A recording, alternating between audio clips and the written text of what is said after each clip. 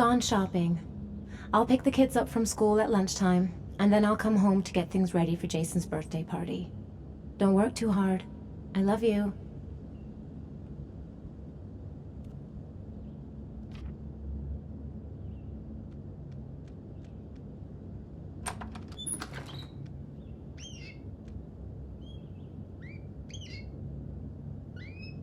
I better take a shower and get dressed before I go downstairs.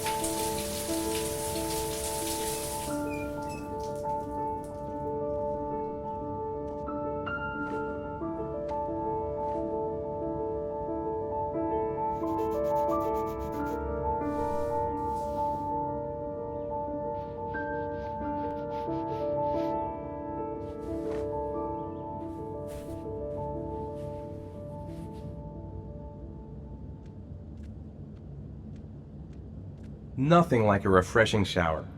I almost feel awake. I'm as clean as a whistle. Time to get dressed.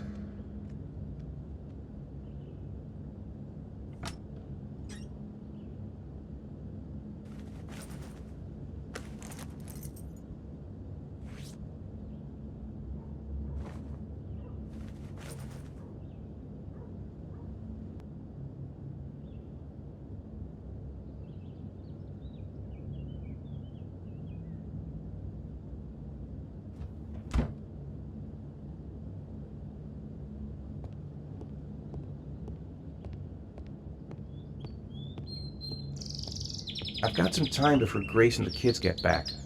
Better get some work done.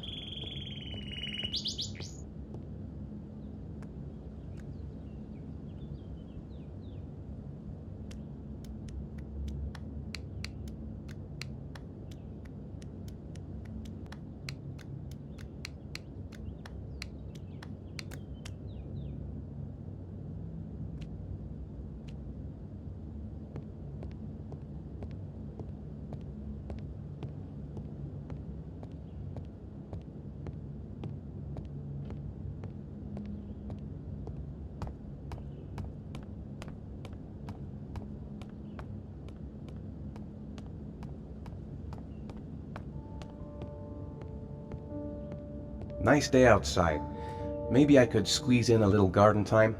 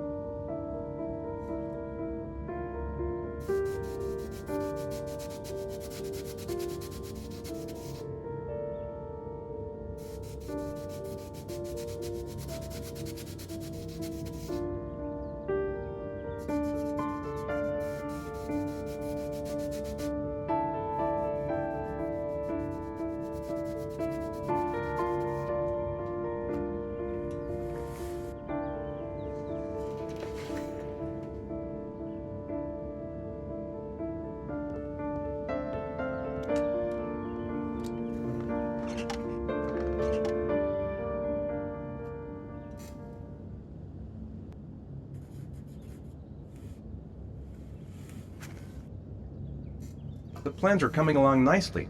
Should be finished by Monday.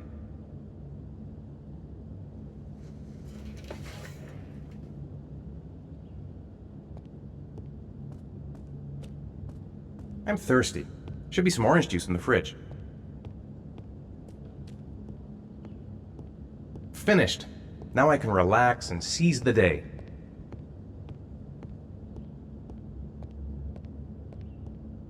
It's almost lunchtime. Grace and the kids will be back any minute.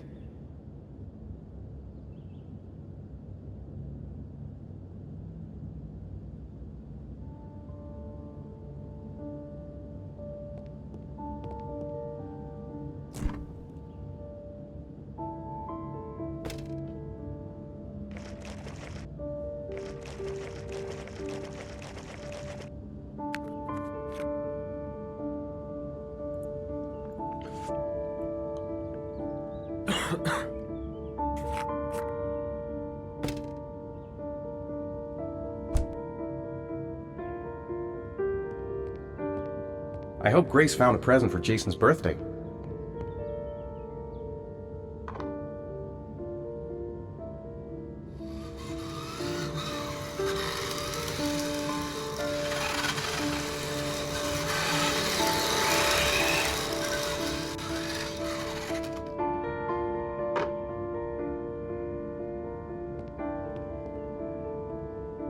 Maybe there's something on TV. I could just relax on the couch until Grace and the kids come back. Whew, it's stuffy in here. I should get some fresh air in the garden.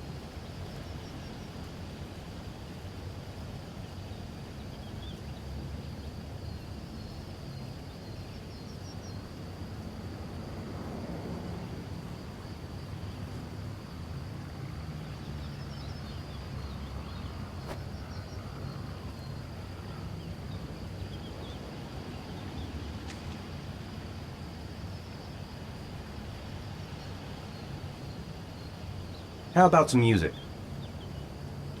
I could go for a cup of coffee.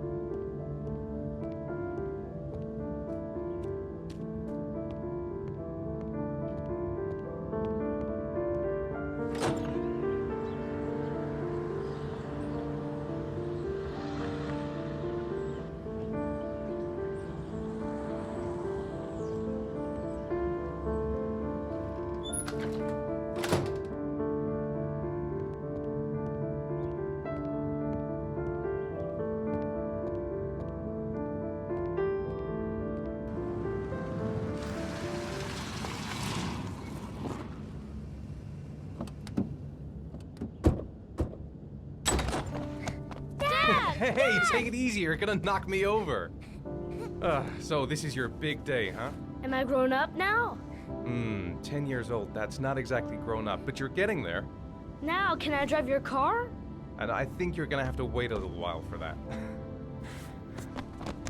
Ethan, can you please help me? I'm coming.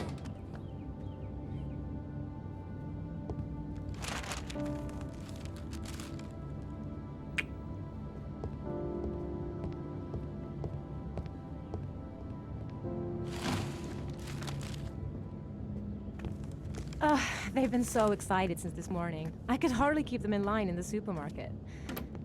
How's your day been? Managed to get any work done? I made some pretty good progress. I've just got to work on a few more details, and then I should be ready to present the plans to the client. I've got a billion things to do. It'll never be ready before Jason's pals arrive. Can you please help me? There should be plates in the living room cupboard. No problem, leave it to me. That door is always sticking. Give it a big tug.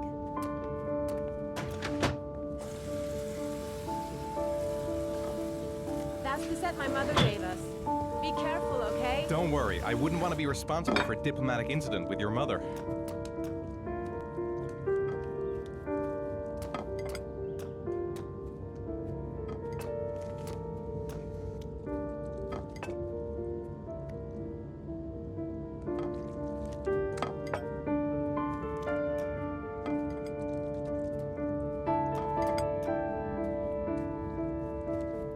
I think I'll go outside and play with the kids.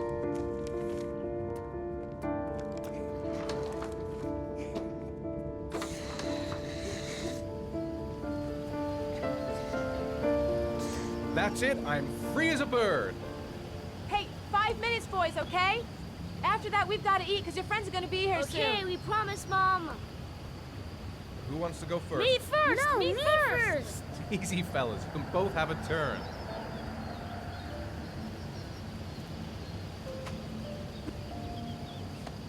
All right, Jason, let's do the helicopter.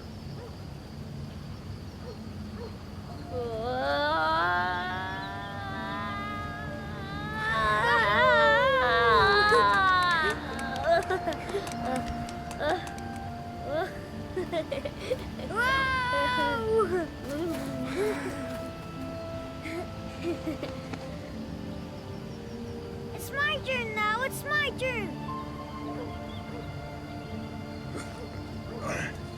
Okay, Sean, get ready. Here we go.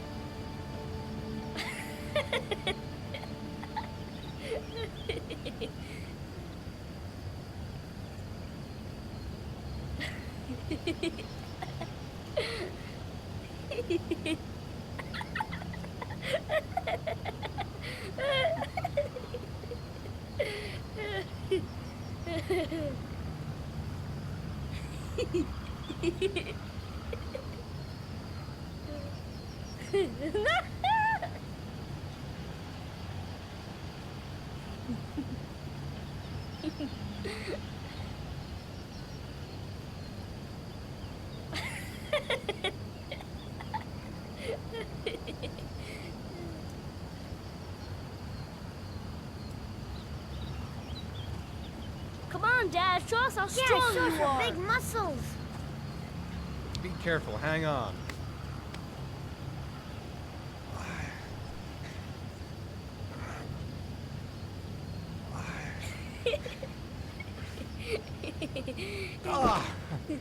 Oh. Whew.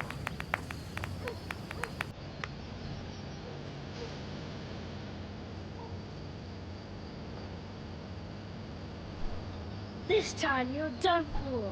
You're gonna pay for all your crimes, evil one. Surrender, weakling. Say your prayer. Come on, Jason. Hi-ya! Give up. I am victorious. Watch out! Oh! Oh. Attack! Attack! Whoa! Ah. Safe there. Oh, that's gonna leave the blood. Yeah, Jayden! Continue! Yeah! Yeah! Go, Jayden! Yeah! Yeah! No!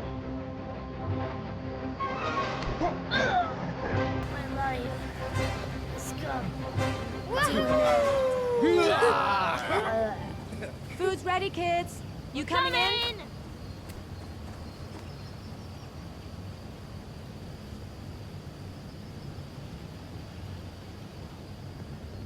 Sean? Lunch is ready. I'll go get him.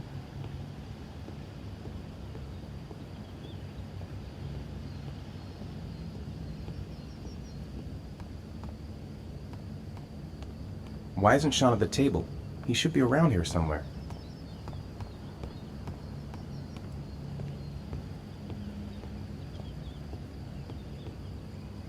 Sean? What's up? It's Merlin. He's dead. He's dead and it's all my fault. No, it's not, Sean. Of course it's not your fault. I'd give anything if you could come back to life. You know, Sean, there's some things which just have to happen. Even if you don't want them It's not fair, Dad. It's not fair. to. I know. I know.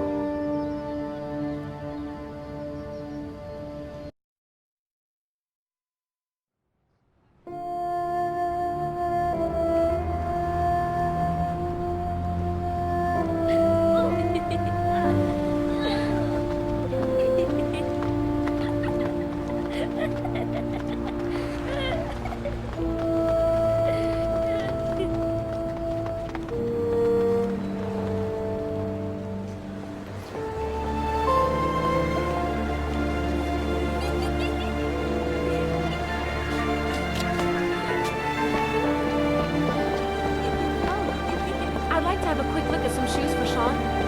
Can you watch Jason for a minute? I promise, we won't be long. Sure, no problem. We're not going anywhere, are we, Jason? Come on, honey.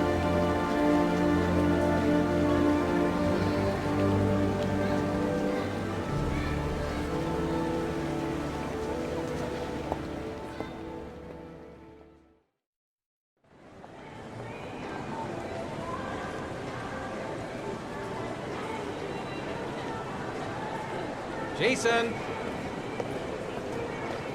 Jason! He couldn't have gone far. He was here a second ago. Jason! Jason! Jason! Jason! Jason! Jason! Jason!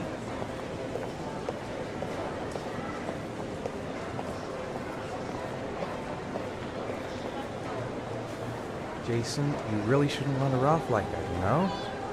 There's an awful lot of people in here. Please, Dad, can I have one? I would really love to have one. Please, Dad, come on. Okay, let's go buy a balloon. Great! Hey, champ. What's your name? Jason, Which balloon would you like, Jason? the red one. Here you go.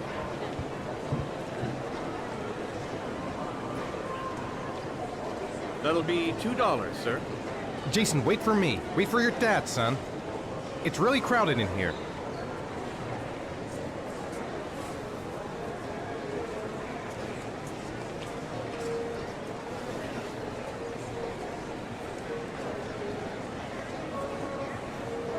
Keep the change.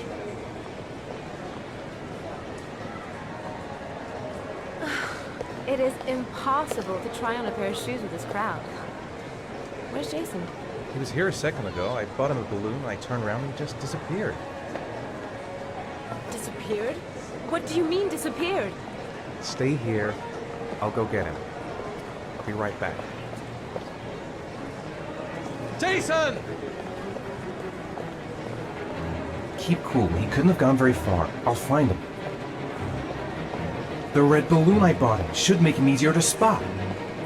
Jason! The clown. He may have seen which way Jason went. Jason! Jason! Jason! Jason! Jason! Hey, be careful, Mike. Fuck, I'm gonna lose him. I'm gonna lose him! Jason! Watch it! Jason! Jason!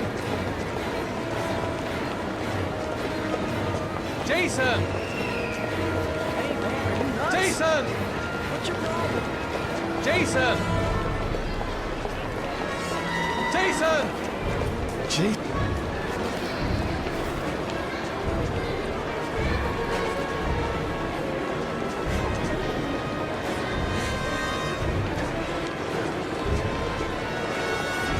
Jason! Hey, what's the matter with you?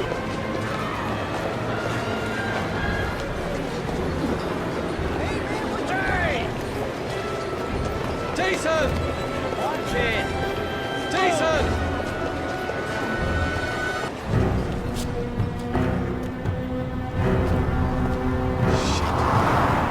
Shit!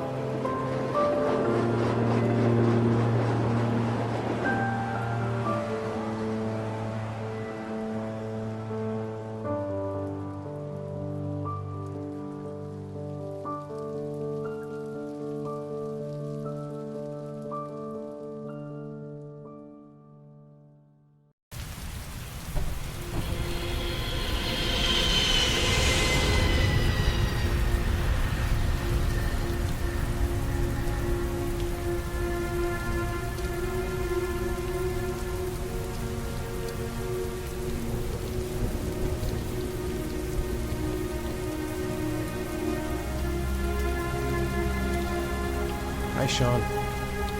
My dad.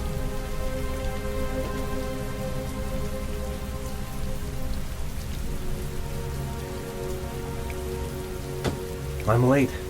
Again. Heavy rain. It's been the same for weeks.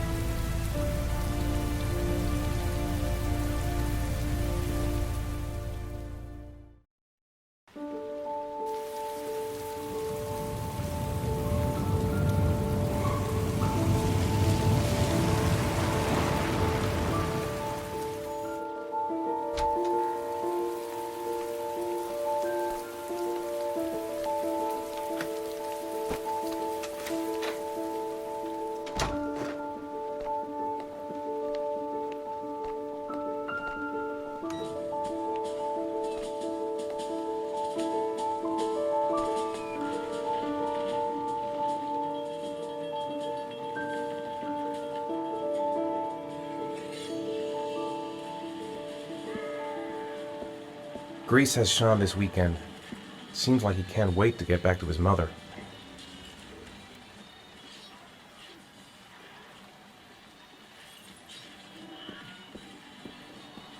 If Sean is hungry, he can find something for himself.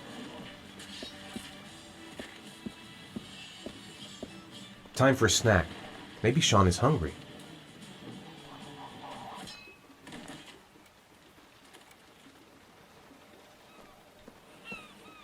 It's still early. We'll see about the homework later.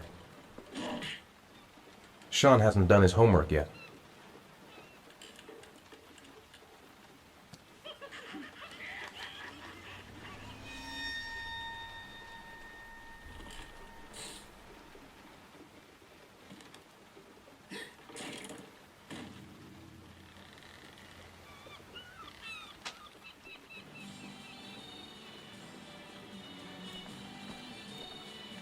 I've seen that face before.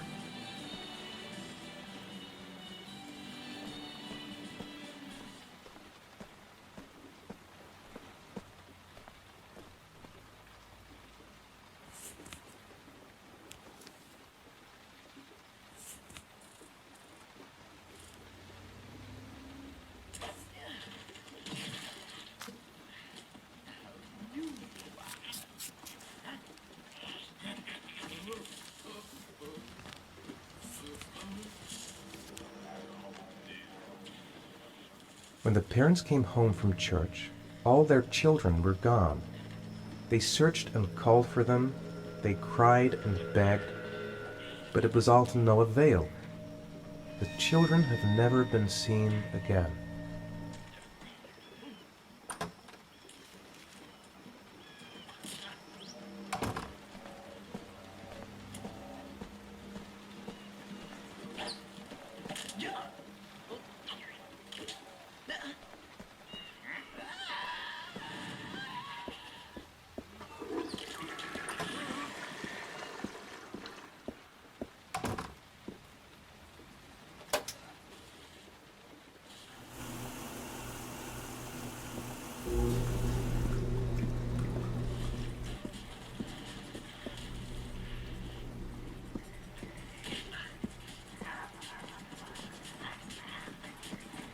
So, do you want to talk a little?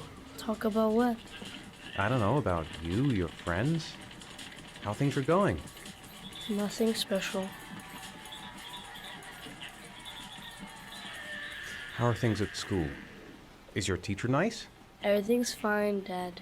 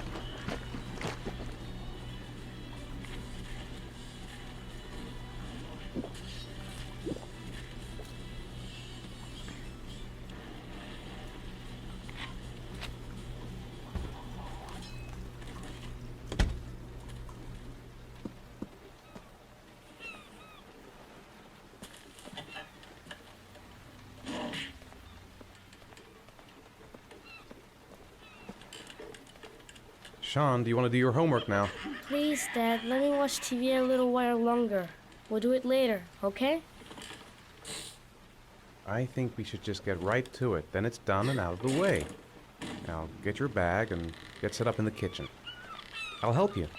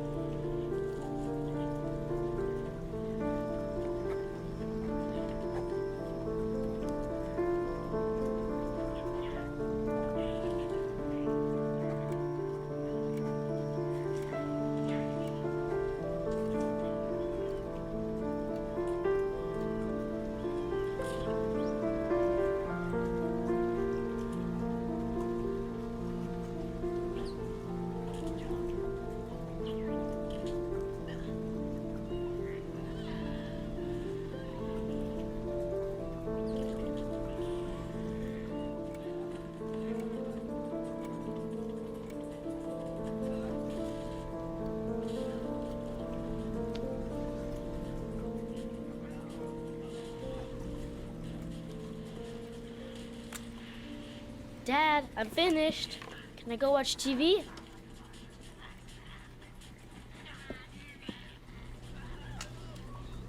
Let me have a look. Pretty good. Looks like you're done. Off you go.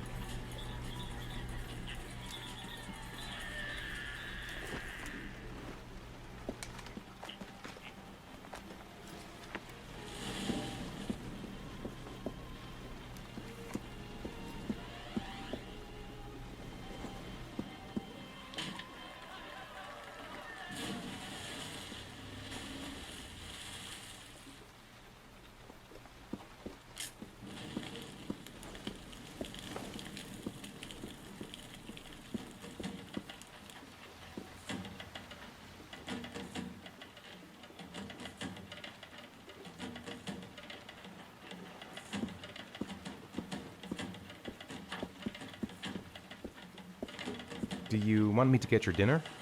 Oh yeah, I'm really hungry. Okay, I'll go see what I can find. I'll call you when it's ready.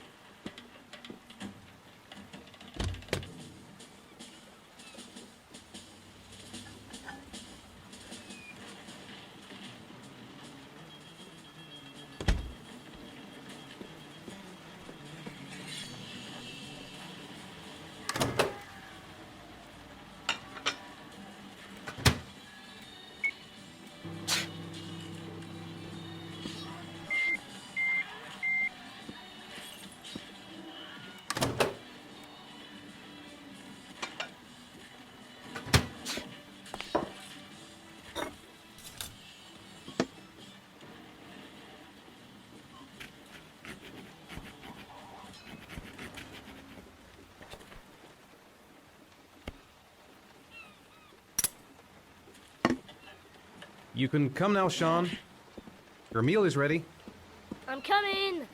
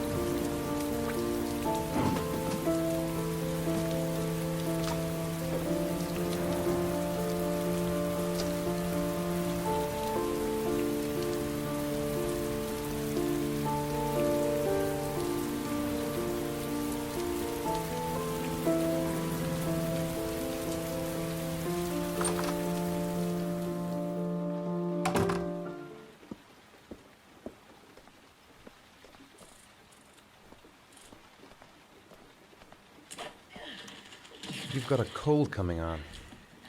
I'm gonna see if I can find some medicine for you.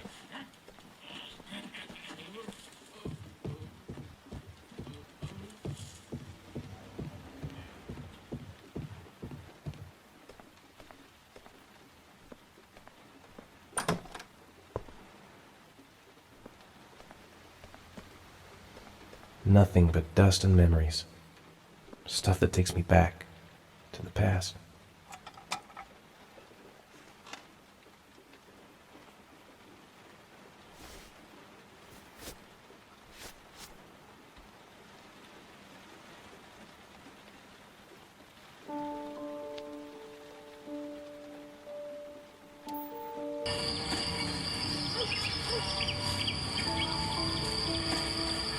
Hey, stop messing around or I'll never be able to film you.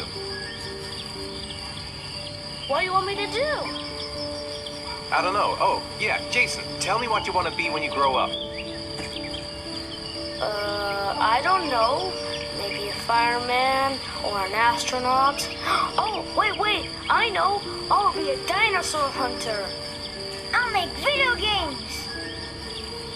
And here's the most beautiful mother in the whole wide world. Oh, Ethan, stop. Don't film me. You know I don't like it. Hey, Dad, film me. I'll show you how fast I can run. Yeah, me too, Dad. I can run really fast too.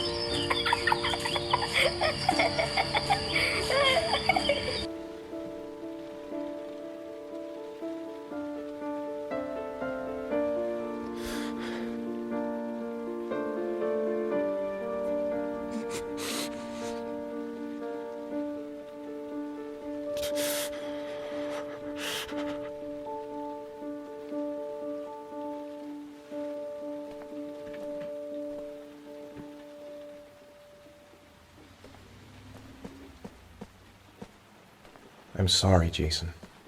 I'm so sorry.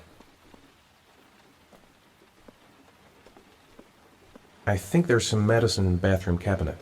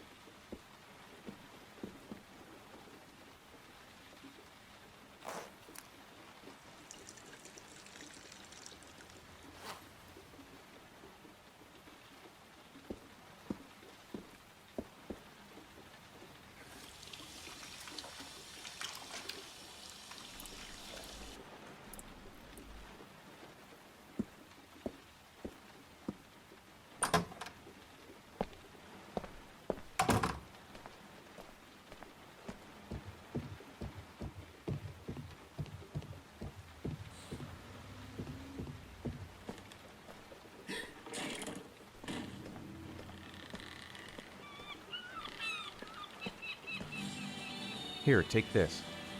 It'll make you feel better. Thanks, Dad.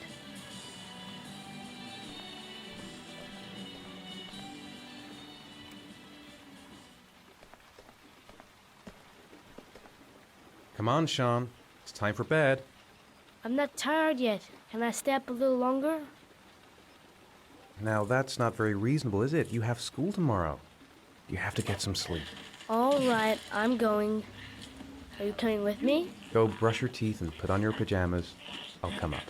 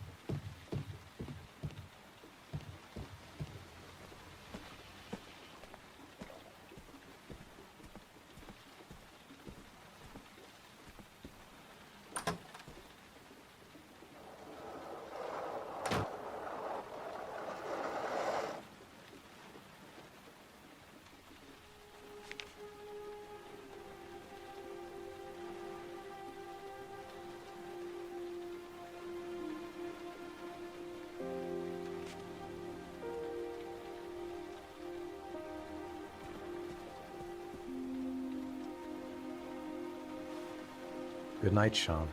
My teddy! I haven't got my teddy, Dad! You must have left it somewhere in the house. Do you have any idea where it could be? No, Dad. Please, I can't sleep without him. All right, I'll have a look around and see if I can find it, okay? Sean wants his teddy. He must have left it lying around here somewhere.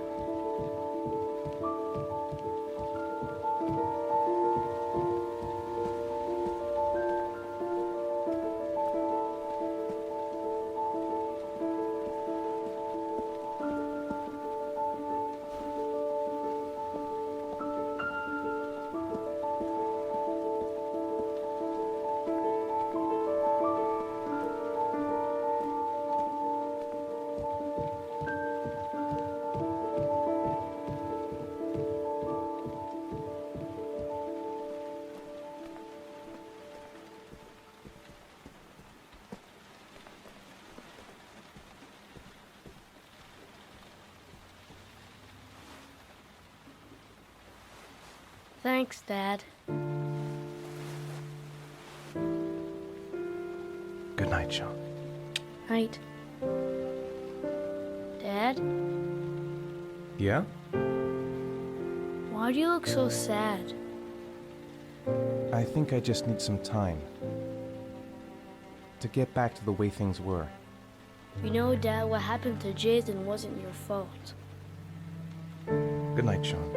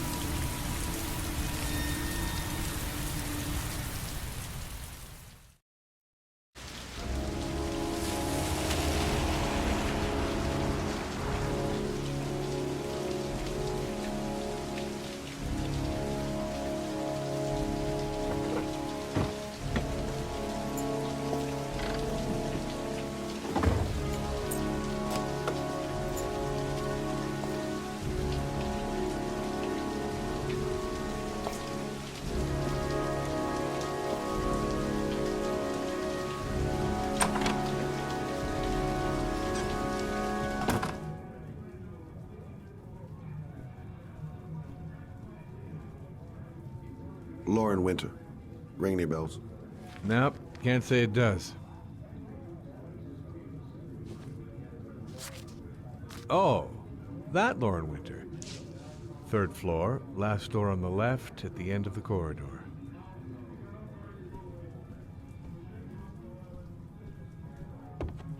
Been looking for weeks.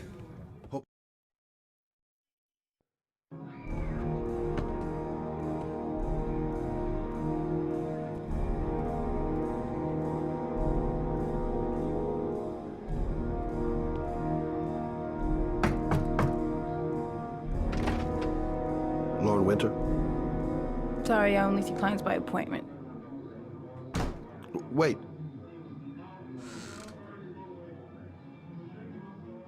It's $50. I don't kiss and I don't do any weird shit. Fine by me.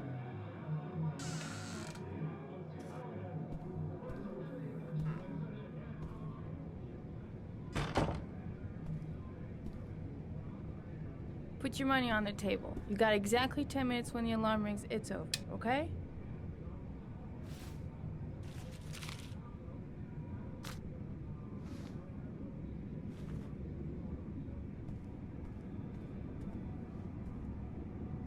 You should take your clothes off. We ain't got all day. Actually, I'm not a customer. Shit, a cop. I should have known. What do you want, a freebie? Is that it? My name is Scott Shelby. I'm a private detective. The families of the victims of the Origami Killer asked me to investigate the murders. I came here just to ask you some questions about Johnny. I already told the police all I know and have nothing to add. Leave me alone. I understand, Lauren. I know what you're going through. Oh yeah? You know what it feels like to find your own son's body on a wasteland? I'm sorry, I don't believe you have the slightest idea what I'm going through, Mr. Shelby. The killer is walking around free as we speak. He'll kill again if he's not arrested. My Johnny's dead, so what difference does it make? If we don't find the killer, there'll be other mothers who find their son's body on a deserted wasteland. But you're right. Why should you care? It's not your problem anymore, right?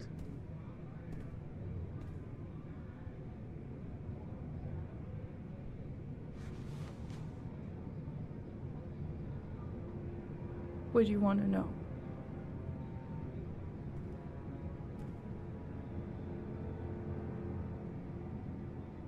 How did your son disappear? He used to go play with the neighborhood kids after school. It was pouring down something awful that day. I'll never forget it. All his friends came home around 5. All except him.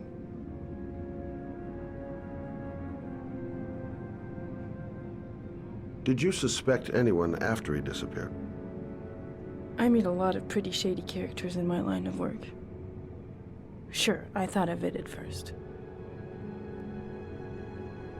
But it didn't seem to make any sense. I don't believe any of my clients could have done that to my Johnny and all those other kids.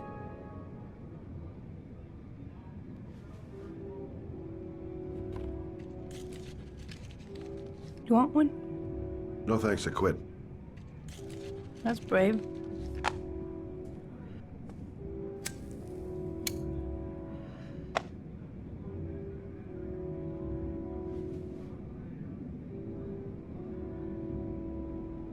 When did you sound the alarm? About 8 o'clock. I began to get worried. I went all around the neighborhood. I went to the wasteland where they like to play. I went to see his friends. I called the cops about 10 o'clock. Do you know if they found anything on the wasteland? Any leads or witnesses? No. He said he must have run away and he'd probably end up coming back. His body was found 5 days later with an origami figure in his hand and an orchid on his chest.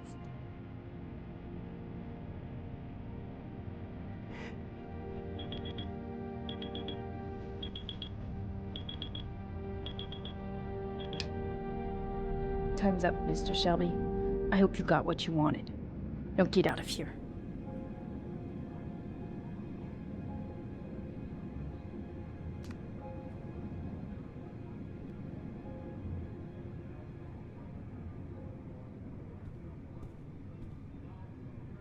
No point in pushing it. She's not going to tell me anymore. I didn't learn squat.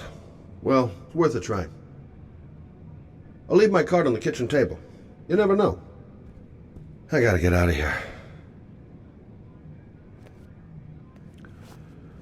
Well, if you remember anything, the smallest detail, give me a call.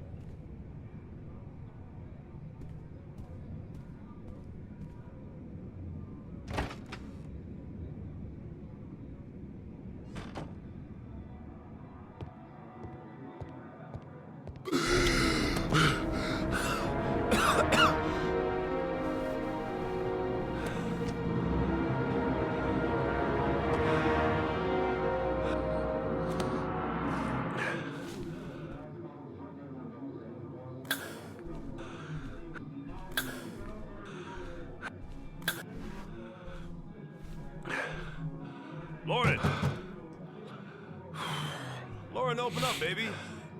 It's me. Troy, what are you doing here? I already told you I don't want to see you anymore. Sorry, Dal, but I really wanted to see ya. That guy just forced his way into Lauren's place. Sounds like the room's getting rearranged, and not in a good way.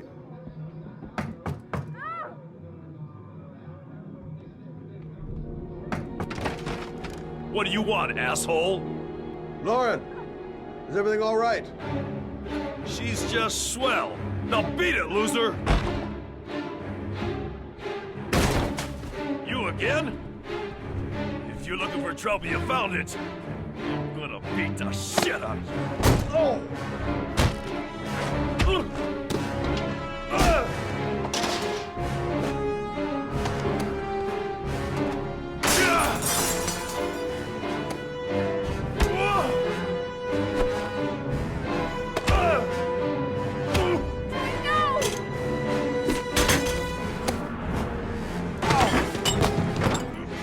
Troy, stop or I call the cops! Troy, I will call the cops!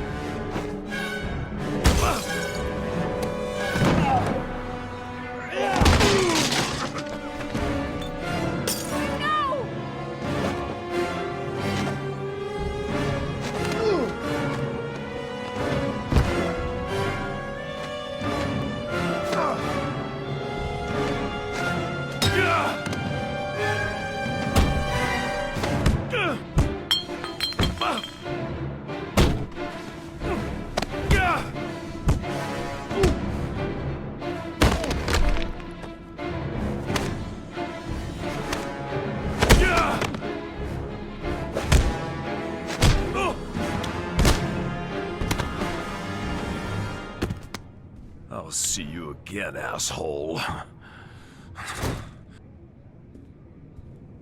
Are you alright? Better than him, I guess. Who is he? An ex-client who thinks he owns me.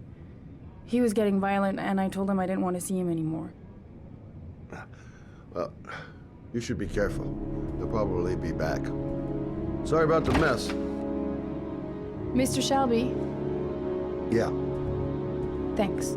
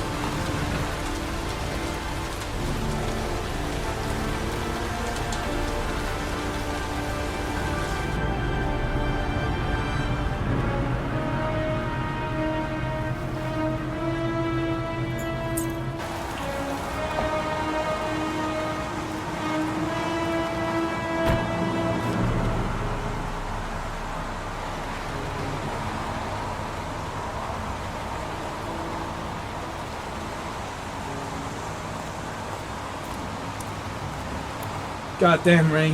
Hasn't stopped pouring since I arrived. I'm really gonna love it here. Noted that name somewhere. What was it? Blake. Lieutenant Carter Blake. Yeah, that's it. The zone is sectioned off, sir. Please step back.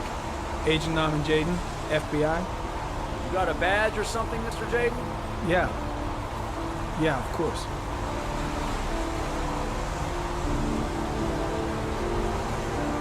Check. You can pass. I'm looking for Lieutenant Blake. Is he around? I saw him arrive earlier. He's here somewhere. Thanks.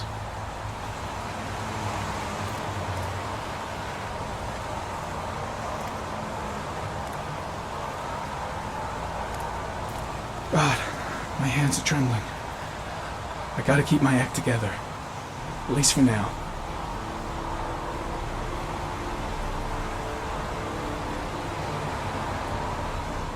Video memo recording, Agent 47023, Nam and Jayden, Tuesday, October 4th, 2011. Time is 8:14 a.m.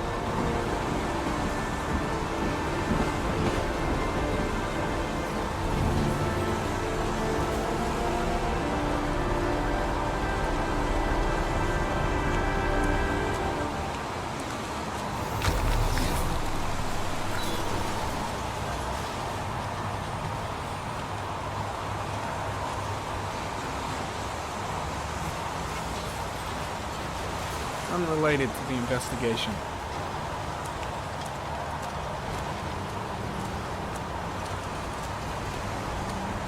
The crime scene is compromised by all these people. I doubt there'll be many clues left, if there were any to start with. Hey! You there! What are you doing?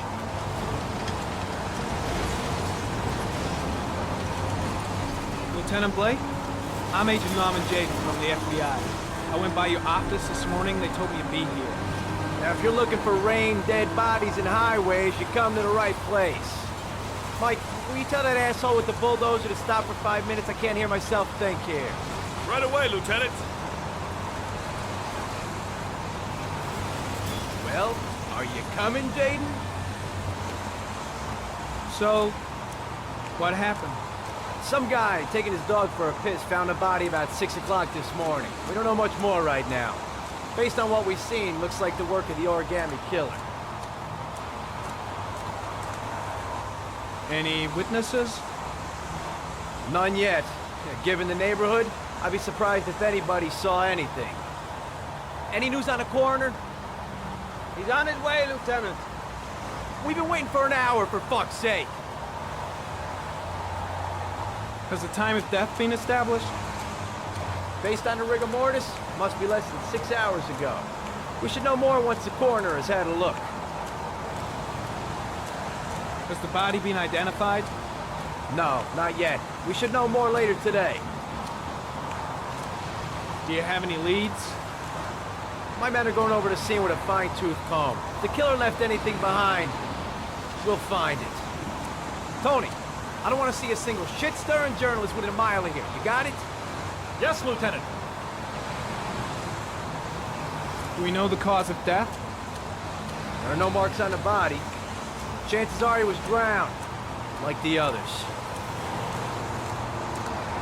I know investigators never like to see FBI profilers turning up, but I'm here to help, if I can. The only thing I'm interested in is finding the killer. I don't have an ego problem, if that's any reassurance. Listen, I'm a little busy here. Why don't we discuss all this a little later, back at the office? Oh, no problem. I understand. Do you mind if I have a look around? Be my guest. Hey, Jayden, you come and see me if you find anything, okay? We're on the same team now.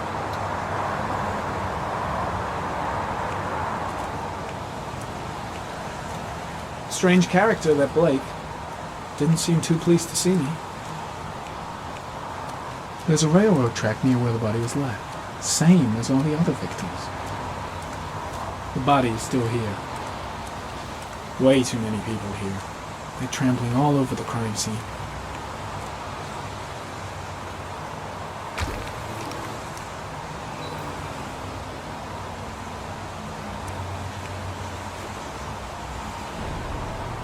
Harry, comment. The victim is lying on his back. No visible signs of violence.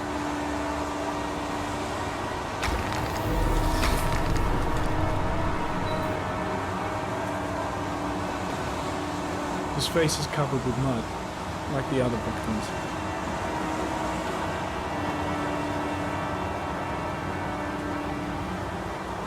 An orchid was placed on the victim's chest.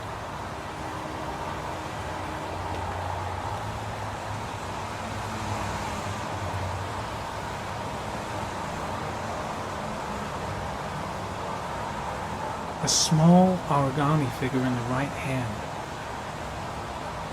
Fingers were probably closed after the time of death.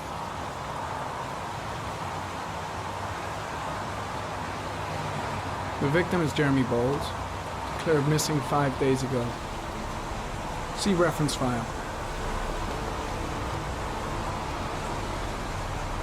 Superficial wound on the right thigh.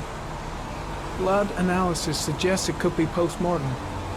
Probably a scratch that occurred when the body was being moved. The blood report indicates an advanced and long-lasting state of exhaustion.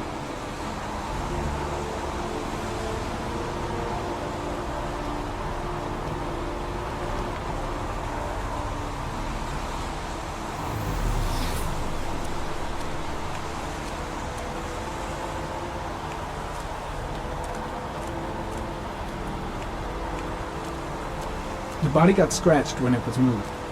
There may be more traces of blood around here. Gary, Conan. Orchid pollen detected.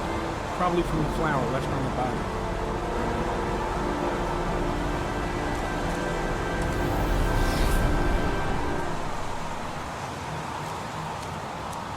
Airy comment. Pollen particles disappear in the tall grass.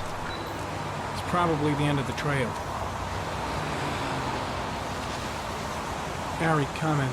Traces of blood on the railroad track. Analysis confirms it comes from the victim.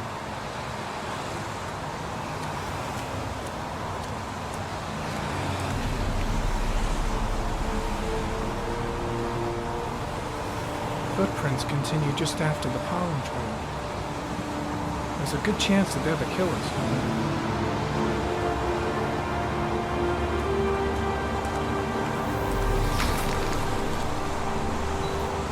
Very common. There are traces of blood on the fence behind the railroad line. It comes from the victim. The killer came this way with the body and probably grazed it on his way through the fence.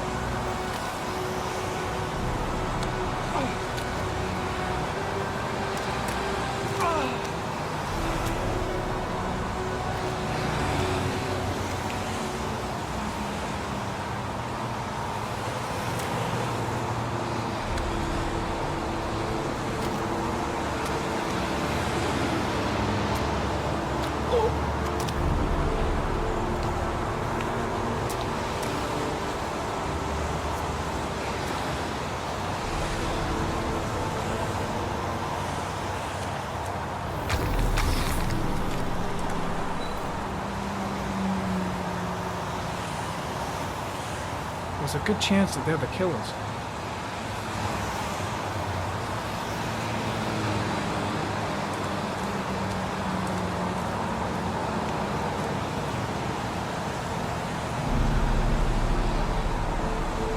Very common. Tire tracks on the side of the boat behind the railroad line. It may be the killer's car. I think I've seen all there is to see.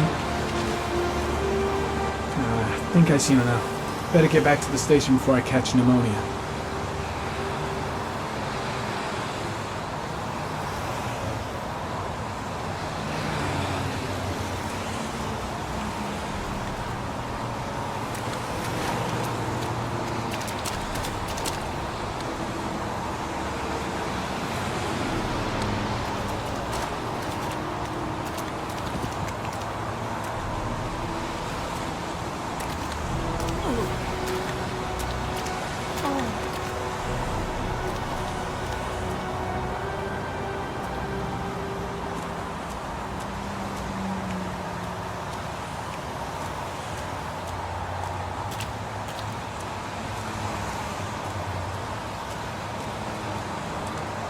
I'm heading back to the office. You staying?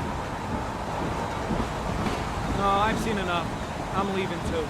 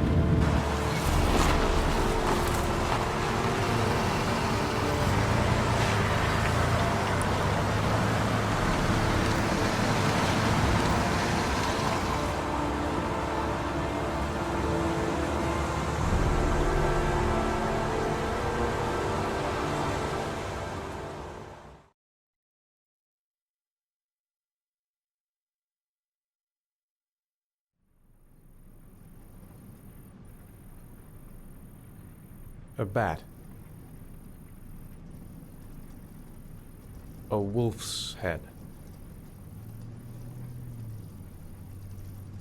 A crab. Death. Death.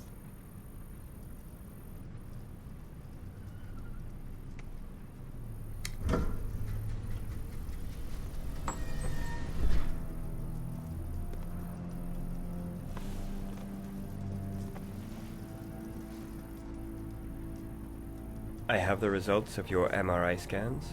Everything seems to be normal. There is no physical damage from the accident. However, I am worried about your psychological condition.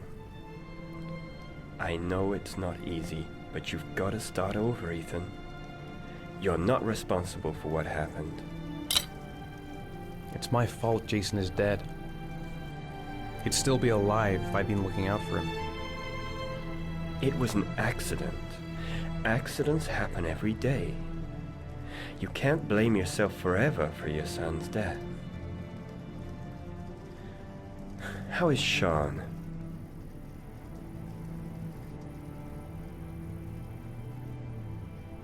I know he's really unhappy.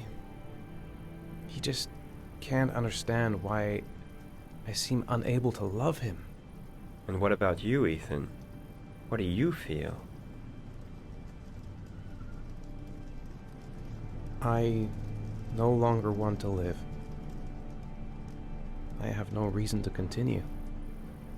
Not even for your son, Sean. I couldn't save Jason. Sean doesn't need a father like me. Is there something else you wanted to tell me, Ethan?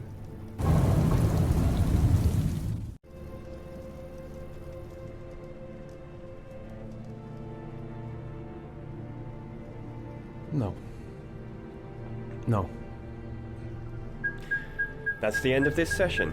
We'll continue this conversation next week. You were lucky, Ethan. It's very rare to survive such a traumatic accident. I don't exactly feel lucky, Doctor.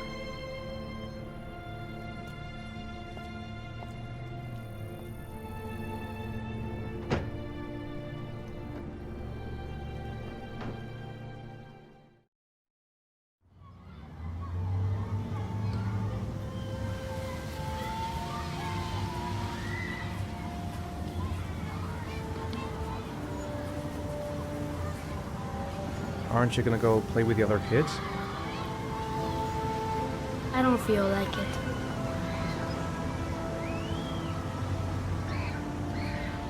Is something the matter, Sean? No, I'm alright.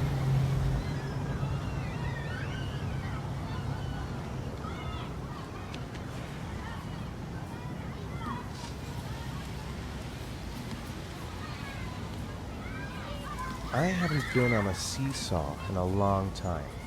What do you think? Yeah!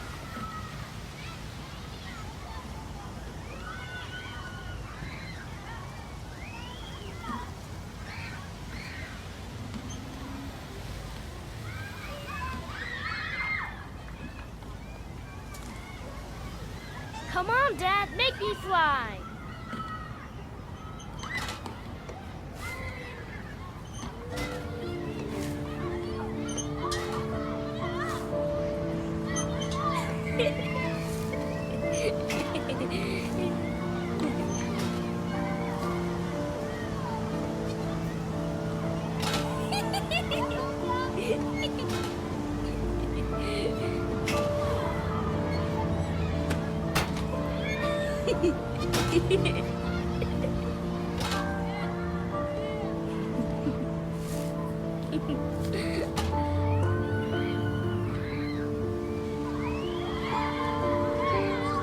He seems to be having fun.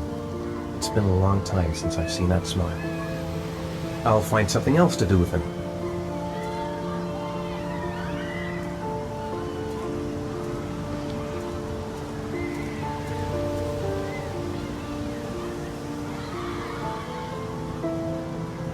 about that merry-go-round. I bet I can push you so fast you won't be able to stay on it. Great!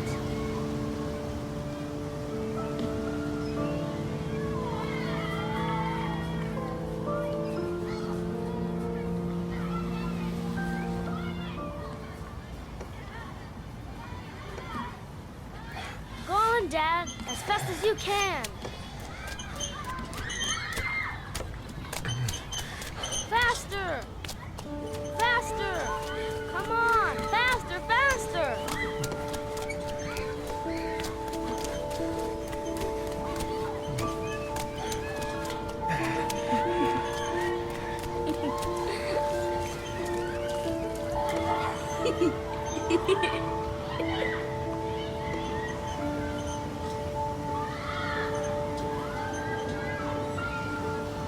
Whoa! I think my head is spinning. Good training for astronauts, though.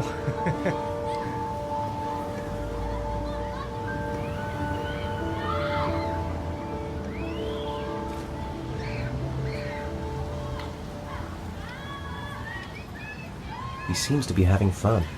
It's been a long time since I've seen that smile. I'd like a packet of strawberry-flavored chewies, please. Thanks. Hey, I got you some chewies. I hate strawberries. Thanks. It was nice of you anyway.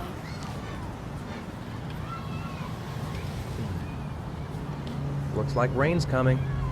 I think you better go. Okay.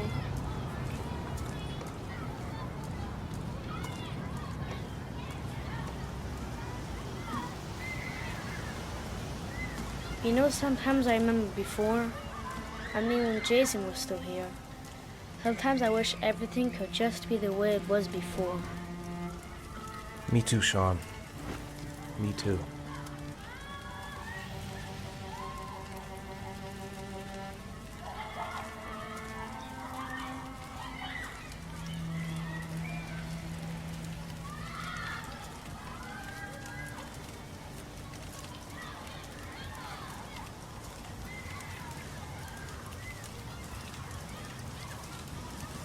Hey, Dad, can I have a ride on the carousel? Can I?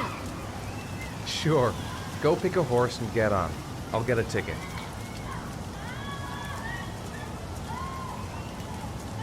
Sean looks happy. I wish I could see him like that more often. I want to get back to being the kind of father I used to be. One, please. That's $1.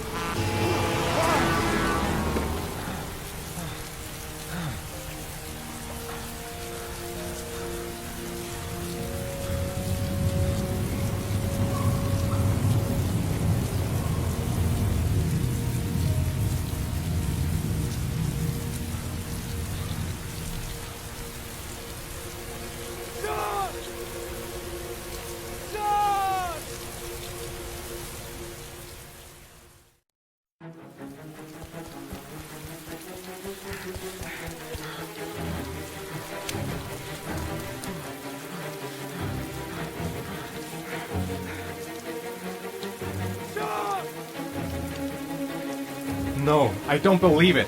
I couldn't have...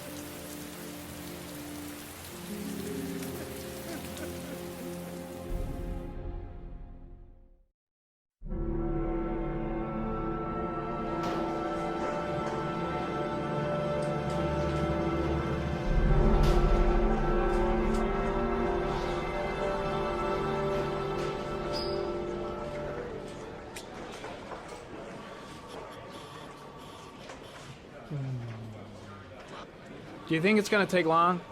No, he should be finished soon.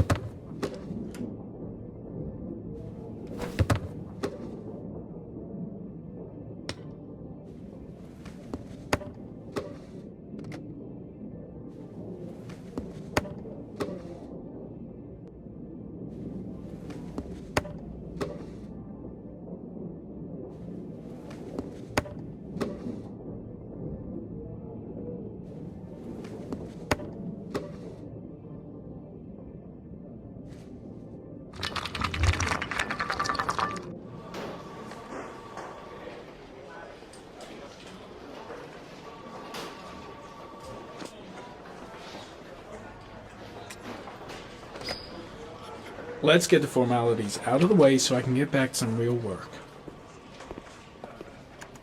I'm off, Charlene. I'll look at the reports later. Oh, cancel all appointments for this afternoon. Okay. Oh, Captain. Agent Norman Jayden from the FBI is here. Jayden, of course. We've been expecting you.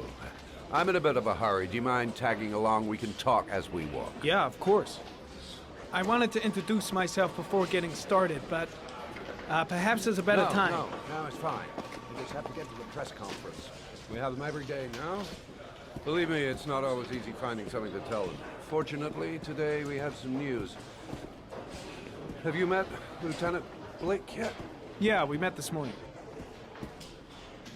He has his own methods, but he's a good cop. I'm sure you'll get on well together.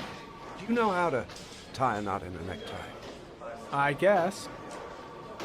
To be frank with you, I could have done without the FBI on this one, but the press are all over us. This Origami Killer case crept up on us, and it's fast becoming a national concern. There are hundreds of killers in this country, but what do you know? This guy is exotic. He leaves flowers and origami figures. Work that one out.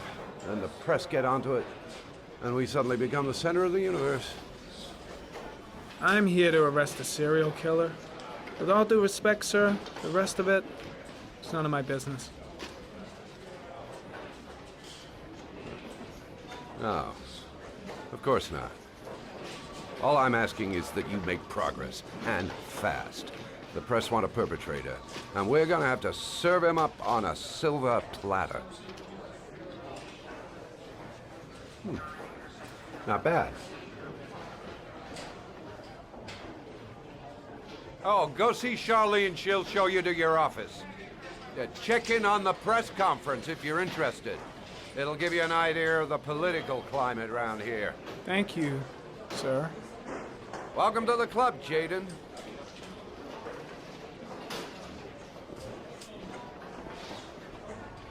Captain Perry is doing his press conference now. Might be interesting to have a look. I'll have a look around the station. Stretch my legs for a bit.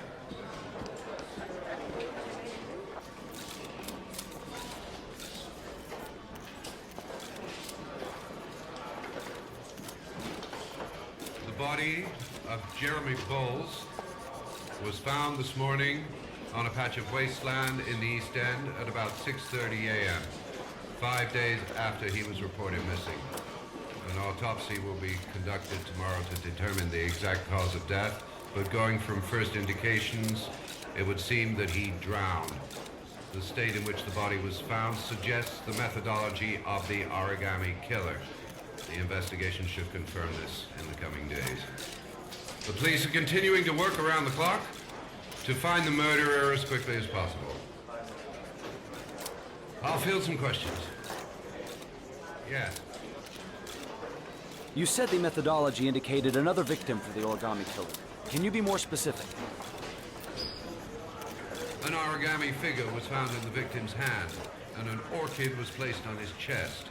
His face was covered with mud, but there were no visible traces of violence to the body. Go ahead. The Zodiac Killer was never identified. Perhaps the Origami Killer will never be found either. I don't think there's much chance of that. For the moment, the killer may think he's invulnerable, but in the end he'll make a mistake and we'll be there to arrest him. Yes? Did the killer leave any written evidence? Perhaps a ransom note explaining his actions? Or anything like that? No. He has not made contact in any way, and we have only the murders to help us understand his motives. Yes. What's the question? Some people are saying that the police were slow to take an interest in these murders because the victims lived in poorer parts of the city. What do you say to that? That's absurd. The police make no distinctions between victims based on their social class. It is true that the Origami Killer seems to choose his victims from the more impoverished parts of town. The higher crime rate in these areas makes the investigation more difficult. Time for a couple more. Yes. There are rumors that the FBI has sent a profiler to help with the investigation. Is that true? You seem to be well informed. Yes, we asked the FBI to send us a profiler to help us with this investigation. We were planning to announce this in the next few days, but it seems that won't be necessary. According to certain sources, the town hall's been applying pressure to avoid any mention of a serial killer in order not to have an adverse effect on the mayor's election campaign. Do you have anything to say about that? Pure speculation. At no time has the mayor been involved in this investigation, except to support the efforts of the police force, of course. Thank you for your cooperation. One question, please, sir. One last question. Captain Perry, one more question, please.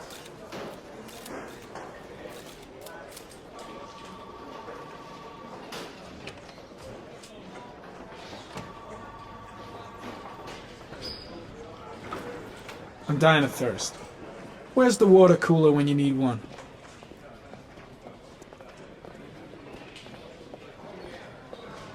Case is front page news in all the papers. It's not going to be easy investigating a crime under the glare of all this publicity.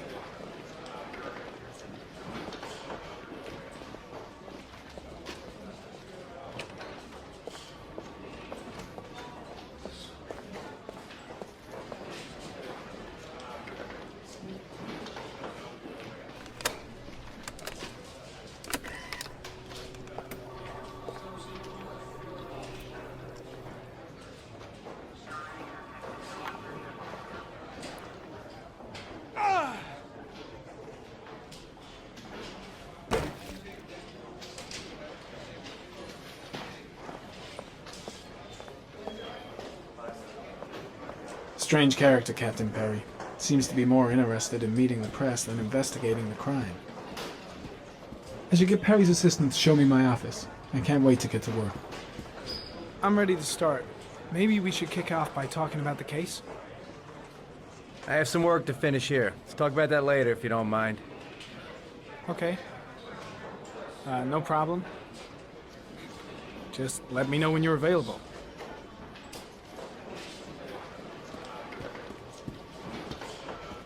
Really starting to dislike that guy. Better watch my back from now on.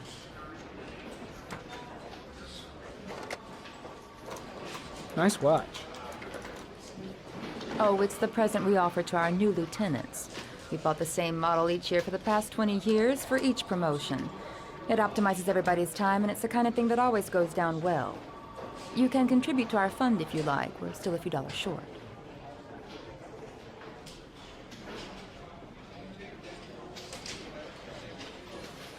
Congratulate Larry on my behalf. I'll be sure to do that, sir. Captain Perry said you could show me to my office? Yes, of course. Follow me.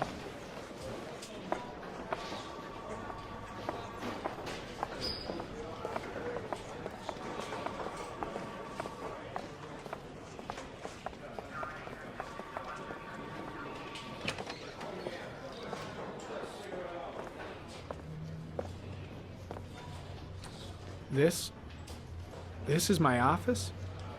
That's where I was told to take you. If you need anything, you know where to find me.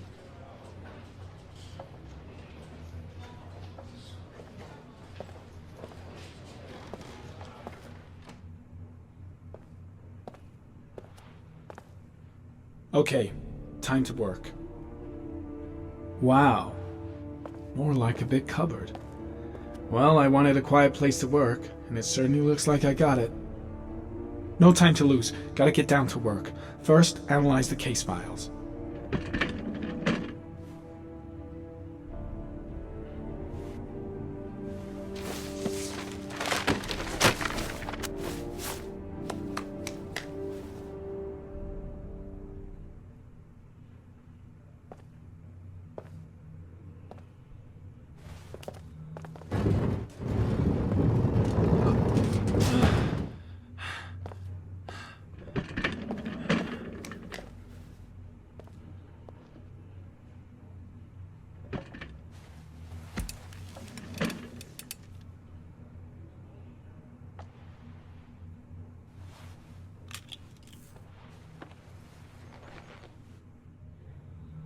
Step 1.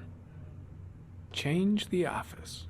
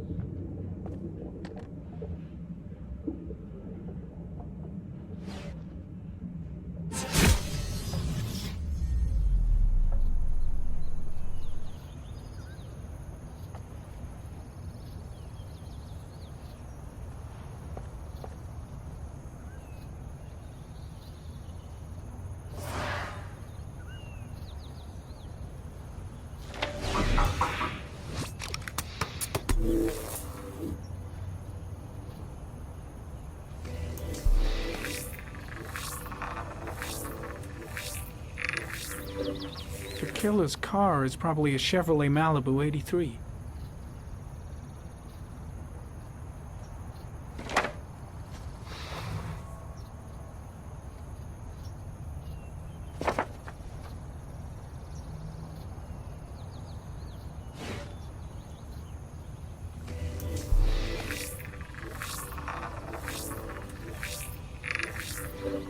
No prints or specific clues. Nothing much to go on.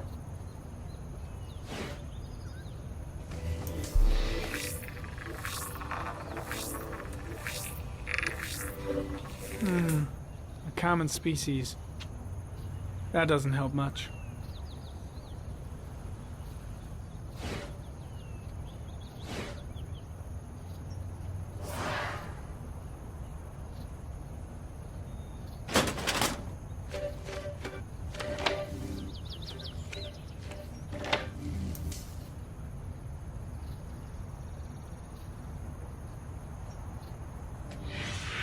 Eight victims in the last 3 years. All boys, aged between 9 and 13. No signs of violence. The victims disappear from public places in broad daylight. No one notices anything. Bodies are found 3 to 5 days later, drowned in rainwater.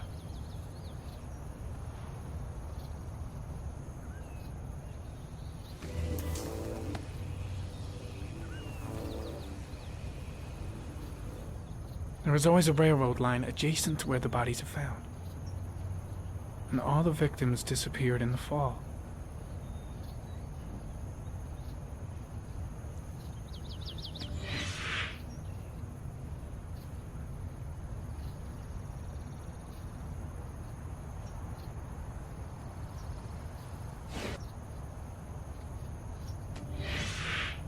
Always the same ritual. An origami in the hand, an orchid on the chest. The victims have always been dead for less than 6 hours when they were found, which means they remained alive for several days before being drowned. Over 3,500 people questioned. Over 100 suspects interrogated. Not a single lead to go on.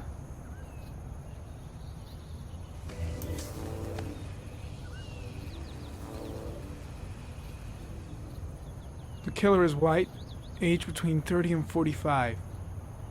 He is intelligent, calm, and determined. An organized type. He has a car.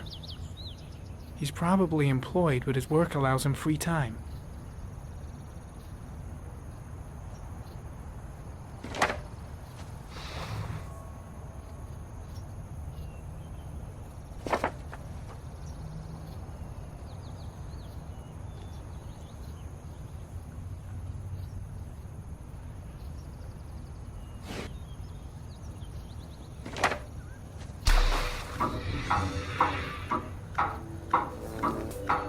The killer has a large comfort zone. He gained confidence rapidly and moved away from his base. This won't make the geoprofiling any easier.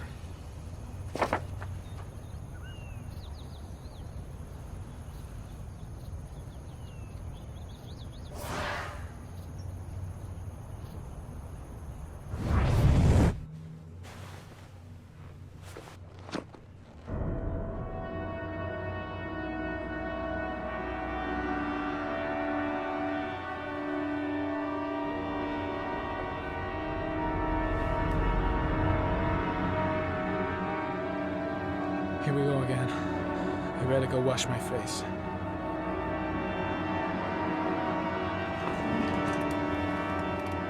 I need to take some. I'm gonna faint if I resist. But I gotta hang on. I can beat this.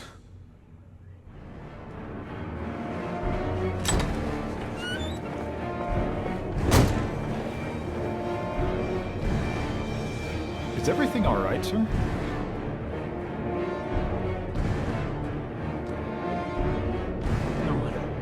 No one will see.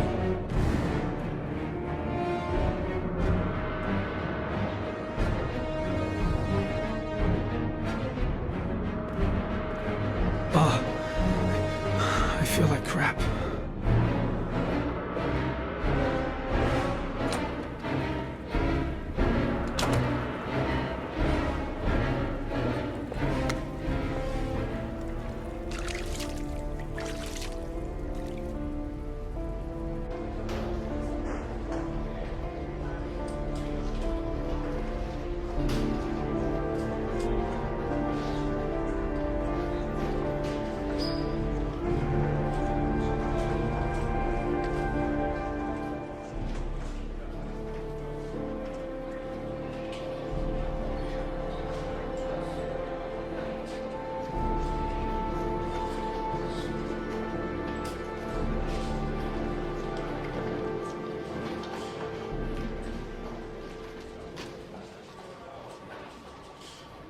This is Lieutenant Blake, Mr. Marshall. Could you please tell him what happened? It was this afternoon. I went to the park with my son, Sean. We played together for a while, and then he wanted to go on the carousel, so I put him on one of the wooden horses, and when I turned back, Sean had disappeared. Exactly what time did you arrive at the park? Try to remember exactly, Mr. Mars. Every detail can be important.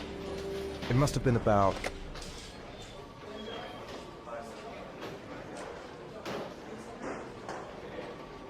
4:15. Yeah, that's it, 4:15. I remember exactly because I looked at the clock in the park when we arrived. What was your son wearing when he disappeared?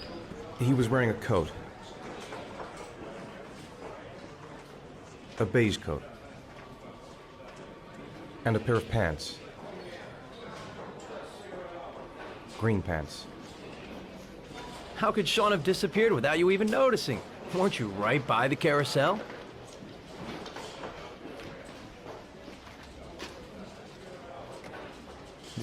I went to sit on a bench a little way off. I didn't notice right away the carousel had stopped. That must have been when Sean disappeared. You say you took your son to the park after school, but you didn't report him missing until 8:15. Why did it take you so long to contact the police? I searched the whole neighborhood for him. I thought he couldn't have gone far. Did Sean have any particular difficulties, Mr. Mars? Anything that might have caused him to run away?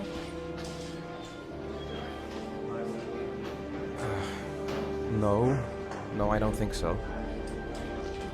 Everything okay at school? Any particular problems between you and your wife?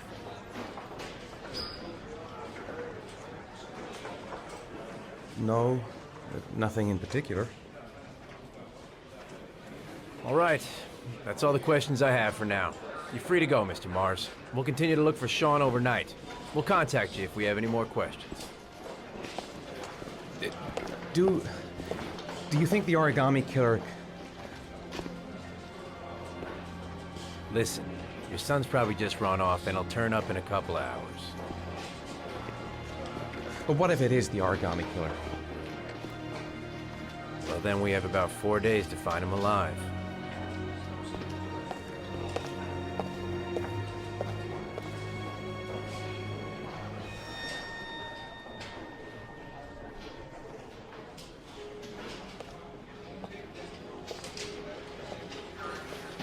Did they find something?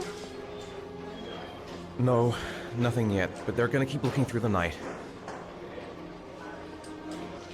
Do they think it's the Origami Killer?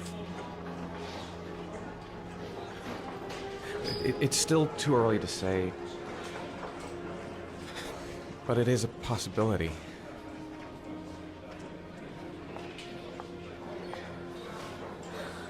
What happened, Ethan? How could you lose Sean like that? You should never have taken your eyes off him. I mean, for God's sake, how hard is it to keep your eye on a child in the park? Why did you leave him, Ethan? Why? Wasn't it enough losing Jason?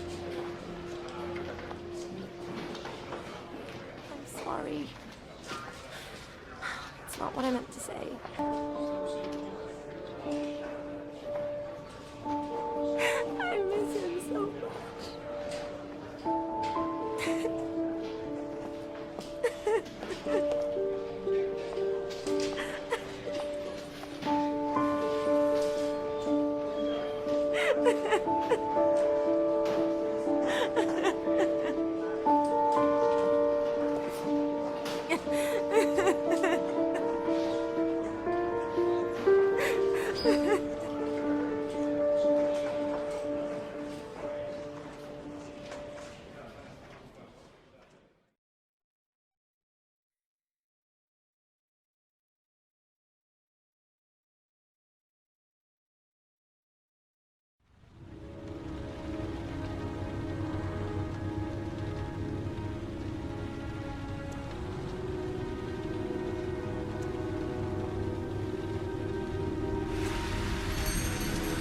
Good evening.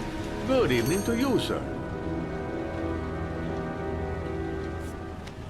Can I help you, sir? Well, I hope so. My name's Scott Shelby. I'm a private detective. I'm investigating the case of the Origami Killer. I'd like to ask you a few questions. My son is dead, Mr. Shelby.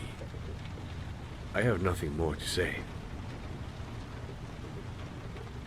I also lost someone I loved. I know what you're feeling. Then you will understand that I do not wish to talk about it. The killer has kidnapped another victim. A 10-year-old boy. Like your son, Risa. I have 4 days before we find his body on a deserted stretch of wasteland. No one did anything to save my son. Now, you would please to move along, sir. Oh, do you sell inhalers? I'm all out, and at least I won't go away completely empty-handed. In the back of this store, to the right. Thanks. Goddamn asthma. Can't breathe when it rains. Pity he didn't want to talk. Might have known something.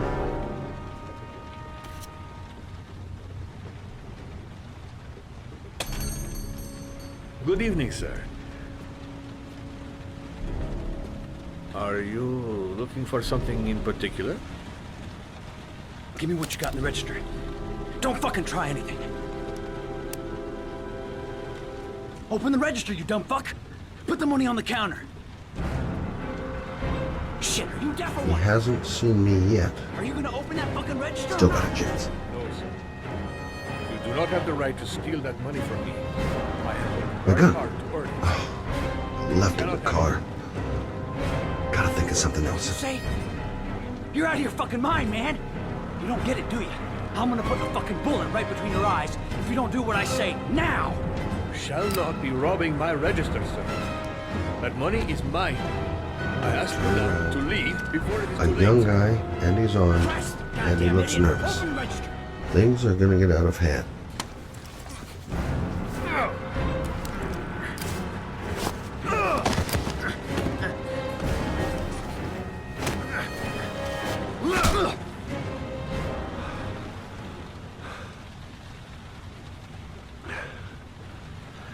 Thousand thank you, sir. I don't know what would have happened if you had not been here. Well, at least I didn't come by for nothing. Have a nice day. When my boy, Reza, disappeared, I received a letter with a locker ticket inside. Inside the locker, I found this box. I do not understand what it means, but I think it must be a sort of message from the man who took my son from me. Can I?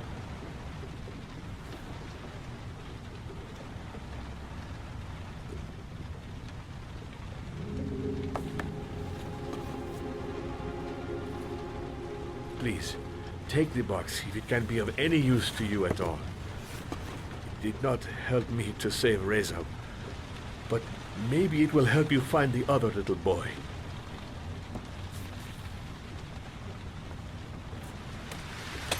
Mr. Shelby, I was beginning to think that there was no good to be found in this place. I can see now that I was wrong.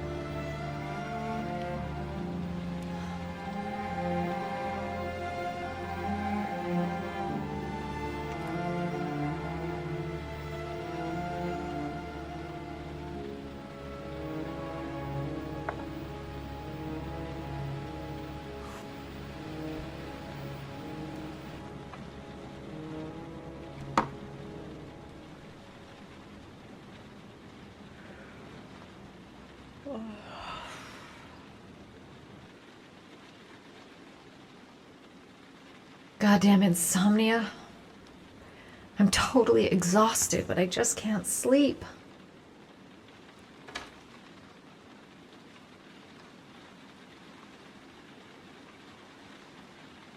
A hot shower. That'll create the magic of sleep.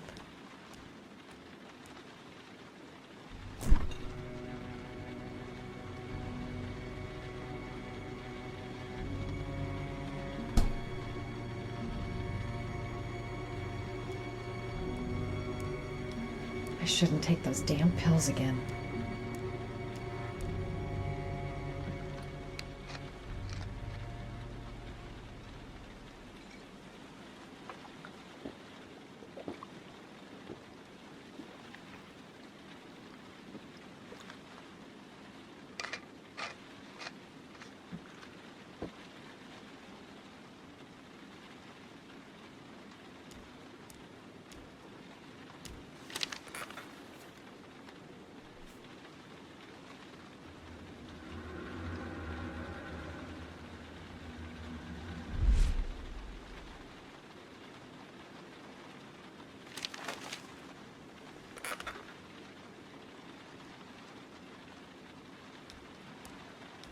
If I try to stay busy, it might actually help me get to sleep.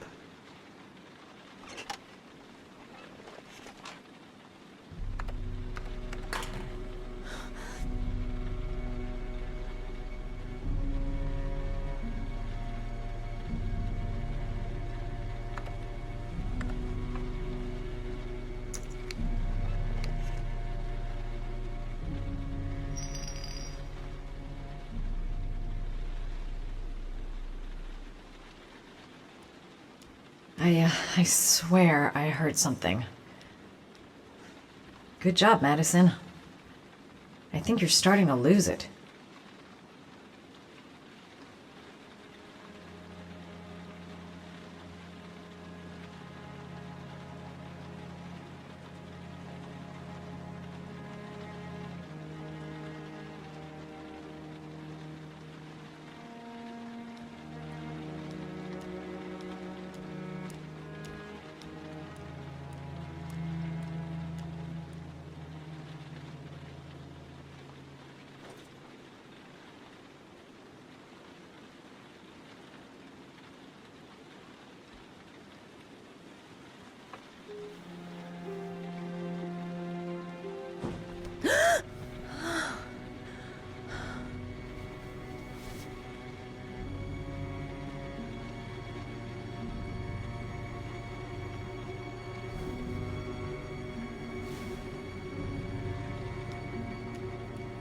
I swear that shadow just moved.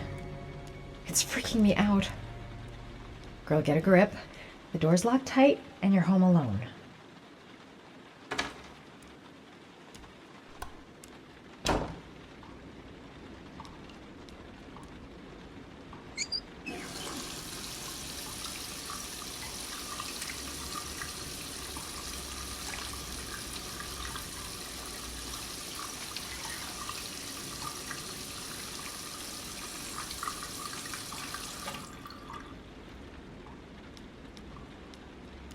A hot drink is what I need.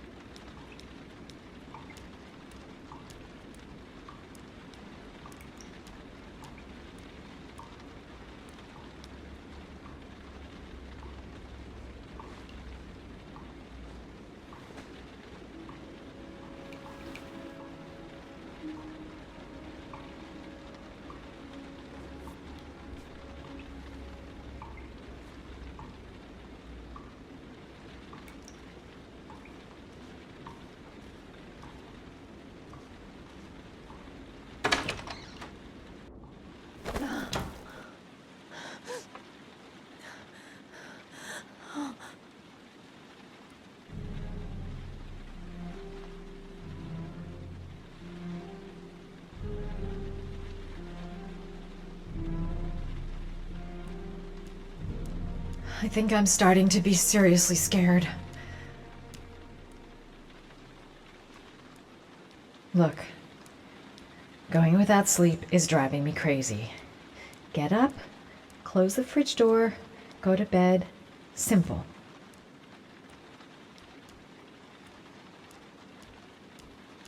How on earth did the fridge just open like that? Get it together, girl. You probably just left it open by accident. The fridge door. I'm sure I closed it. Come on, it couldn't have just opened on its own.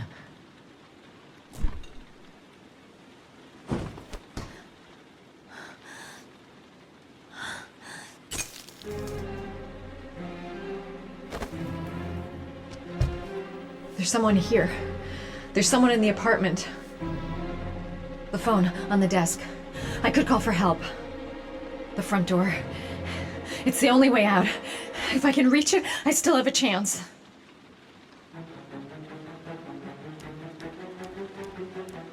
Must...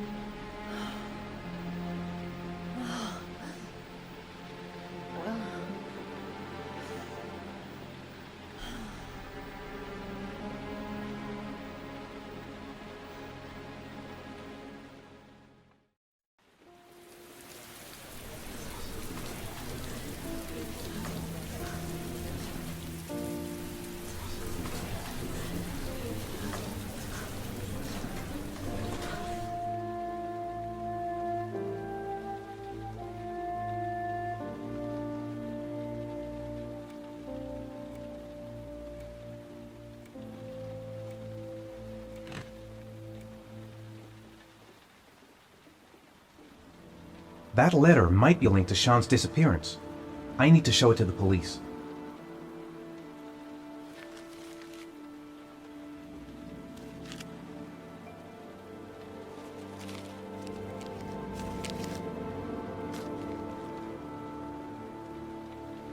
When the parents came home from church, all their children were gone. They searched and called for them.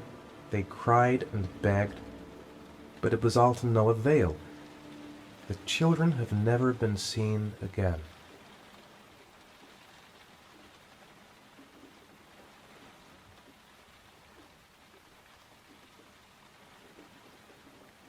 What does it mean? Some sort of fairy tale? The origami figure in my hand after my blackout. It's the same one the killer leaves in the hands of his victims. I've never done origami in my life. What did I do with Sean? I must have done something, but I just can't remember.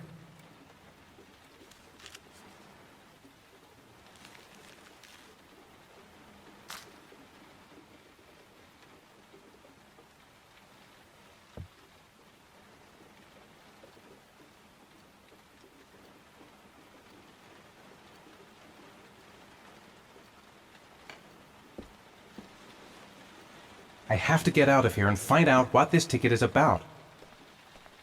It looks like the ticket to a locker. I'm the Origami Killer. I black out, and then the murdering starts. I know it's me.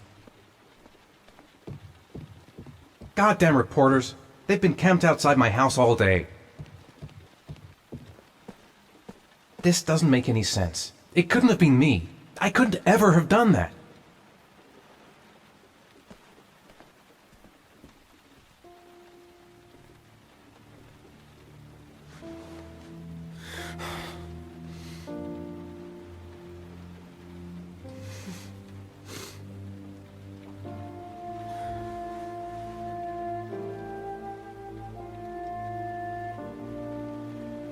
I couldn't have hurt him.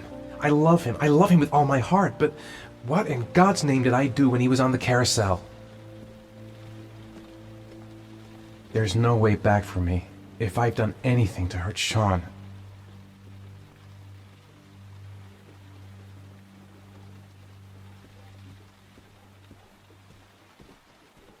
This angel on the ticket, I'm sure I've seen it somewhere before. I think I know where this ticket comes from. If I go outside, they'll jump me and hassle me with their questions. I can't do it. Mr. Mars, a few words. Mr. Mars.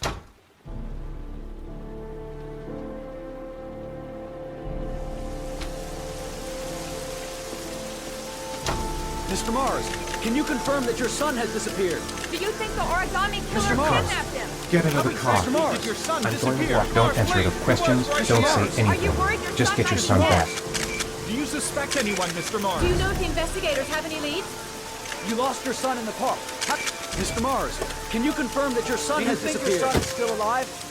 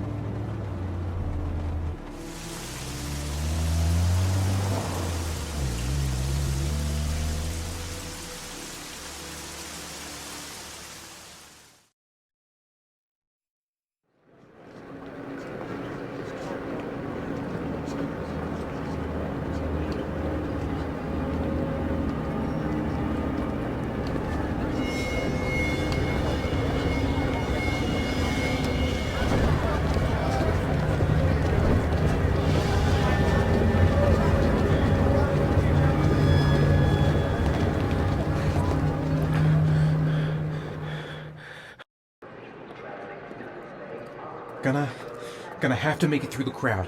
I can't take crowds. Just can't handle it. I'm just not gonna make it. I'm tightening up. I can't go on.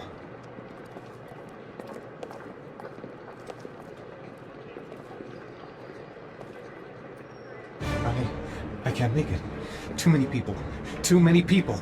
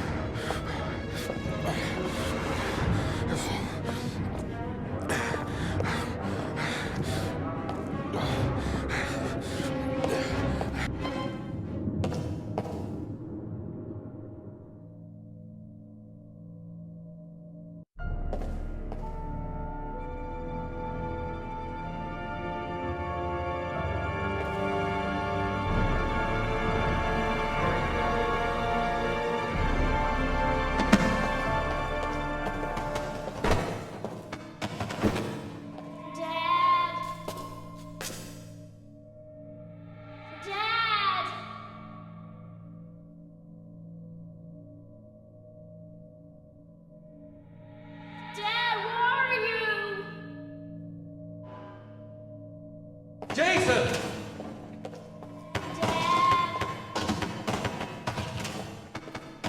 Jason! Jason, come back! Jason!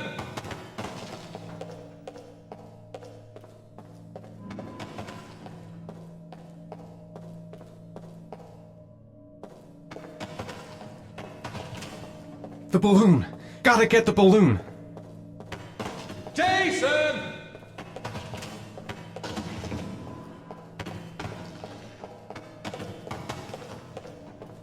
You gotta be kidding. This is driving me crazy! Jason!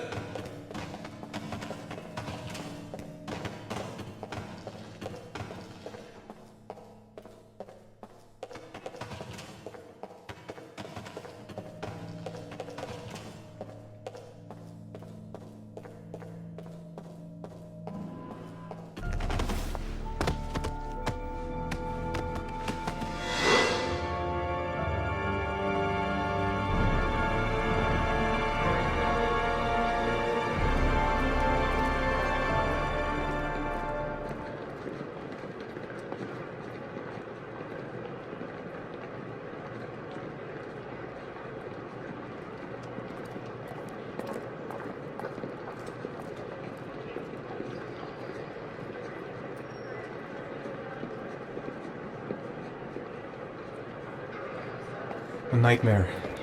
The whole thing was just a fucking nightmare. Jason is dead. Line 18, box number 3. The lockers. Now I've got to find the right one. Made it! I made it! I managed to get through the goddamn crowd!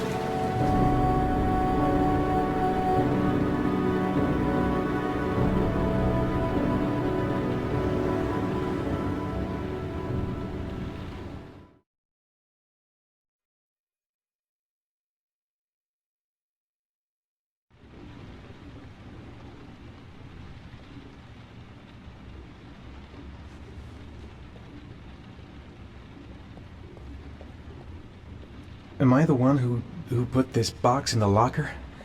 I don't remember.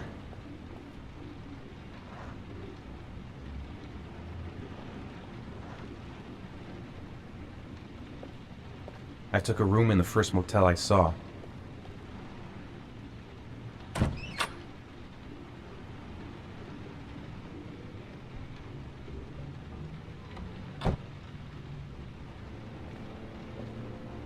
A shoebox. What's the connection with Sean's disappearance?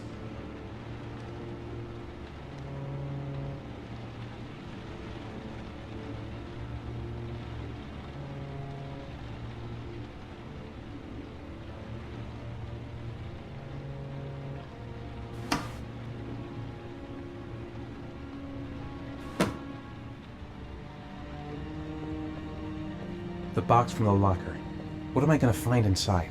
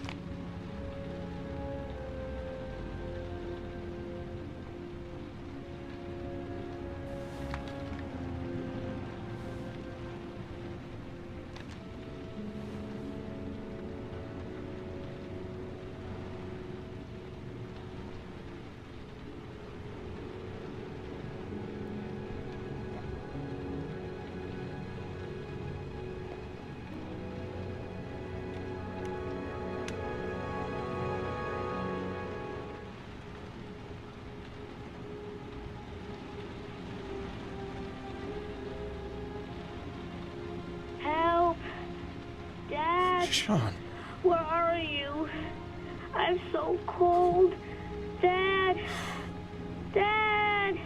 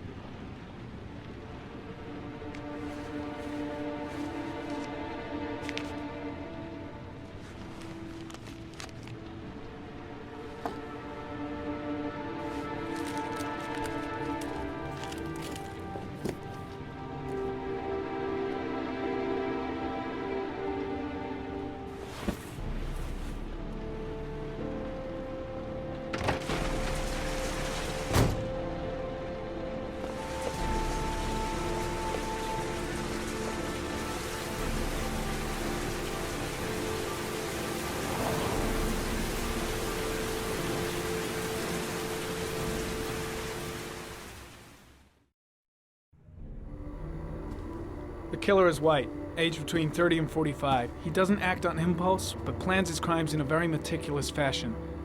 He doesn't have anything personal against the victims. That's why he covers their faces with mud, to make them anonymous. Why does he kill them if he doesn't have anything against them? For him, they're more of an image, a symbol. That's probably why he gives them an origami figure and an orchid as gifts to apologize for what he's done to them. Very interesting. And where does all that get us? The best way of tracking a predator is to be familiar with his behavior. That may be true in novels, but there's a child's life at stake here. Continue, Jayden. Then I studied the geographical distribution of the murders. Generally, a killer commits his first murder near to where he lives, so he has a safe place to flee to if any complications arise. The more confident he becomes, the further he roams from his base. By analyzing the locations where the victims disappeared, I was able to isolate a zone where the killer might live. And what size is this, zone? For the moment, about 10 square miles. Oh, great. There must be 10,000 people live in that sort of area. You gonna question them one by one? The more clues we get, the more we can reduce the zone. We can then cross-check it with our list of suspects and identify the killer. One detail attracted my attention. The interval between the time when a victim disappears and the time when the body is found ranges from 3 to 5 days. But the rainfall is always at 6 inches, give or take 10%. What on earth does that mean? All the victims were drowned in rainwater. The killer kills only in the fall when there is plenty of rain. It could be that he puts them in some sort of well or tank that is open to the skies and that fills up with rainwater. The more it rains, the less time the victim has to live. So what's next? There are 2 suspects whose psychological profile might fit and can be connected to the comfort zone. I'd like to question them. Ah, damn it. We're wasting our time with this bullshit. The killer's out there somewhere, and we gotta get off our asses and find him. The killer is no ordinary murderer. He is intelligent, organized, and methodical. You won't find him by patrolling the streets. Tell me, Agent Jayden, did you get your vast experience on the job, or did you just fucking read about it in some school book? I came here to find a killer. And that is exactly what I'm gonna do. With or without your help. Fucking asshole! That's enough! You said it took 6 inches of rainfall before the victim died. How much time do we have left? If the weather forecasts are right, less than 72 hours.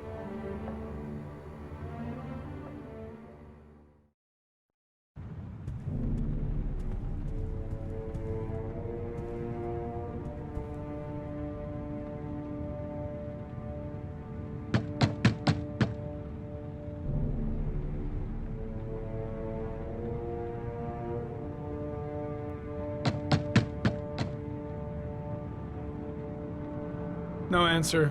We waste our time coming here. Maybe we should have a little look inside anyway. There's nobody home.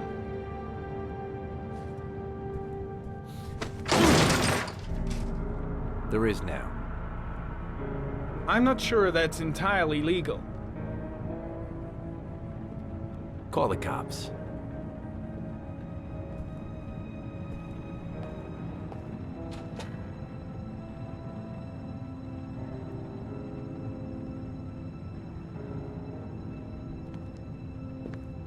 Looks like Nathaniel Williams is a pretty religious guy. He's a God-fearing idiot, waiting for the end of the world. We questioned him a few months back because he was causing a disturbance in the park. He was ranting and raving. Said he heard voices. Had this idea in his sick little head that I was the Antichrist. I'd come to Earth to persecute him. Real twisted.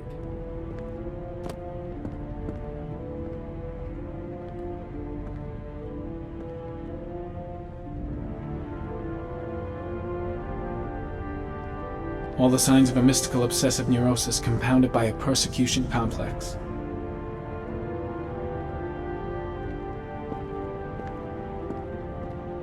You don't have to be a profiler to see he's not a killer. We're wasting our time here.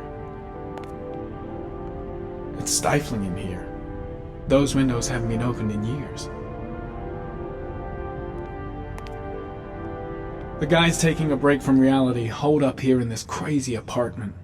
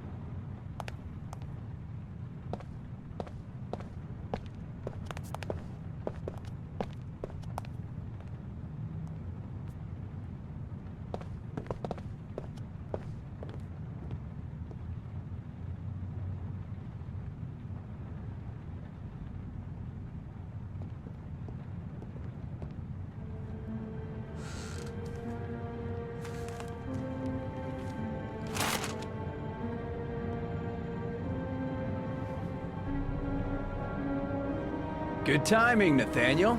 Just the man we're looking for. Angels and ministers of grace defend us. I'm Agent Norman Jayden, FBI. I'd like to ask you a few questions. As God is my witness, I haven't done anything. I'm innocent.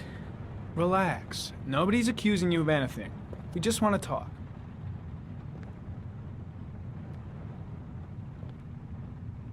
Nathaniel, do you remember where you were last Tuesday at 4:30 p.m.? Here? I was here. I was praying. All day. Was there anybody with you? No. No, I was alone. You were arrested in a case where a child disappeared from a park. What exactly happened? I'm innocent. I have nothing to do with those murders. I was in the park because God spoke to me. I was arrested because I am the chosen one. That's all. Where do you work, Nathaniel? You have a job? My sole occupation is praying to the all-merciful Lord for the salvation of humanity. What about the voices, Nathaniel? Do you still hear the voices? We know who talks to you, don't we, Nathaniel? Or we both know who talks to you. Don't speak that name. What does he say Blake, to you, Nathaniel? what are you doing? I can't talk about it. You mustn't talk about it.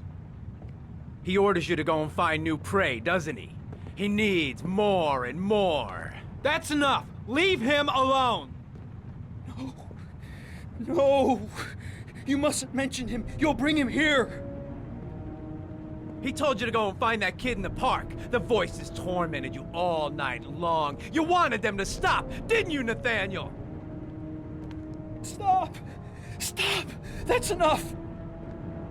So you obeyed them to make them stop. You took that boy with you and you drowned him. Isn't that right? Carter, shit! Are you out of your mind? Stop! Stop! You killed them, didn't you, Nathaniel? Are you gonna confess, you bastard? You are the Antichrist. Put down the gun, I shall Nathaniel. dispatch you to your father in hell. He is the son of Satan. He was sent to earth to destroy us. For Christ's sake, shoot! You're not gonna kill the Antichrist with a revolver, Nathaniel. He's much too powerful for that. Antichrist, my ass! Get that gun out of my face! Concentrate on my voice, Nathaniel. Listen only to my voice. Demon, you shall regret confronting the emissary of the Lord. You shall know divine power. I'm here to help you, Nathaniel. To get rid of the voices in your head, but you have to trust me. Christ all-powerful, defend us in our battle with the forces of evil. Protect us from the cunning and wiles of the demon. May God Almighty manifest the power of His empire, and may divine power cast Satan and all the other spirits that prowl the world in search of souls into the darkest depths of hell. Keep calm. Everything is gonna be fine, Nathaniel. Back away, slowly.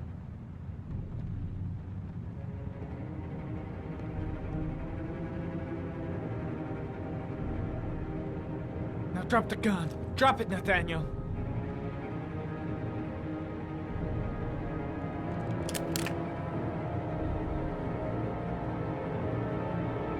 Put your hands on your head. Turn around.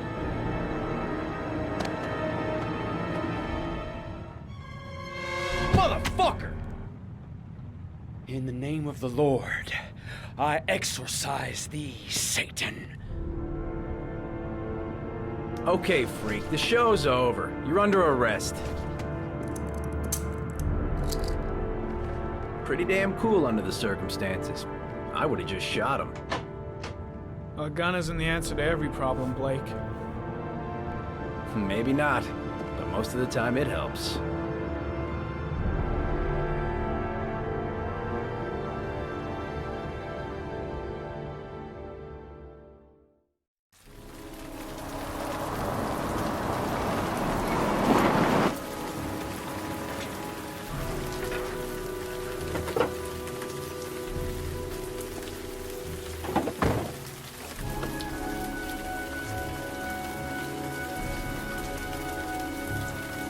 Susan Bowles, mother of the Origami Killer's latest victim.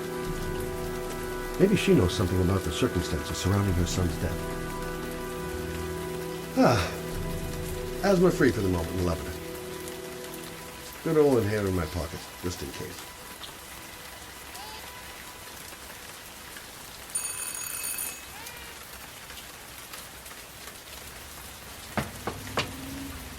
No answer. Baby screaming inside. Not a promising start.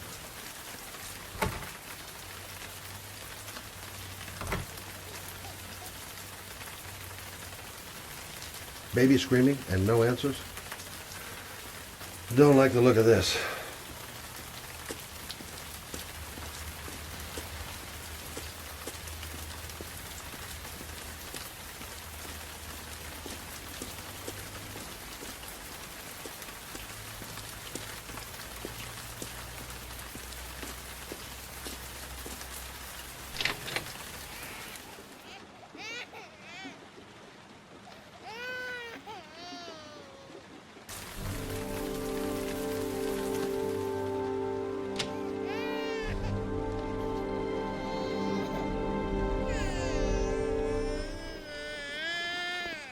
Mrs. Bowles?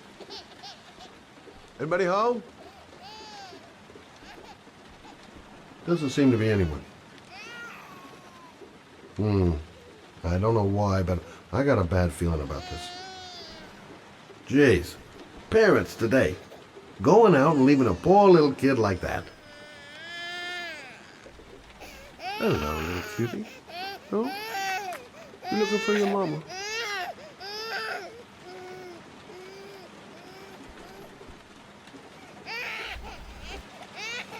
Oh, Jesus.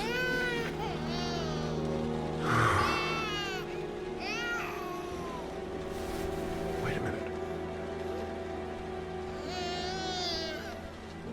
Come on, I have to search the house. Maybe it's not too late. This letter. Holy fuck.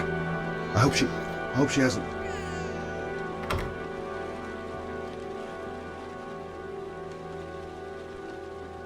Mrs. Bowles? Mrs. Bowles, are you there?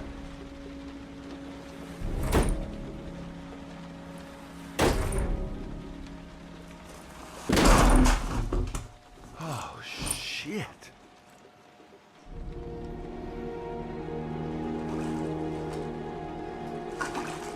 Mrs. Bowles! Mrs. Bowles, can you hear me? Wake up! Wake up!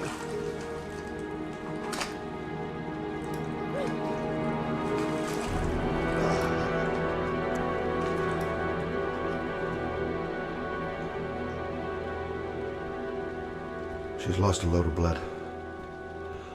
Lucky I happened to be on the scene.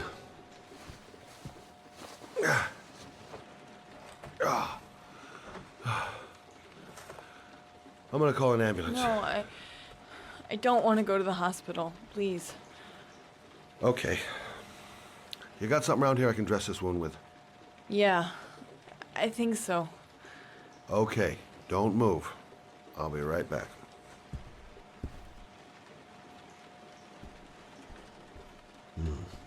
Need some bandages and disinfectant. Gotta be here somewhere. Quick, she's losing blood. I gotta hurry.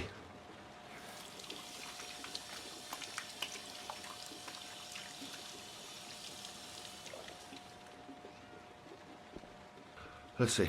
I need this, and this, and this.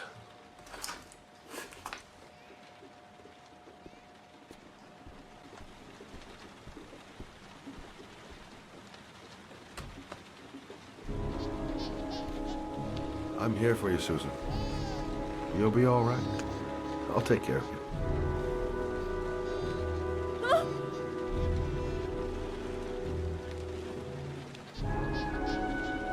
Stay with me, Susan. Susan, do you hear me? Susan, stay with me. Can you hear me? Stay with me. Okay, come on.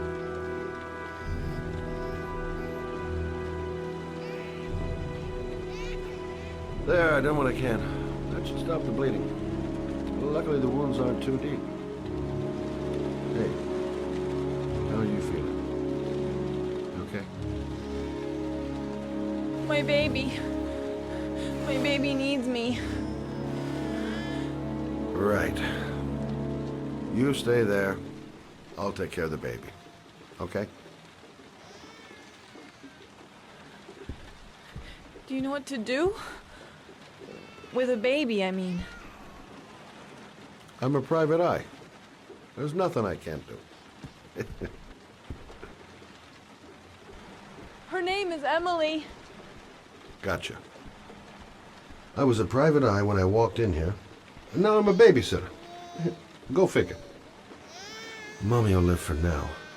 Let's see how Junior's doing.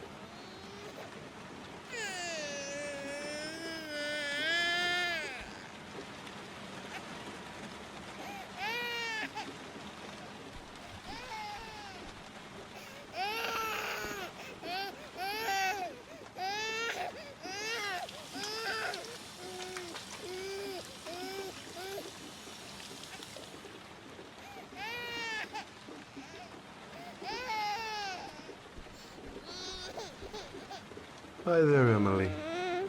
So, what seems to be the problem, huh? Oh! Going by the smell, I got a pretty good idea.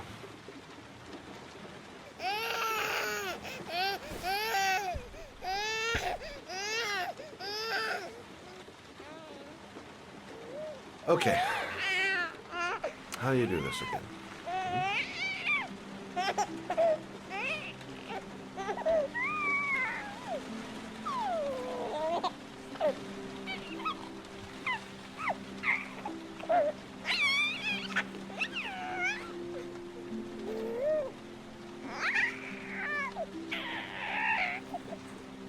There you go, fresh new baby.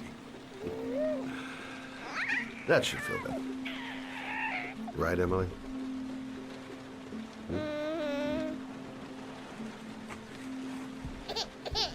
Hey, what's the matter? I thought we solved the problem.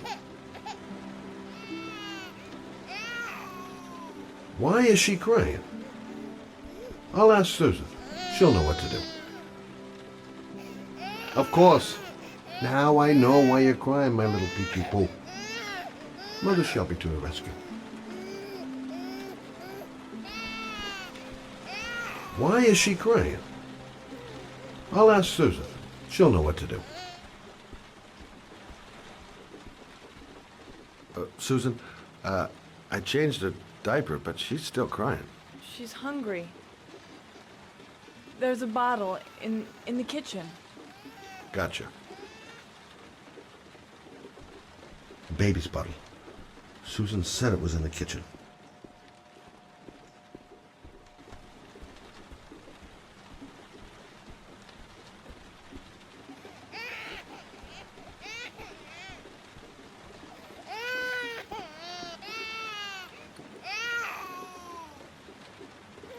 I guess I better warm this thing up.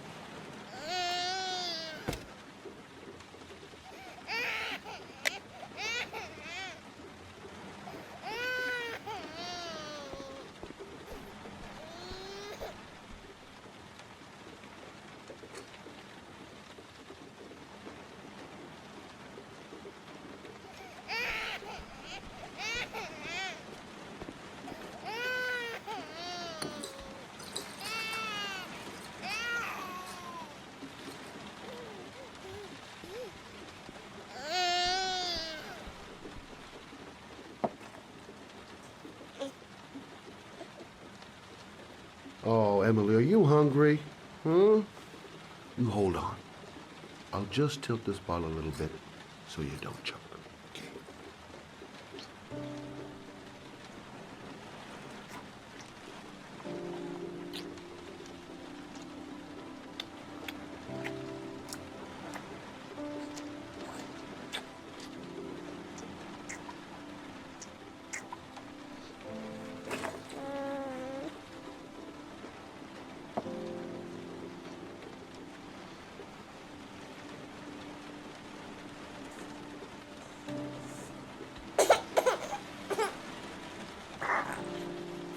Oh, good job, Emily. You're feeling good now, right? Now, I'm gonna rock you very gently so you can have a nice little snooze. Okay? All right.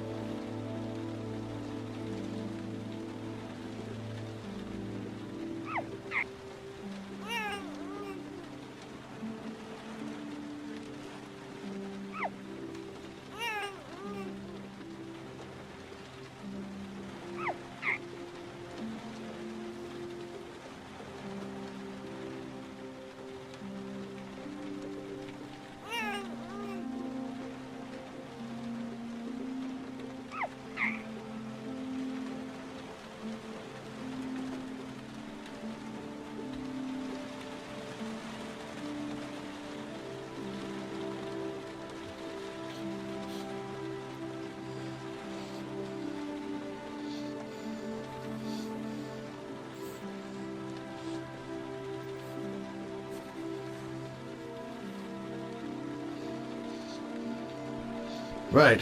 That's about the limit of my maternal powers. Poor kid. Life ain't gonna be easy for her.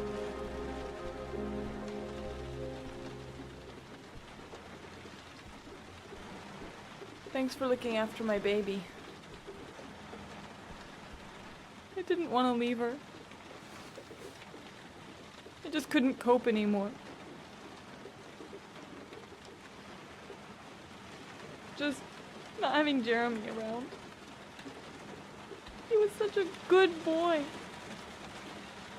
I can't understand why anyone would want to hurt him. Do you take care of this baby on your own? Doesn't Jeremy's father live with you anymore? He disappeared. The day after Jeremy. I don't know what happened to him. Maybe he couldn't take it. Ever since I've had to look after Emily all on my own, and I couldn't do it anymore. I understand. Did your husband say anything before he disappeared? Did he leave a note or something? No. He left the house without a word, and there was just a cell phone. A cell phone? Yeah, I found a cell phone in his dresser. I'm sure it wasn't his. I'd never seen it before. I tried to turn it on, but it didn't work. Do you still have it? Yeah, it's in a drawer in the living room. You can have it if you'd like. I'm sure it's of more use to you than to me. Do you have any family or anybody to help you? Yeah. My mother. I didn't want to ask her for anything. We don't really get along. But I guess I'm out of options. Well, look after yourself. And Emily. I will. I promise. In a drawer in the living room. That's what Susan said.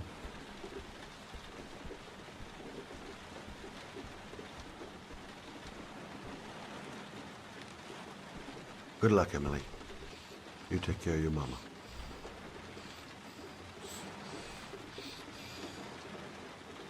In a drawer in the living room. That's what Susan said.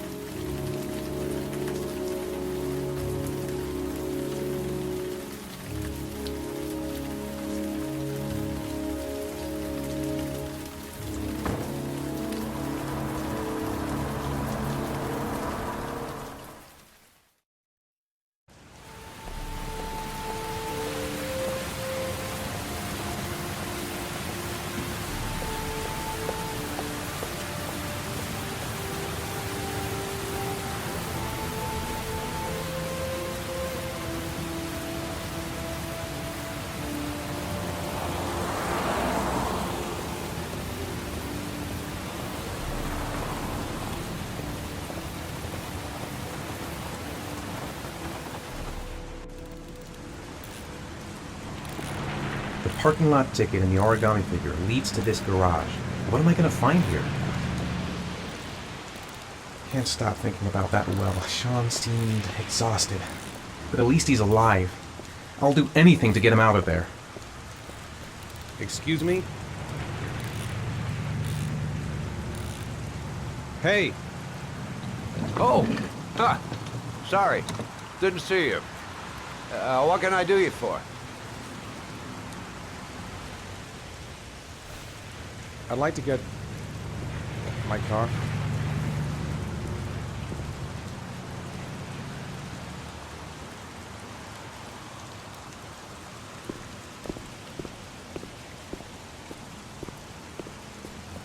Hey, you're a pretty patient guy, you are.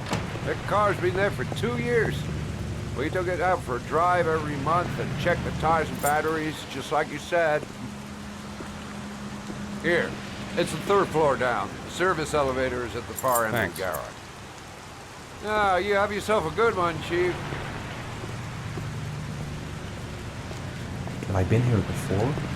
I don't remember it. The car's been here for 2 years. What does that mean? A car? Why am I being sent to look for a car?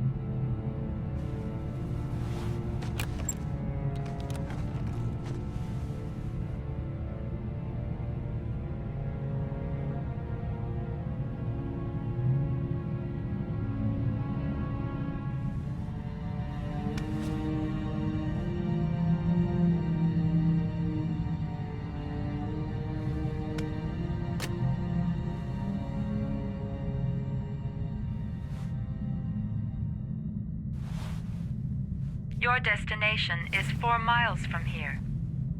Leave the parking lot and take the first right.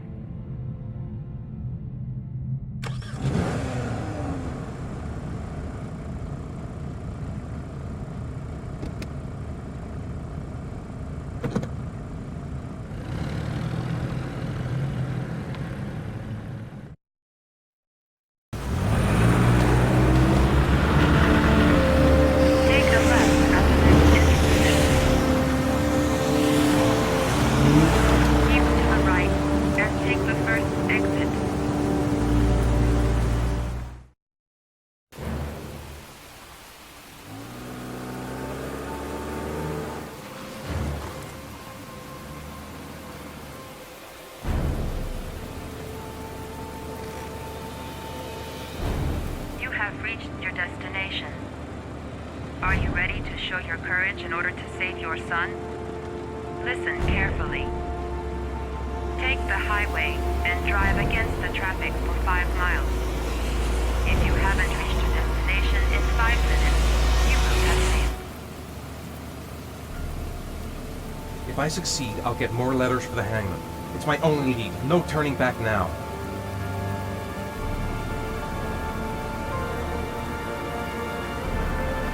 I don't want to die. Not here. Not like this. Can't stop my hands shaking. I'm not going to make it. I'm not going to make it!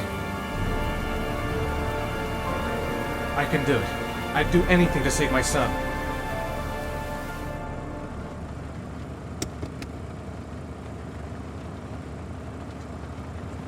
Go the wrong way on the highway for 5 miles? Am I willing to take that risk in order to save my son? A lot of good it'll do Sean if I kill myself on this highway. I've got to do it, for Sean's sake. I have no choice.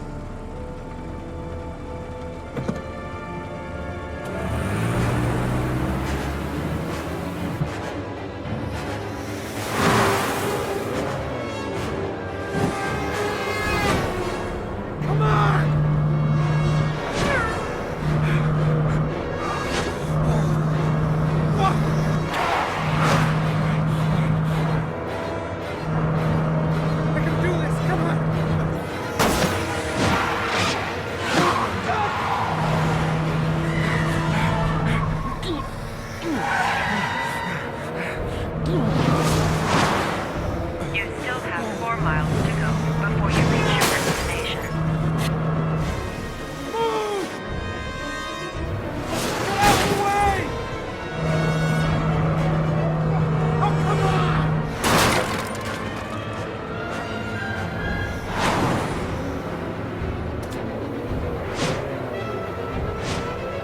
You still have 3 miles to go before you reach your destination.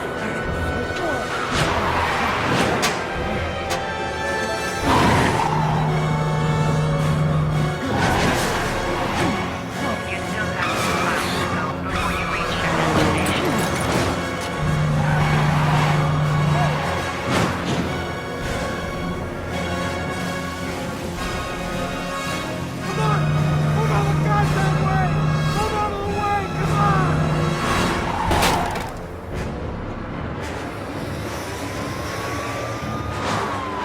You still have 1 mile to go before you reach your destination.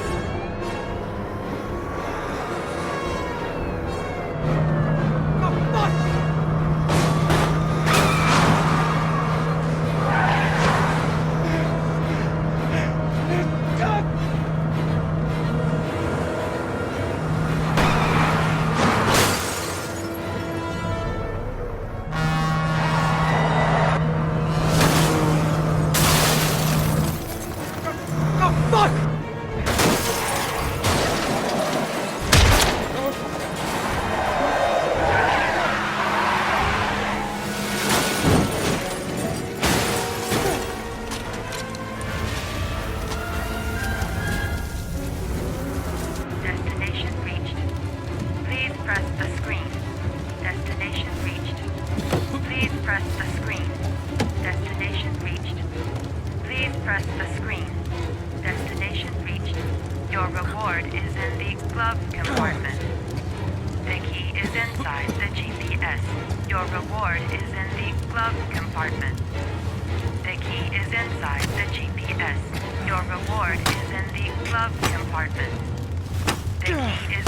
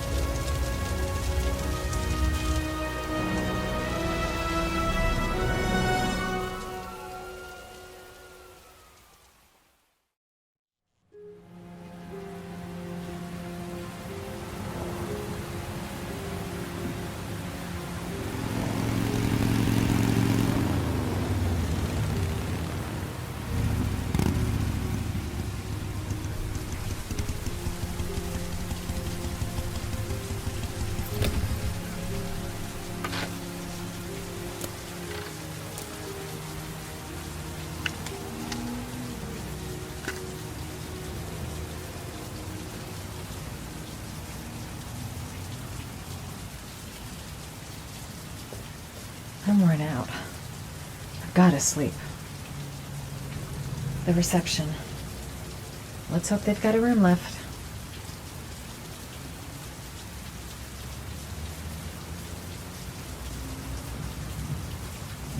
The reception. Let's hope... The atmosphere here is one of concern, as there is still no news of 10-year-old Sean Mars, who disappeared yesterday. A recent report indicates that the police are now treating this as another kidnapping by the Origami Killer. If this information is confirmed, he may still be alive, as the previous victims were all killed 3 to 5 days after their abduction. Obviously, time is running out fast for the investigators trying to find the child. I'm Michael Nettie for ICN.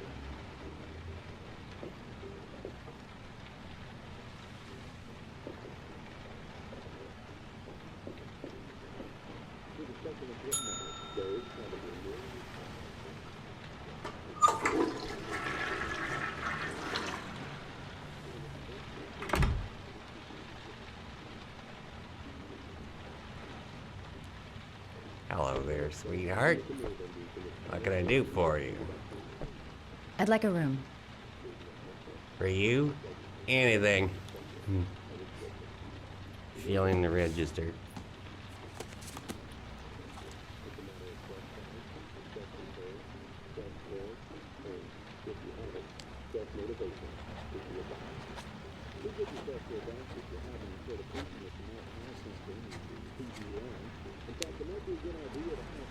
Madison Paige, 27, single.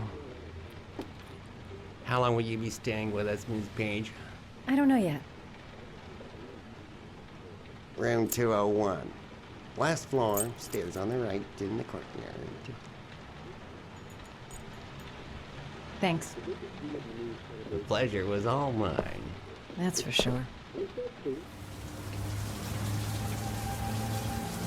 That obnoxious receptionist better not have a spare key to my room. The thought of it leaves me in a cold sweat. Room 201. Stairs on the right, last floor.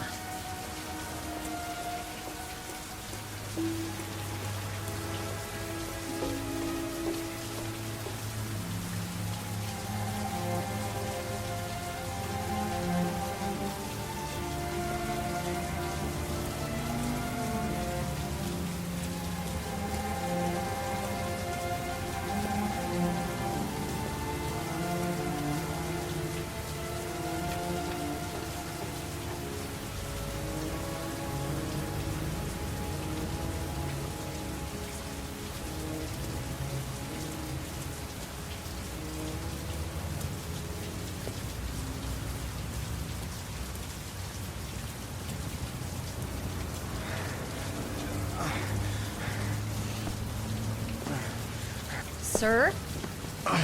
Are you all right? I'll call an ambulance. No ambulance. You're badly hurt. You need a doctor. Please, just help me to my room. It's number 207.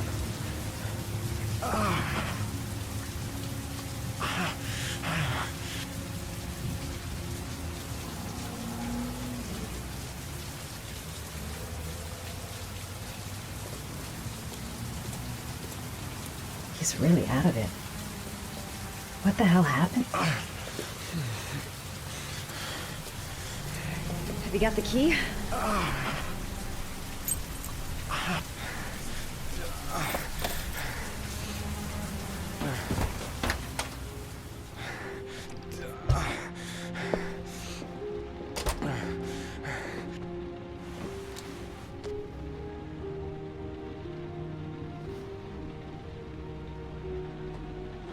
You're really in bad shape. You should see a doctor. Must have one, maybe two broken ribs. It's not fatal. But it's sore as hell. Your head is bleeding. It looks deep.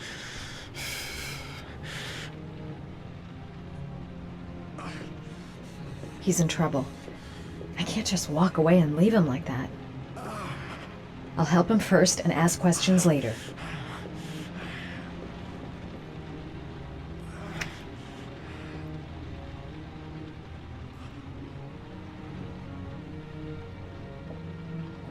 Necophren 100 antibiotics. Administer to combat infection.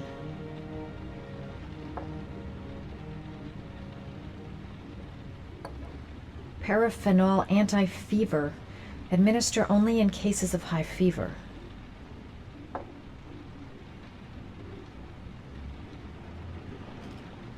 Paracetamol painkiller. Administer in cases of intense pain. Do not take more than 1 pill every 24 hours.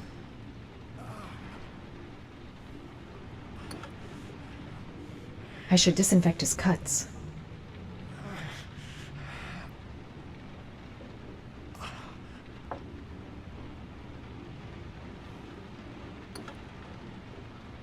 I should disinfect his cuts.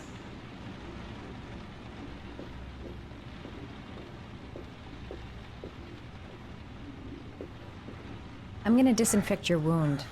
This might hurt a little.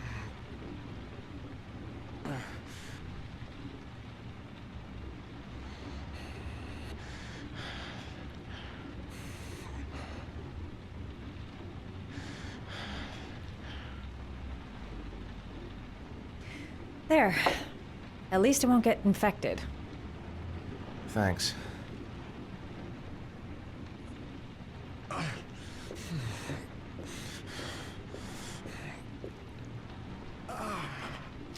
Paracetamol painkiller. Administer in cases of intense pain. Do not take more than 1 pill every 24 hours. Here.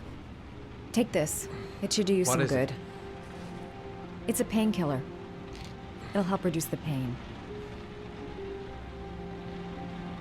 It says on the box to take 1 every 24 hours.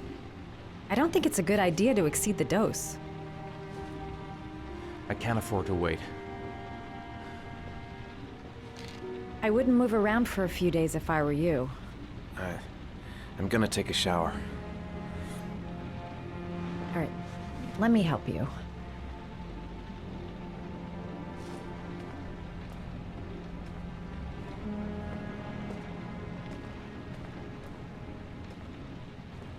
I'll wait here until you come out.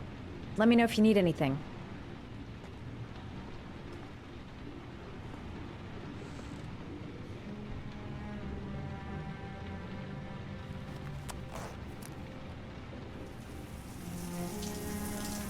Talk to me.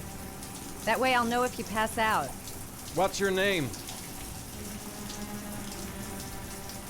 Madison. Are you staying in the hotel? No, I live in town. I suffer from chronic insomnia. I seem to only be able to sleep in motels. Don't ask me why. Whenever I get too exhausted, I come and spend a night here. I'm just passing through. And what else do you do, Madison? Apart from fixing up strangers. I'm a photographer. I take pictures of furniture for fashionable design magazines. And you? I'm an architect.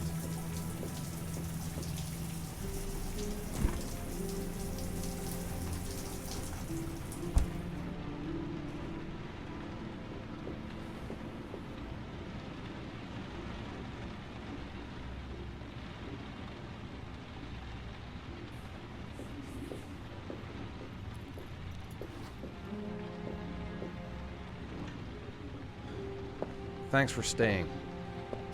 I feel a lot better now. Okay. I better get going then.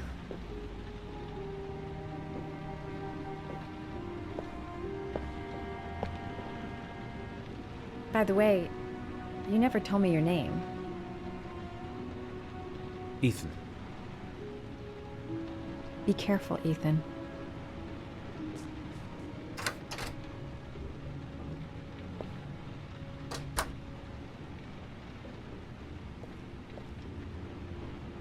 I don't have much time. I've got to find my son before it's too late. I'm still in pain, but I gotta keep going.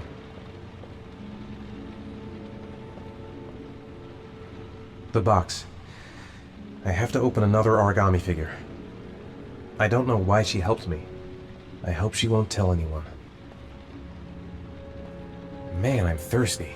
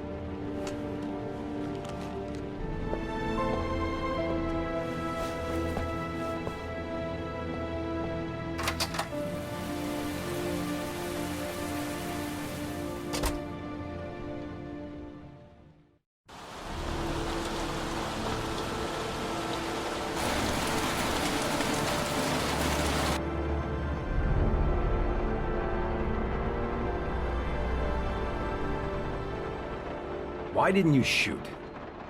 Sorry? Well, back there. Nathaniel could have had a gun. Could have killed me. Why didn't you shoot? I prefer to have all the information before I make a decision. I try to make rational choices when possible. Come on, you had a fraction of a second to react. You could have whacked me before you had time to move.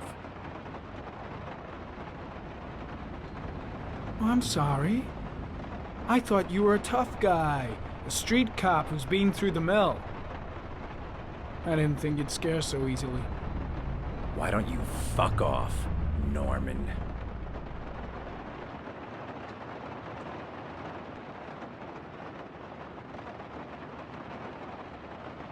That's him.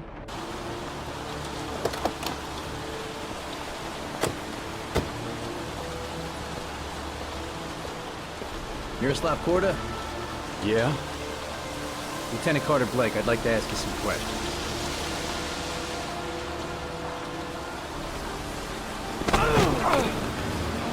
Shit, don't just stand there. He's gonna get away. Ah! Hey, man, watch it, dude.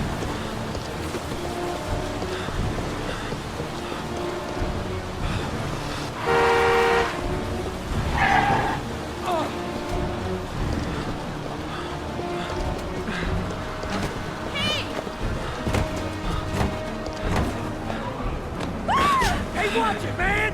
Whoa!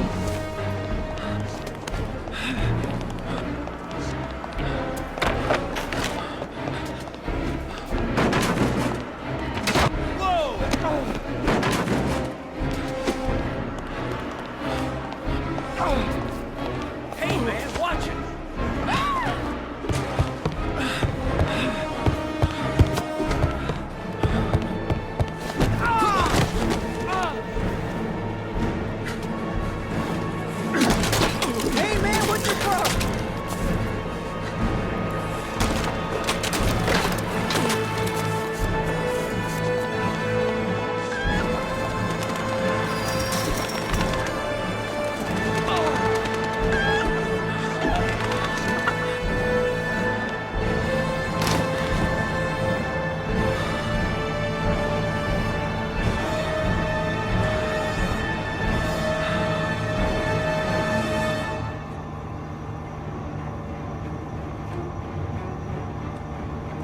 Damn place is freezing. My hands are numb. Where the fuck is Blake? No way he's escaping. I'm gonna get that bastard. Shit! What?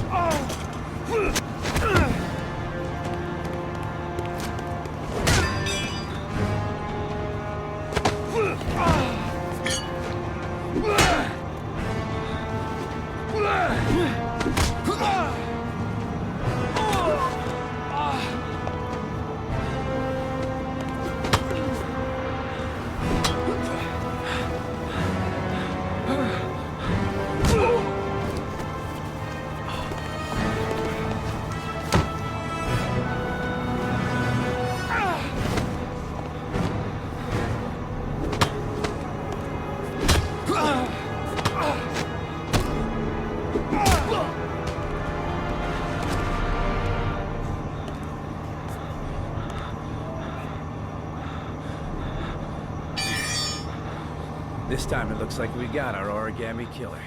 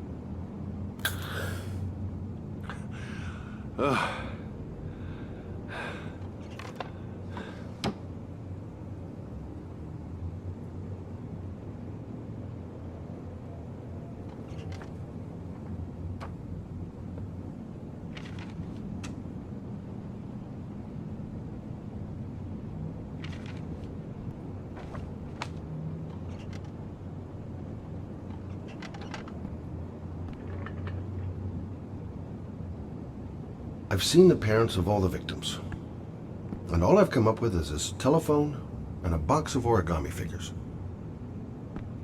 Can't breathe this goddamn humidity. Hope it stops raining soon. I needed the rest. I haven't been sleeping well since the murder started up again.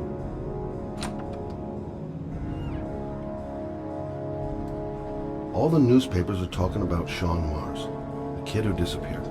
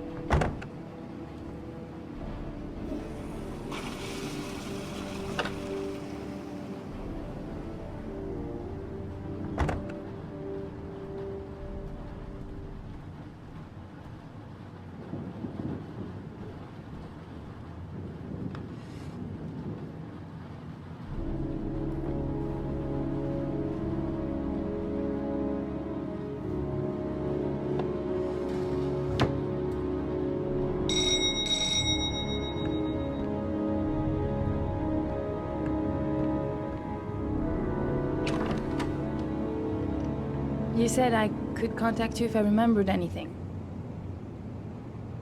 Can I come in? Sure.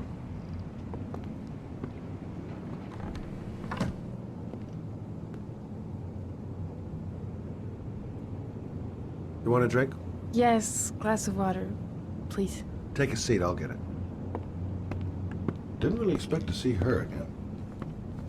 Wonder what she wants.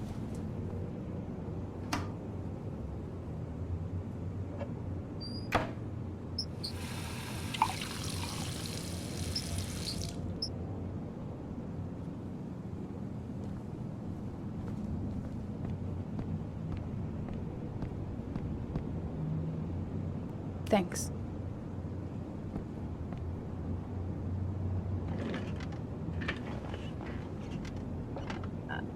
I just remembered something. Maybe it's not important, but a letter arrived in the mail the morning Johnny disappeared. A letter? What kind of a letter? It was addressed to Johnny's father. I don't know what was inside it, but he read it and then he left. That's the last time I saw him. And you think there's a connection between that letter and Johnny's death, is that it? Do you remember anything else about the letter? Well, I don't know why, but I kept the envelope.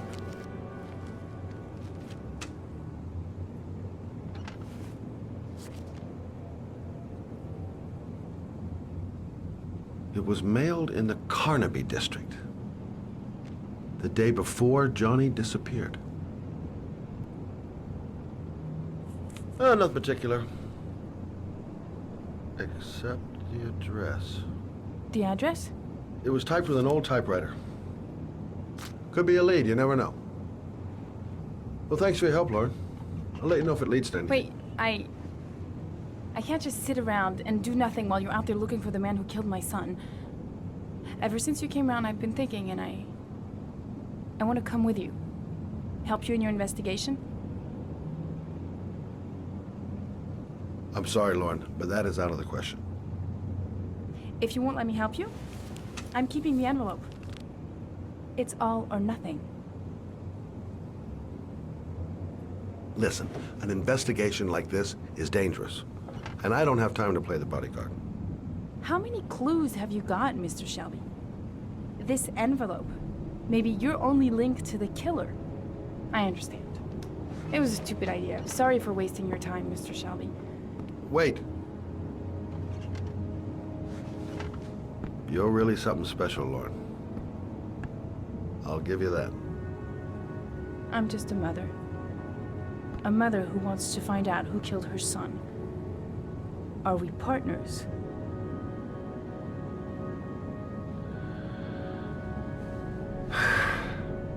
We're partners.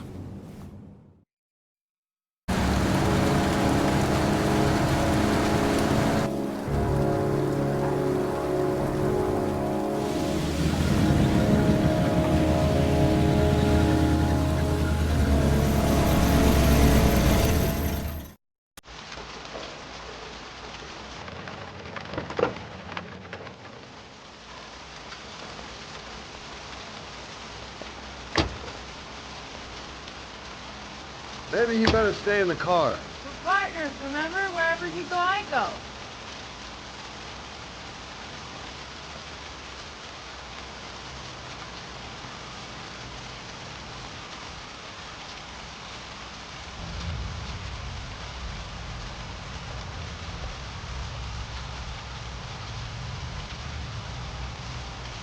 What are we doing here? We come to see Gordy Kramer. Kramer? The big wig tycoon from Kramer Construction? No, his son. You think maybe he's the Origami Killer? But now I just have a few questions that need answers.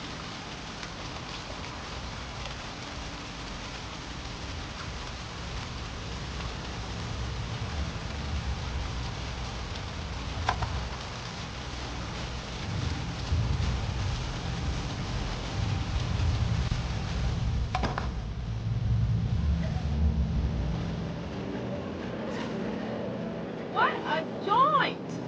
Kramer must be loaded. What do you think he paid for all this shiny crap? We'll discuss Kramer's decor another time.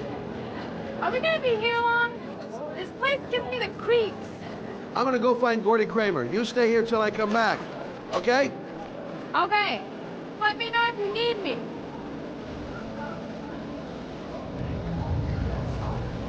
Hi, I'd like to see Gordy.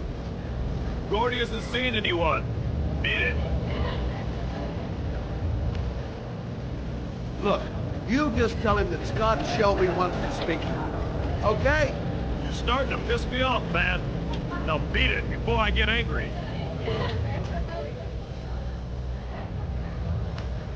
If I want to see Gordy Kramer, I'm gonna have to go about it some other way. Maybe bust a few heads? Yeah, tempting. But not such a good idea. Too many goon-shaped reinforcements around here. So, did you find Gordy? He's upstairs. He's got 2 goons blocking the way. You want me to handle them? Thanks. But no thanks. I'll find something. Whatever you say.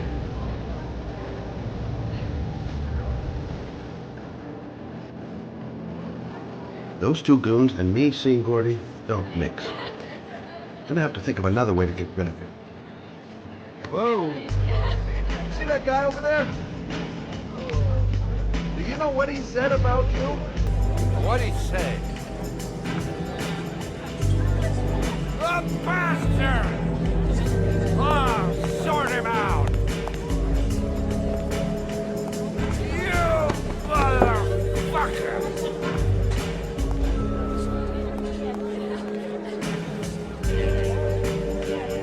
Talking about my mother, you big monkey in a cheap suit? You're thinking, oh, you're a big man, I'm a bigger man. Ah, you know. Hey, monkey, I'm talking to you, big ape. What are you saying about my mother? You can file with me, my little friend. And you know who I am?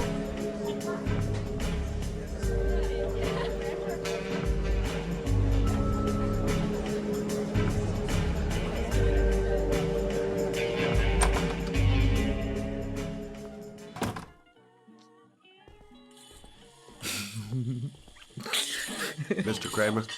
Shh! This is the best part.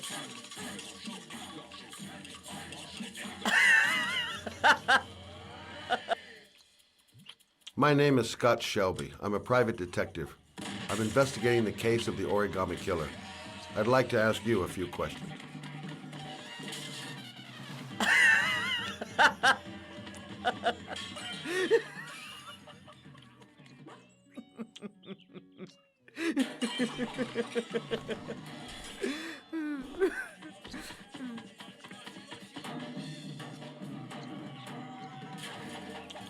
I'd like to know exactly what happened to little Joseph Brown.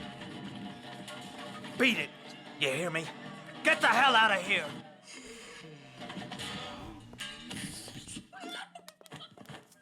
What do you want? A witness saw little Joseph Brown get in the back of your limousine.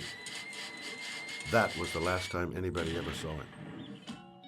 Now, I know you've been arrested and interrogated until your father made a little phone call and the file was closed. I'd like to hear your version of the facts. The kid was lost. I just offered to drive him home.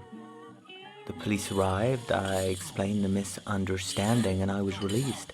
End of story. Nothing to get excited about, right?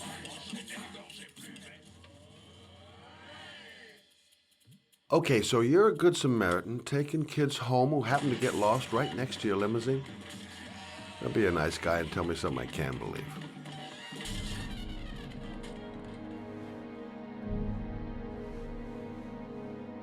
Very well. I'm the Origami Killer. I get my victims into my car. I drown them in rainwater. Then I dump them on a wasteland with an origami figure in one hand and an orchid on their chest. I do that because I'm Borg, Mr. Shelby. And it's a creative and entertaining way of having fun. Is that good enough for you? Or do you want more? This interview is over. Get rid of this clown!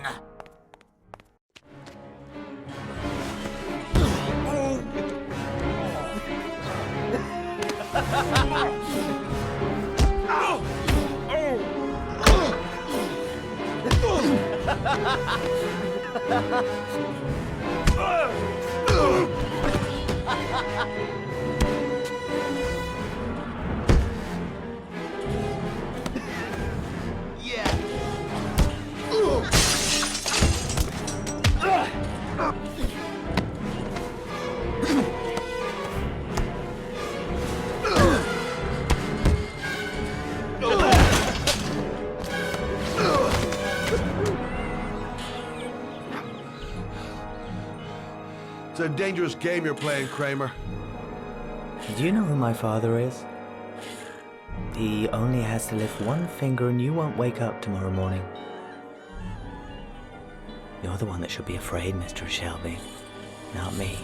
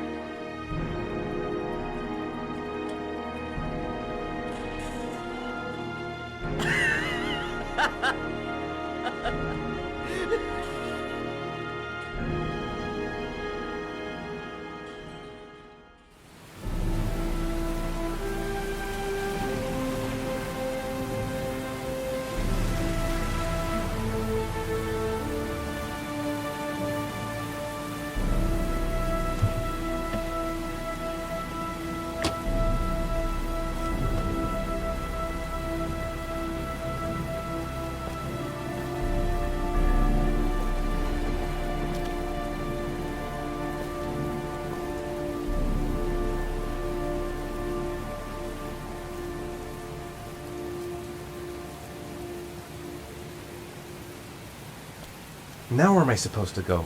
There must be a clue or something. It might be a trap.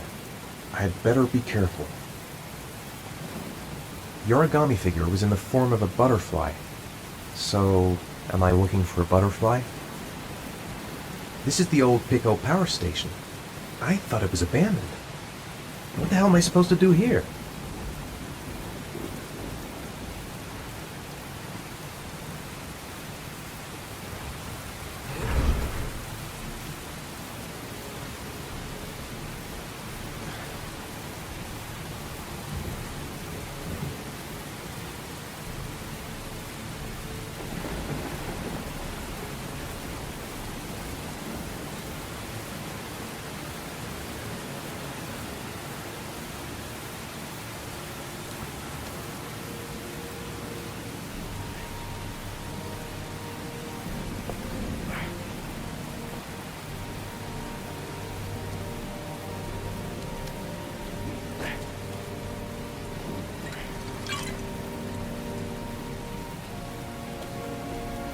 There's got to be a way into the building.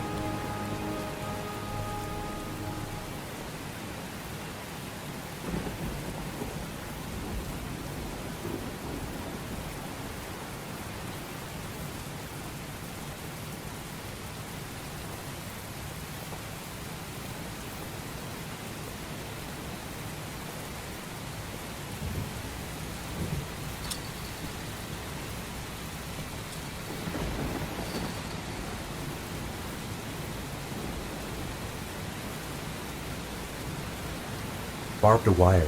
There must be a way through.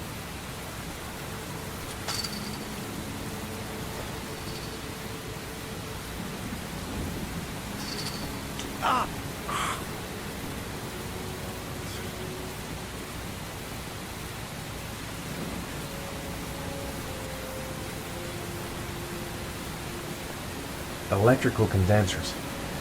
Going by the sound of them, they're still active.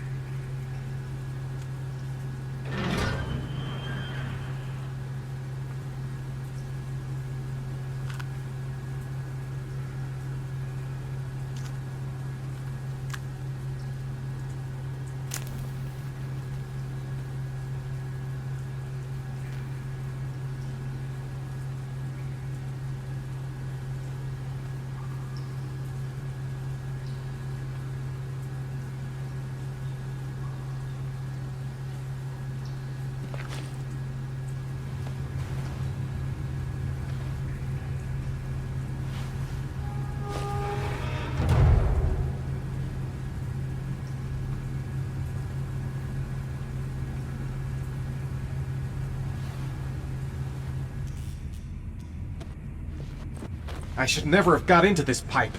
It's suicide. Where's this pipe go? I've got a bad feeling. Whoa!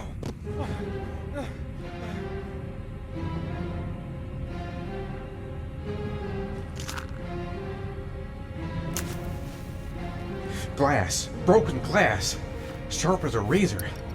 Impossible to go back. I'm gonna have to crawl through it, slowly, so I don't tear up my arms.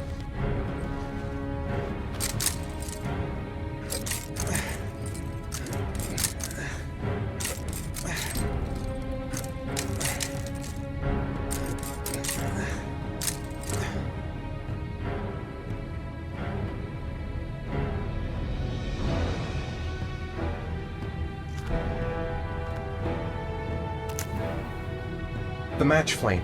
It indicates where the fresh air comes from. All I have to do is follow the wind.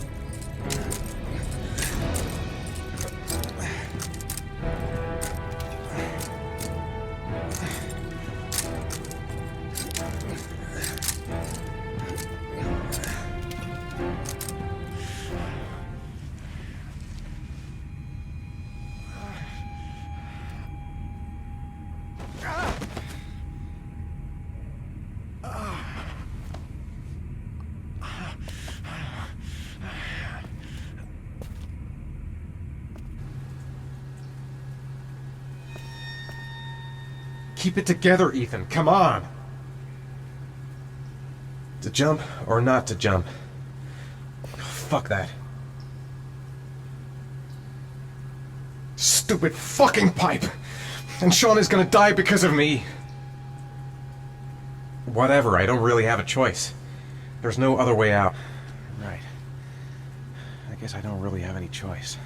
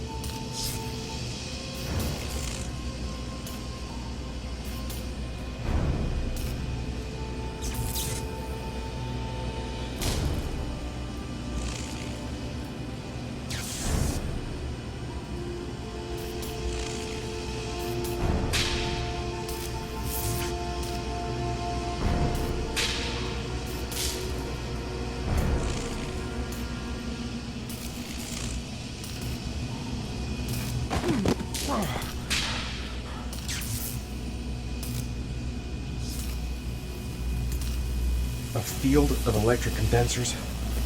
Looks like the last trial before reaching the butterfly. The spaces are different. Some condensers look easier to pass than others.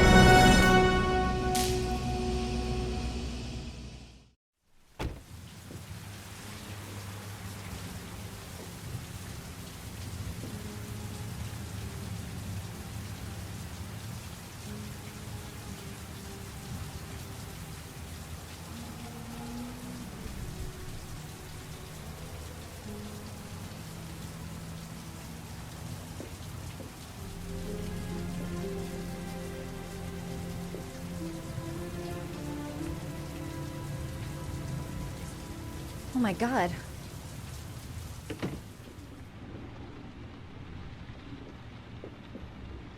Oh my god. What happened to him?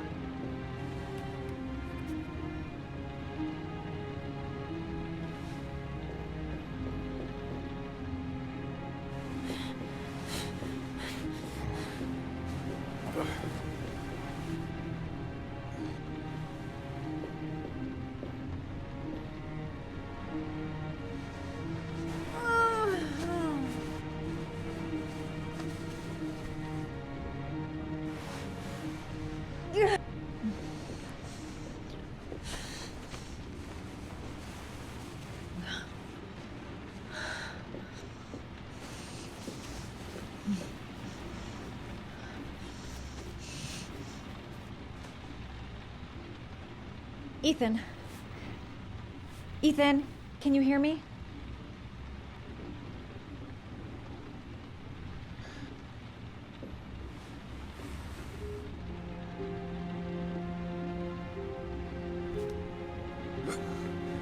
Arms look really bad. I need to disinfect your wounds.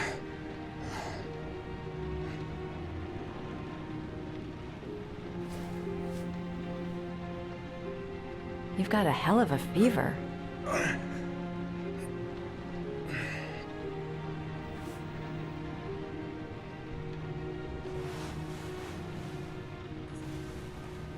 gonna have to get your clothes off to disinfect those wounds.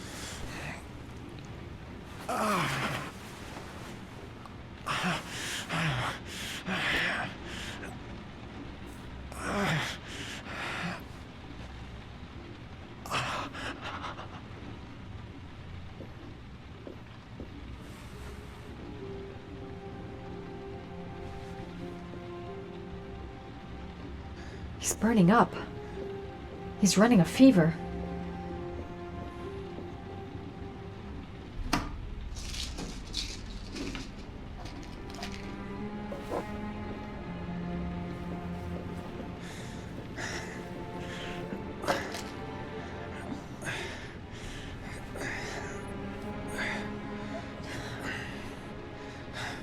I'm no doctor, but I'll do what I can.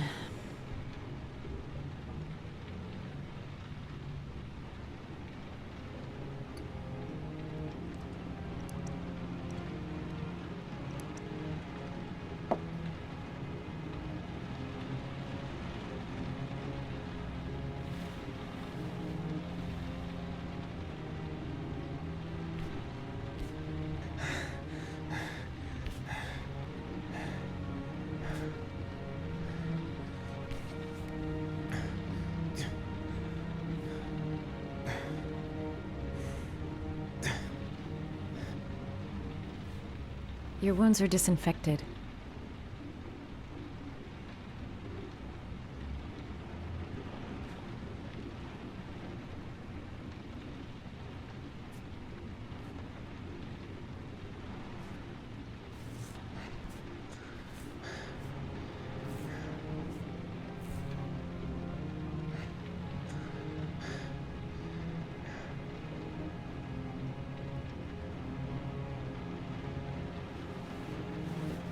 He's unconscious. Now I'll just have to wait. And hope he wakes up.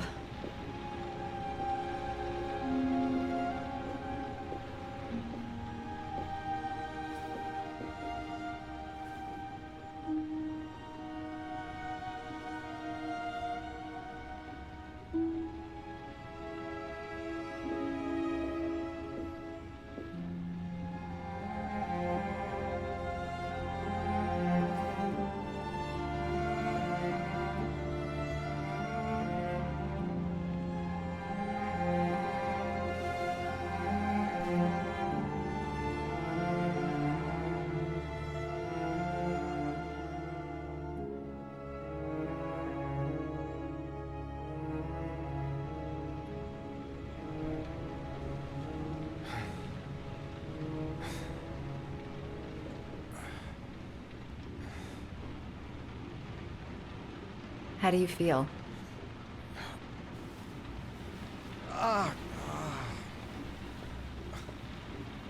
I've been better. Was I out for long? About 3 hours. Why the guardian angel act? You don't even know me.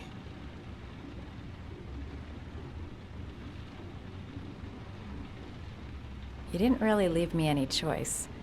I couldn't just leave you like that.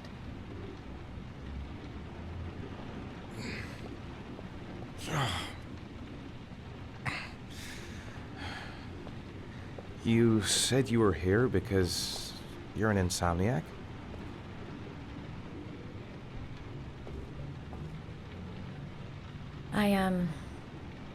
I've been going through a bit of a tough patch the last few months. It's the kind of stuff you prefer to forget. I do what I can to live with it, but it's not easy. That's the second time I found you in a bad way. You always seem to be running for your life. What's happening, Ethan?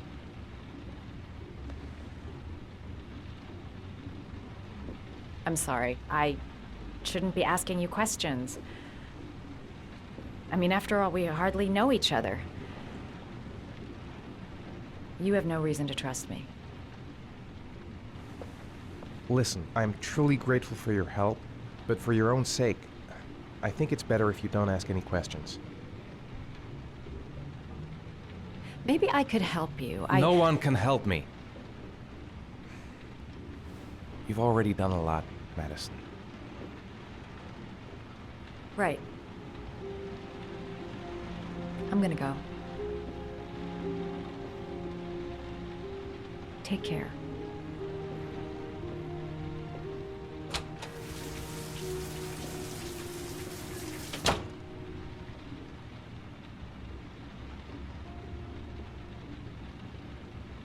Must stay on my feet.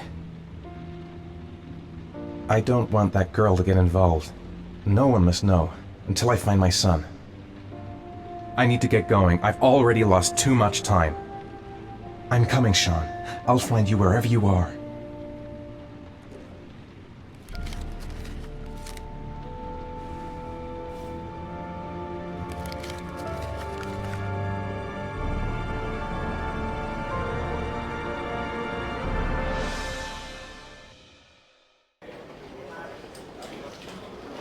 I didn't do it. I swear I didn't do it.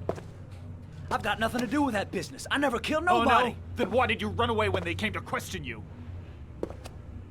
I already told you I forgot to report to my parole officer. I didn't want to go back to prison. When I saw the cops, I just bolted. I wasn't thinking straight. We checked out his statement. He has an alibi for at least 3 of the murders. Fuck, that bastard was a perfect fit. Shit!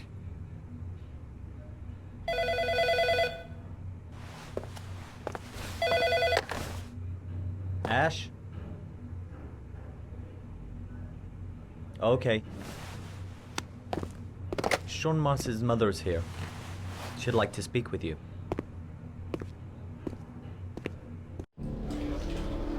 It was a few months back. The middle of the night. It was pouring down. Ethan came home completely drenched at about 3. I asked him where he'd been. He spoke about drowning, the rain. He didn't make any sense. There was something in his eyes. As if it wasn't really him. There may be no connection, but the next day there was that announcement about another victim of the Origami Killer. Find my son. I'm begging you.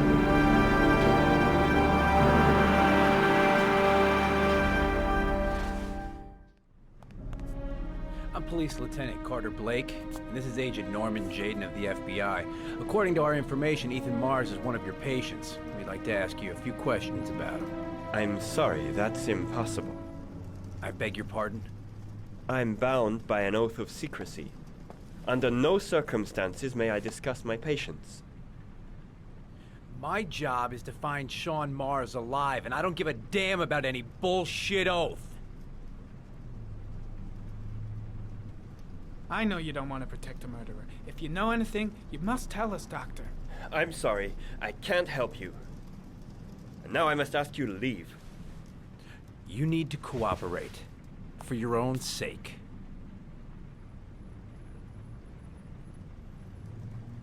It's your duty to inform the police if you suspect one of your patients, Doctor. Are you threatening me? I'm just giving you some free advice, Doc. I suggest you take it.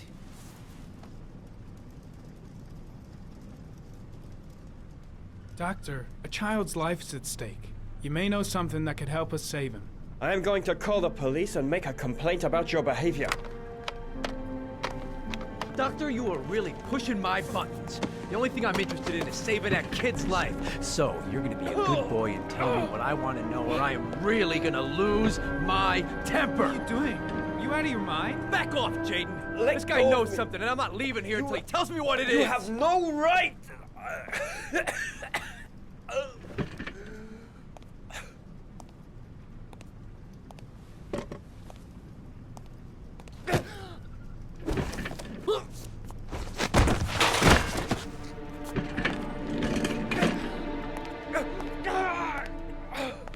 Come on, Doc. There's an easy way and a hard way. It's your fucking choice. You have no right to hit him. I'm saving a kid's life for Christ's sake. If you don't like it, leave.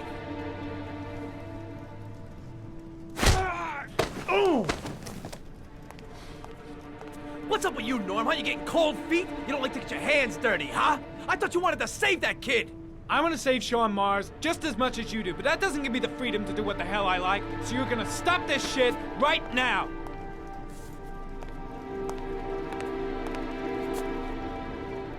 I'll get you for this, Jayden. Don't worry. I will not forget. Ethan Mars has had psychological problems since his first son died. Feels responsible for his death. A sort of morbid neurosis. He is haunted by visions of drowning bodies. A few weeks ago, after one of our usual sessions, I found this on the floor. It must have fallen out of his pocket.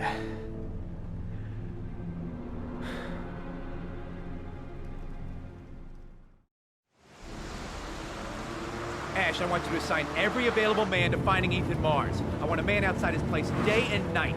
Notify all agencies to start looking for him. I want you to keep an eye on the train stations, the airports, the bus terminals. I want every cop in the city on his ass, so that if he moves, we know about it. Yes, Ethan Mars is the Origami Killer.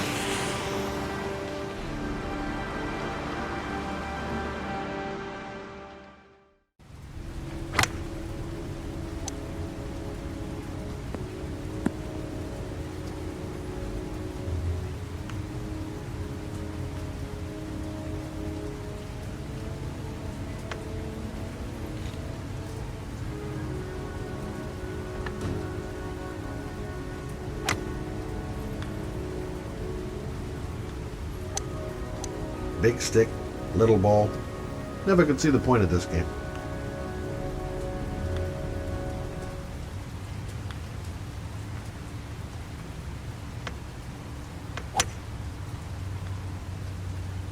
Nice shot. Thank you. Please come in, Mr. Shelby. Would you care for a coffee? Oh, no thanks. Do you play? I tried once, but I think the owner of the course is still looking for me. It's an interesting sport. It requires strength, but also a cool head and absolute precision. Would you care to hit a few balls with me? There's no danger of damaging the greens here. Okay. Take off your jacket and grab a club.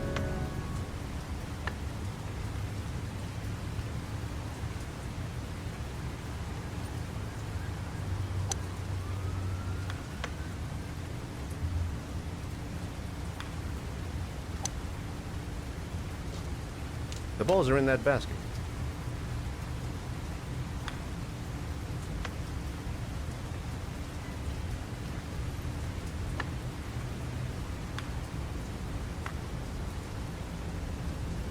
The most important thing is to grip the club correctly. When you feel ready, you swing.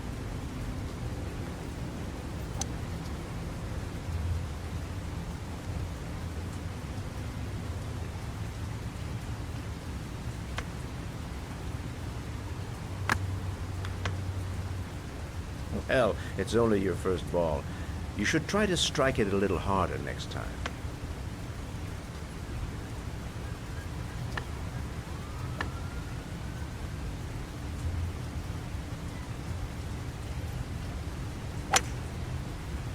I'm assuming you didn't invite me here just to play golf, Mr. Kramer. I hear you've been asking questions about my son. That's right. I want to know if Gordy is linked to the Origami Killer case in any way.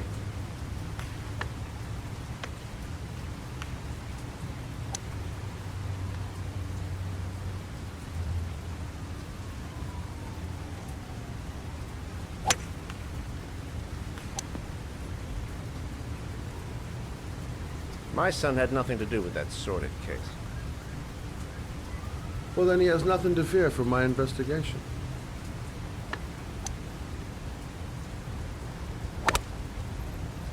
You have no business investigating my son. I told you, he had nothing to do with it.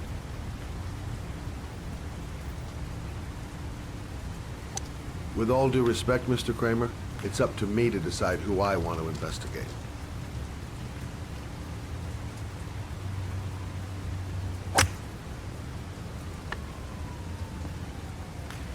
I'm an influential man, Mr. Shelby, and I pay very well for lawyers.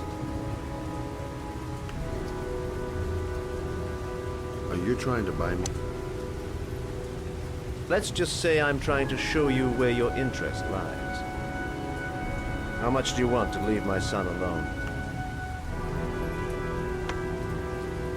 I think you misunderstood me. I don't play that game. Don't go near my son, Mr. Shelby. If you do, you'll regret it. Have a nice day, Mr. Kramer.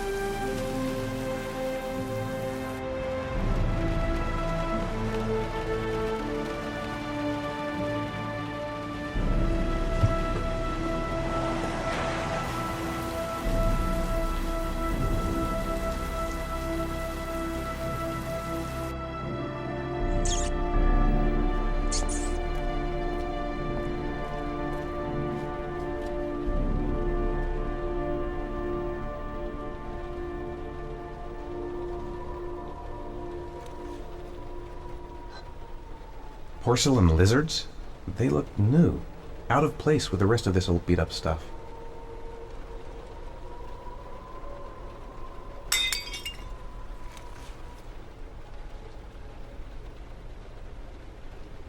There's been a fire in here.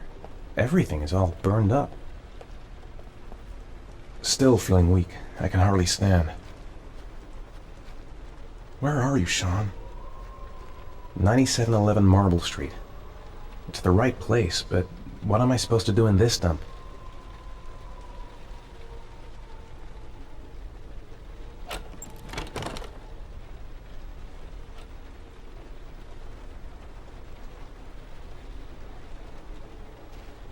The pain's coming back. Drugs are beginning to wear off.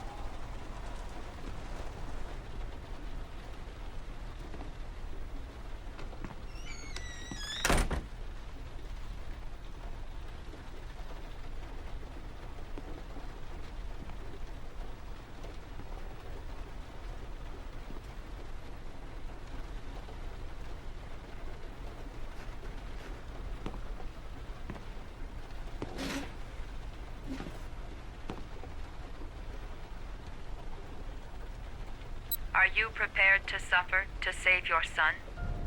You have 5 minutes to cut off the last section of one of your fingers in front of the camera. If you succeed, you will get your reward.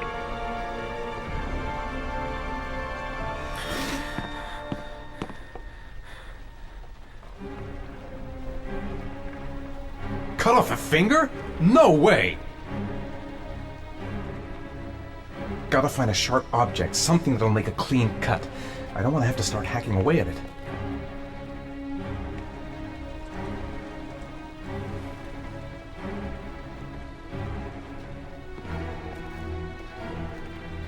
The pain's gonna be intense.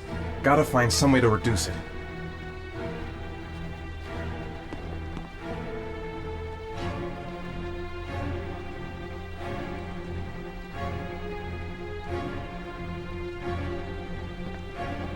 I have to go through with it. I have no choice, for Sean's sake.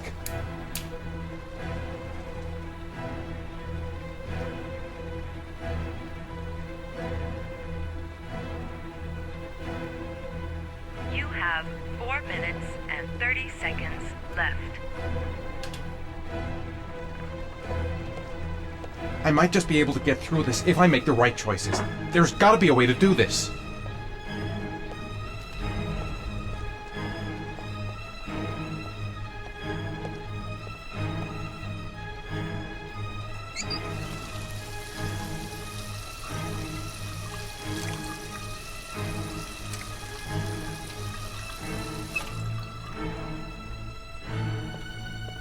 "5 minutes. I've got 5 minutes to cut off my finger. Gotta decide now."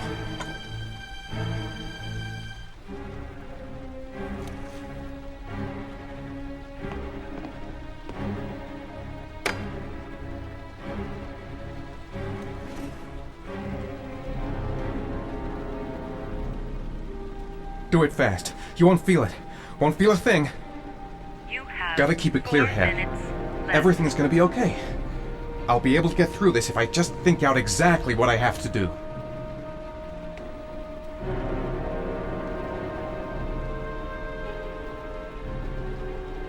I'm not afraid. I'm not afraid! I'm gonna do it. I'll do it for Sean's sake. I'd do anything to save my son.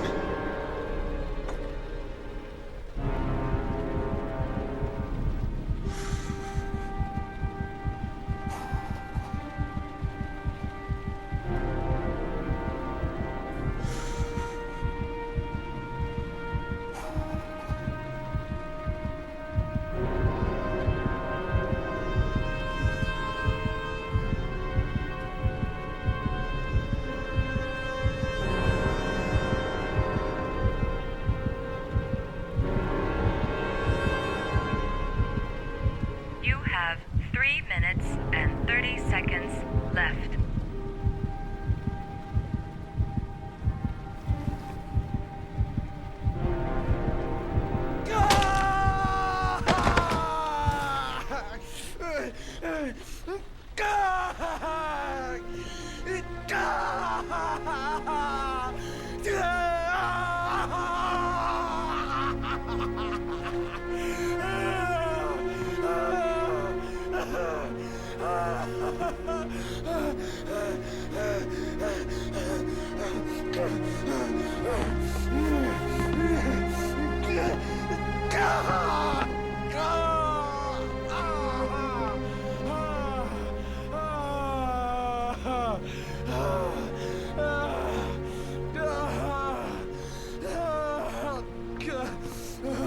Under the desk.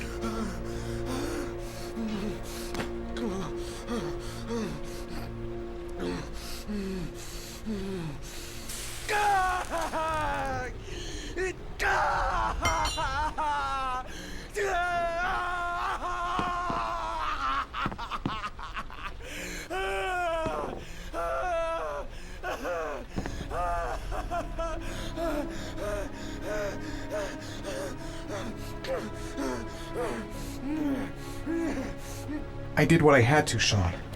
I love you. I love you.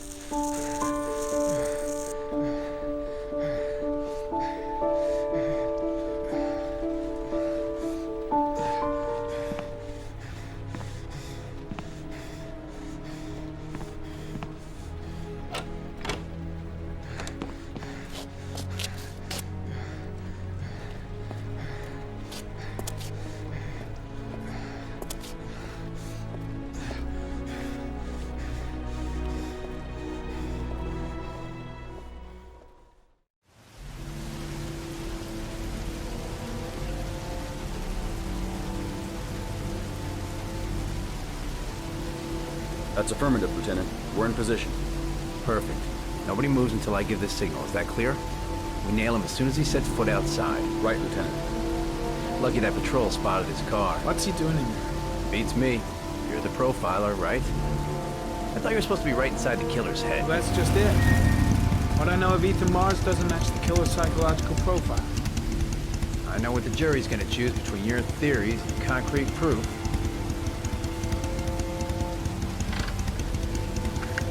What the fuck is that girl doing there? Mars comes out now, she's gonna be in trouble. What do we do, Lieutenant? Want to get her out? No, stand down.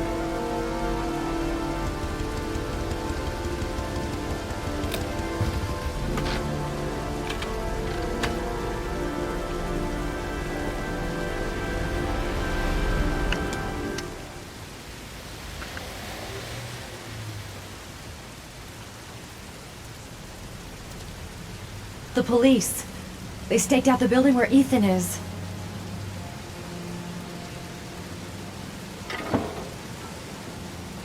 She's going inside. Like she lives there. Well, it's just as well. We don't want anyone hanging around if Mars comes out. Ethan, what happened?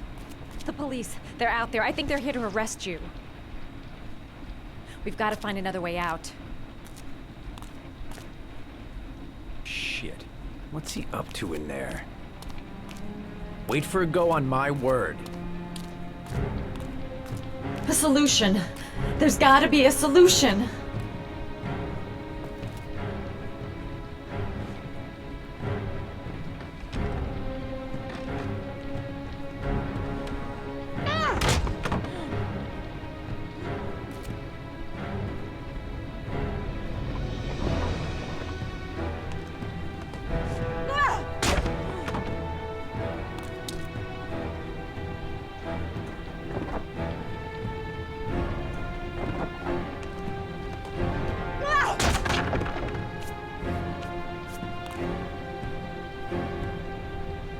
The window's too high.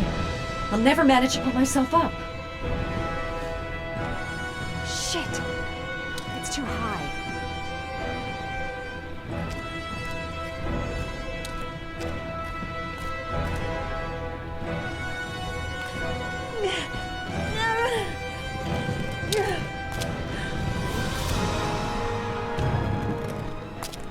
Ready on my go. Stay here, Jayden. Out of the question. I'm coming with you. 2 men at the door, hold your positions. It's a go.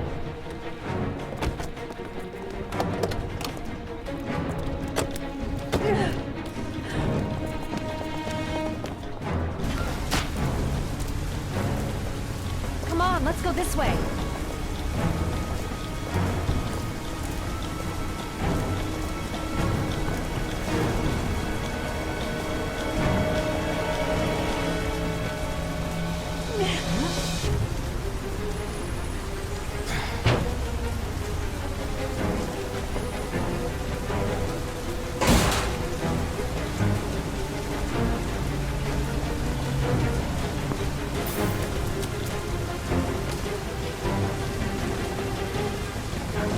Hey, you, don't move! I'll shoot! Come on, quick! I can't. Hands in the air! Lieutenant? We've got the cops on our There's ass. a man and a woman. No way out. A woman? Shit! It's that girl who went in! Everybody downstairs! They're in the alley! Follow them! The subway. the hell am I doing, helping a fugitive escape? I must be completely out of my mind.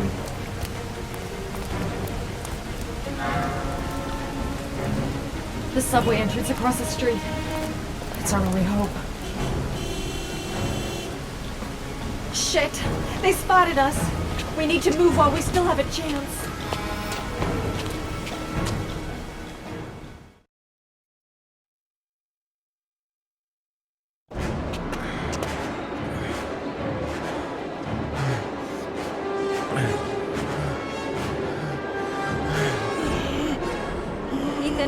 Ethan, what's the matter? We've got to keep going. Ethan, they're coming.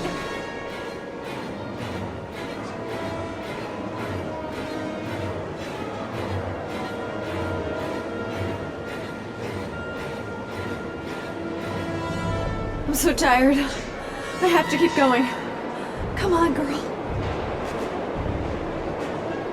Ethan's going downhill fast. He seems...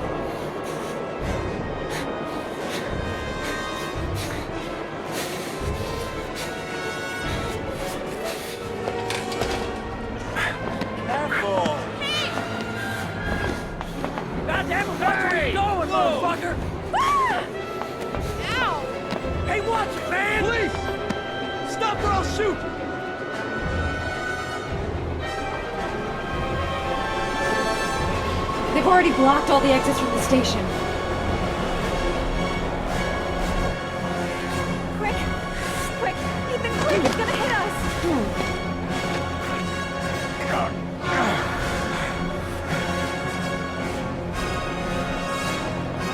Think of something fast. Anything.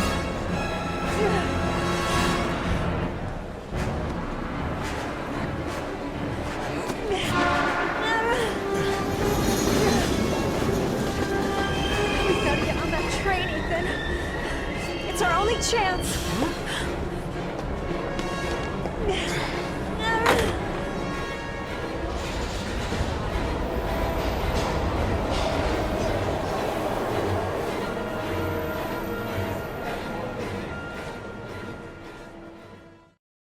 Less than an hour ago, we heard from the police who have identified the man thought to be the Origami Killer. Ethan Mars, father of the kidnapped victim Sean Mars, is on the run and should be considered armed and dangerous. A police manhunt is now underway, and they hope that they will soon be able to announce the apprehension of this dangerous lunatic.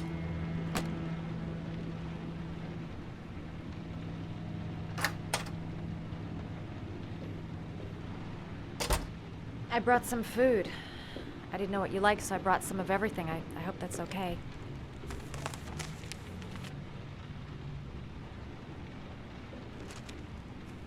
Why are you helping me, Madison?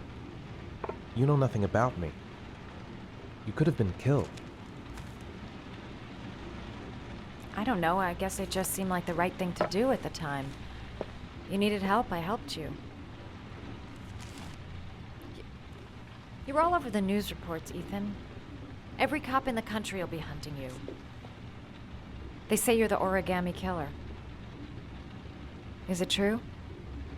Are you the killer, Ethan?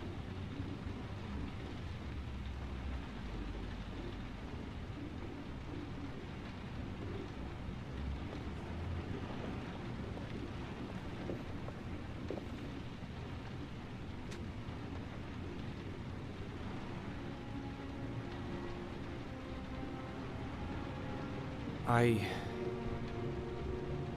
sometimes have these blackouts. Times where I don't know what I'm doing. As if I'm someone completely different. The only thing I remember afterwards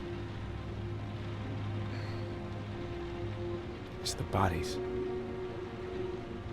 The bodies in the water. Why are you hurt, Ethan? Why were you in that apartment?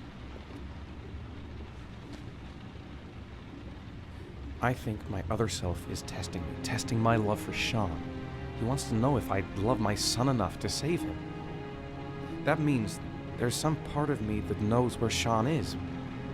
But the only way to find him is to go through these trials.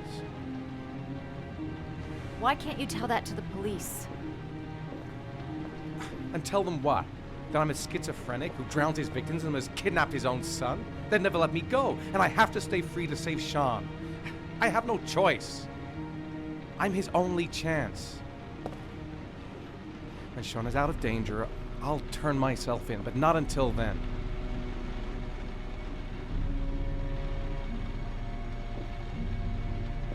You can't keep going like this. You're destroying yourself, Ethan. Finding Sean is the only thing that matters. There has to be another way. You don't understand. Time is running out. Sean will be dead in a few hours. I have no choice.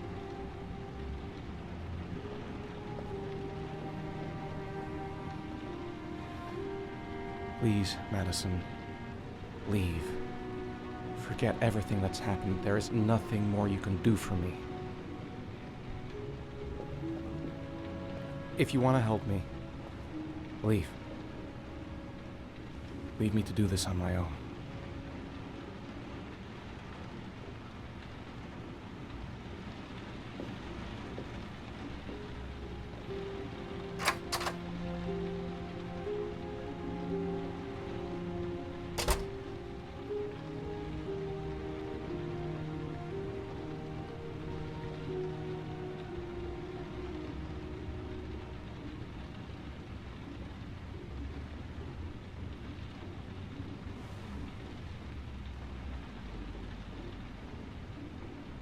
I don't have much time. I've got to find my son before it's too late.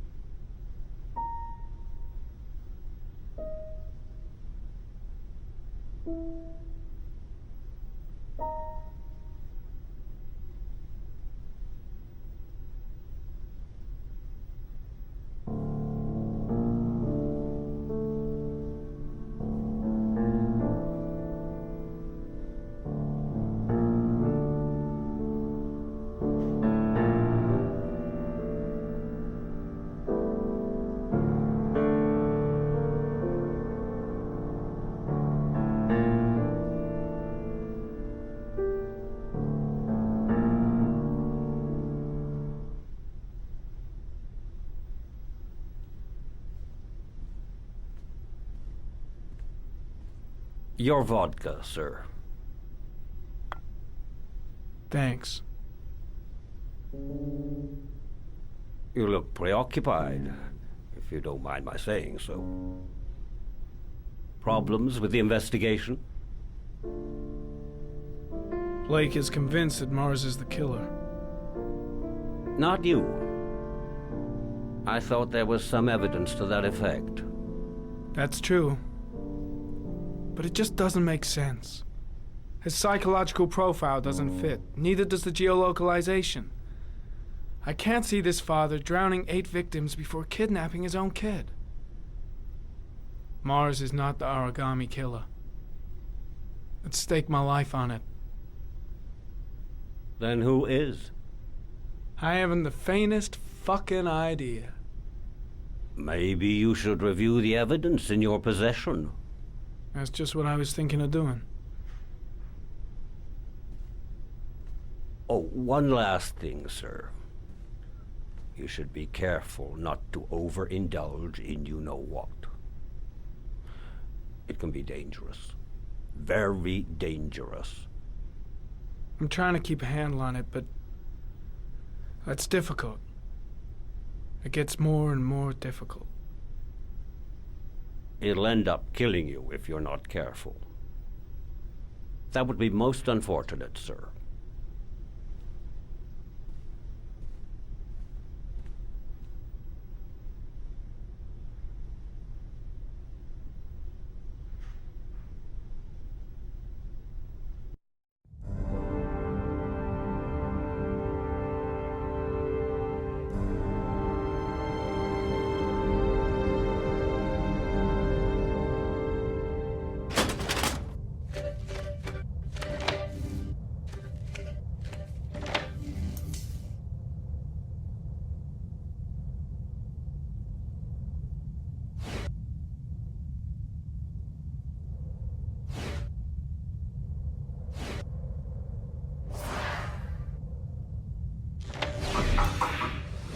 Well. Looks like there's something new. The video recording from near the park on the afternoon Sean Mars disappeared. I doubt there's anything on it, but you never know.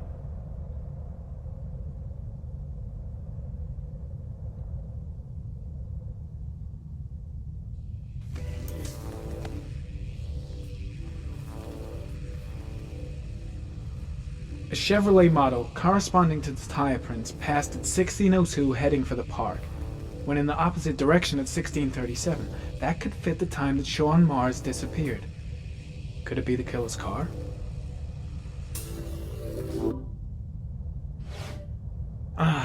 Pity we can't see the driver's face.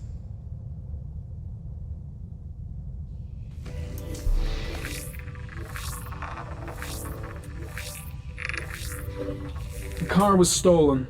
Let's see. A certain Jackson Neville was suspected of stealing it, but the charges were dropped. Not enough evidence.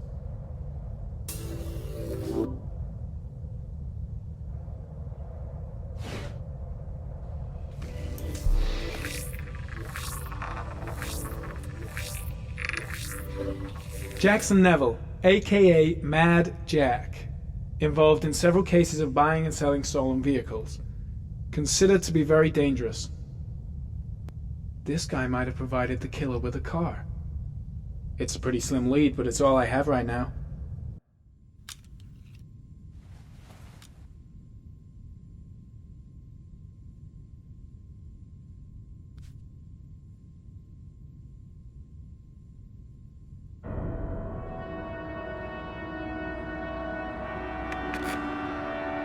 Oh, one last thing, sir. You should be careful not to overindulge in your walk. It will be dangerous. Very dangerous. Shit, it's coming. Trypticane. The tube is on the bedside table. All I need is to take some, and the pain will go away. I should resist. This is gonna kill me. I know I can resist. I just need to stay in control and do something until it goes away.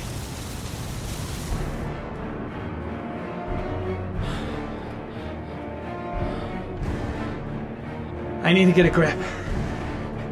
Give it some time to pass.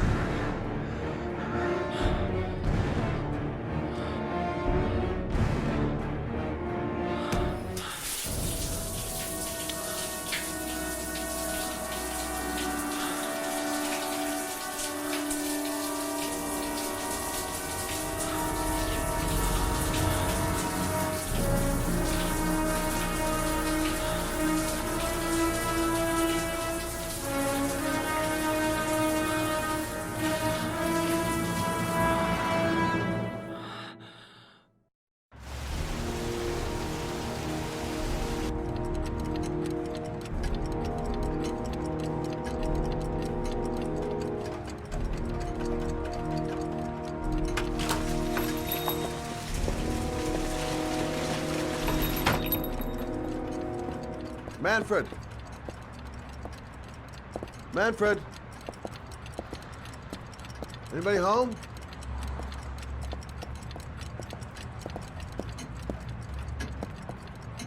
Hi there, Manfred. Who is it? Scott. Scott Shelby. Do you remember me? Scott? Scott! Oh, yes, of course. Well, Good to see you. How long has it been? Oh, about 10 years, I guess. At my age, time means nothing anymore. I repair clocks, but I try to forget about time. How about you? Are you still with the police? Oh, no, I quit. I'm a private investigator now. This is Lauren. She's a friend. Hello. Oh, hello, young lady. Well, this calls for a celebration. I've just the thing. Wait there. I'm sure I saw a bottle of scotch around here somewhere.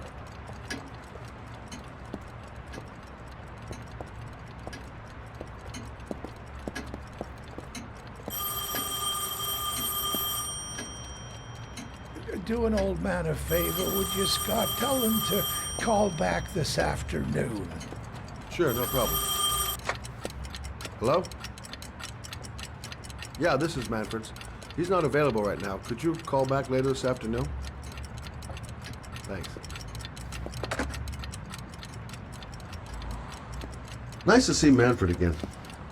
Just like old times. Well, to old friends.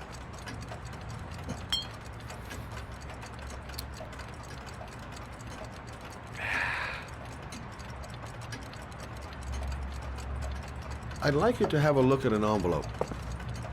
I thought maybe you could tell me about the typewriter that was used to type the address on it.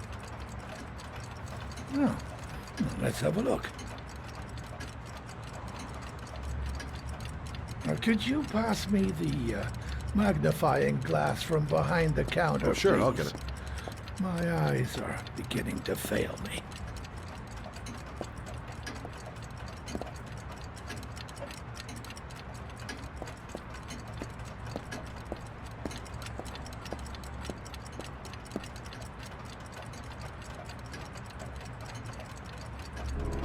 Thanks. Well, let's see what this envelope has to say for itself. A Royal 5. Yes, the shape of the T's and the F's is typical of that model. Produced between 1907 and 1924. Yes. No doubt about it. It's a Royal 5.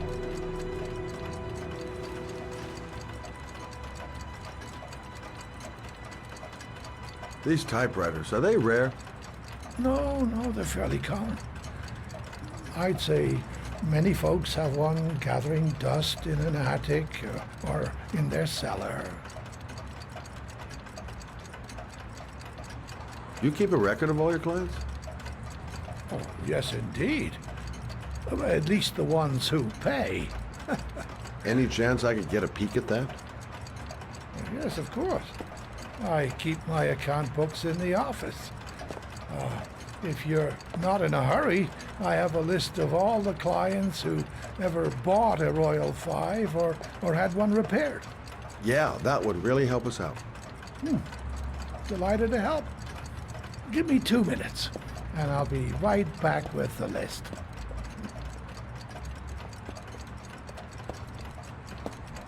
Do you think the killer's been here? If he has a 1920s typewriter, he may have needed Manfred's services to get it fixed. We'll know when we get the list.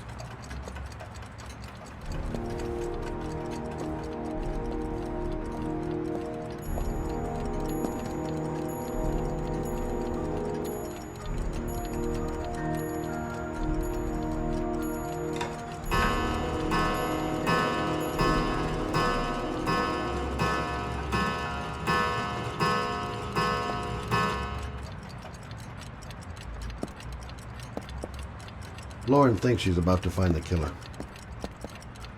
I'm afraid she's going to be disappointed. The killer's name might be in Manfred's papers. Been a while since Manfred went into his office. I should take a look. Hello? Manfred! Hello? Your call is lodged, sir. A police car will be there in a few minutes. I need to know who you are, sir. Sir? Hello?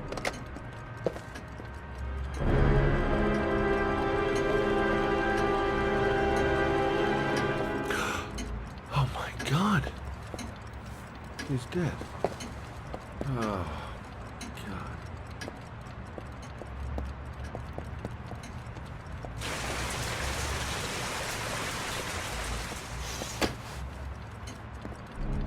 Scott? Oh my God. What are you doing? I'm calling the police. The killer has already called the police. I think he wants us to be his scapegoats. We gotta get the hell out of here. What do you mean? We have nothing to do with his death. We were just here when it happened. Look, we're running out of time to find Sean Mars. The last thing we need is 24 hours in a police station explaining this whole thing. Well, so what do we do?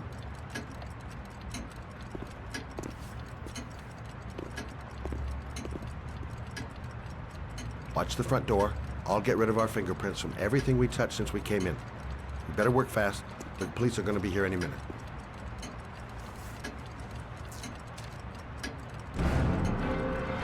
What are you doing, Lauren? If someone comes in, we're going to be in trouble. These are Manfred's account books. He must have been looking for owners of oils when he was killed. Forget it. We got to get out of here fast.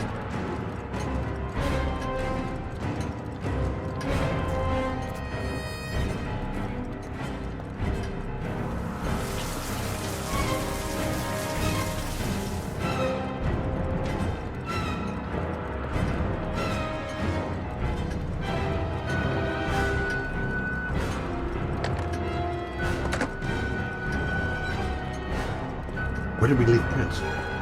Gotta remember. Fast.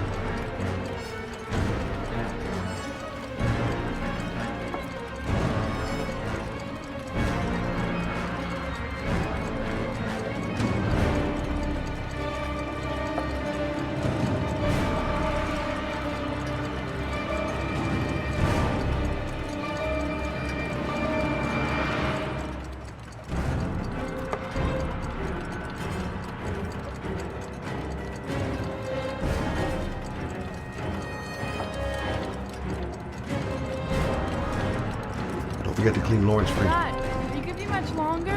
The police will be here any second. I'm almost finished.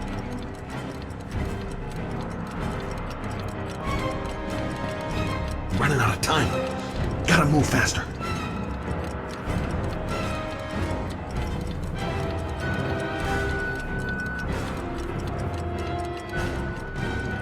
That's it. We're done. You get all the prints?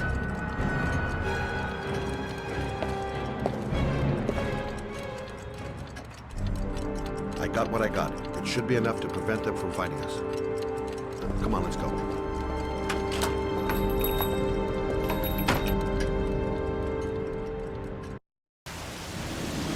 Where are we going?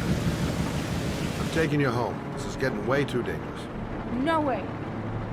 We're partners, remember? We had a deal.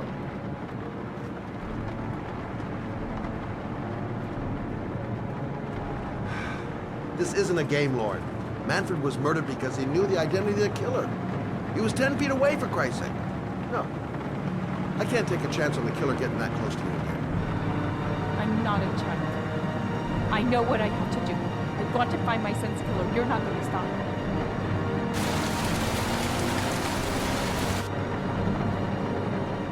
You're gonna be a good girl. You're gonna go home and let me get on with my investigation.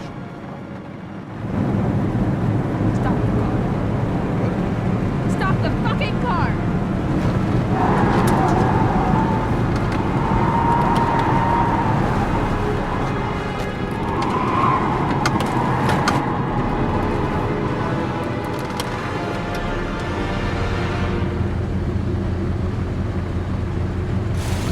You're not gonna help those bastards kill my son. I'll do it on my own.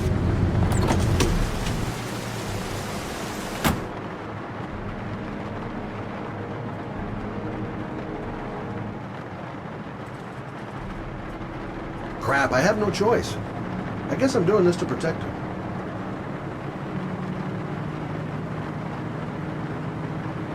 Such an idiot. I better catch up with her. I can't just leave her like that. She'd do anything to find the guy who killed her son. It's all my fault. I should never have let her come with me. This girl's stubborn as a mule. She doesn't let up, with or without me.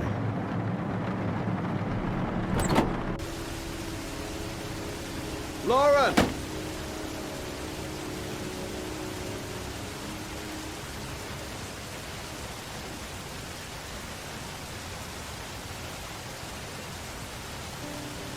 I miss him. Miss him so much. Do anything to hold him once again in my arms.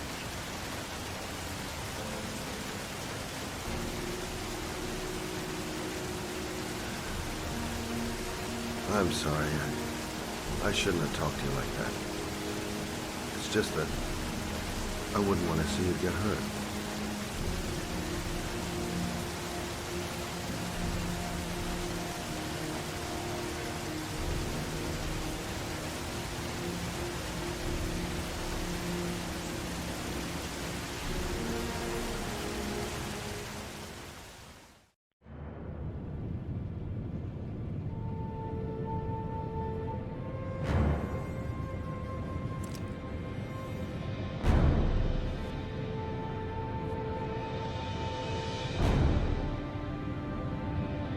He opens up, I shoot. I get the hell out of there and I don't look back.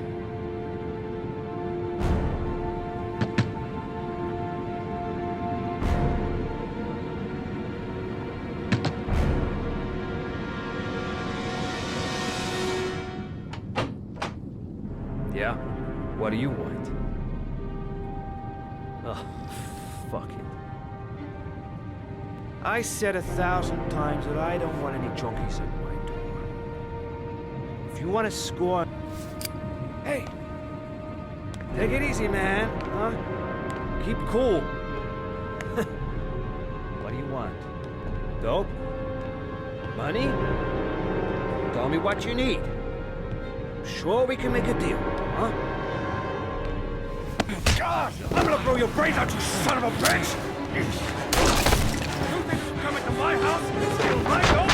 You're gonna shoot up in hell, motherfucker! Will you stop fucking moving? No one hide, junkie asshole!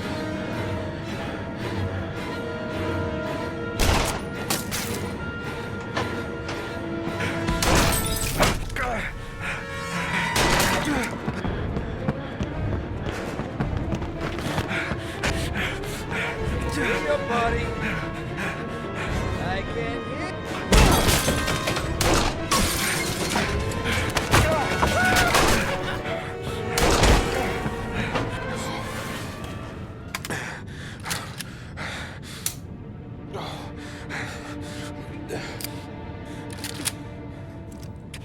Hold it, man. I give you whatever you want. Got dope? Got cash? You want some dope? Please. Please don't kill me, man. I got children. These my girls, see? This one's Sarah.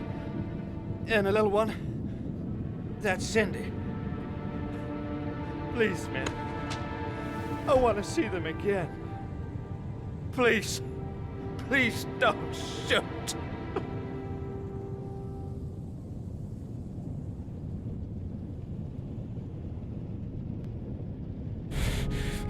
I'm a father, too.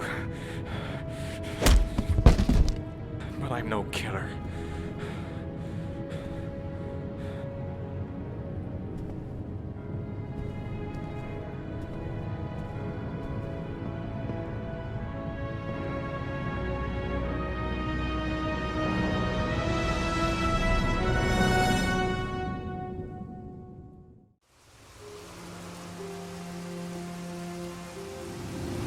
Matt, it's Sam.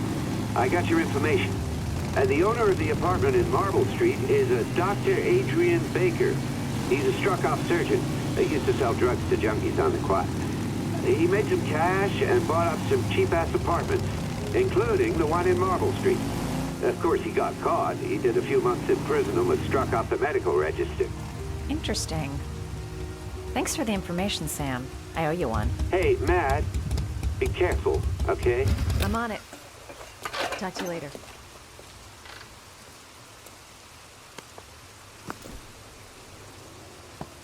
The owner of the apartment where Ethan cut off his finger lives here. It's not much of a lead, but it's all I've got. Gotta find some way to get him to talk about the Marble Street apartment. I'm gonna act all doped up. I hope he goes for the bait.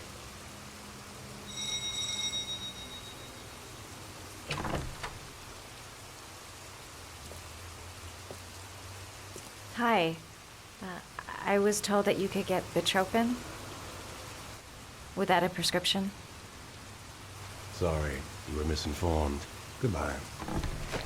Hold on. I really need your help here.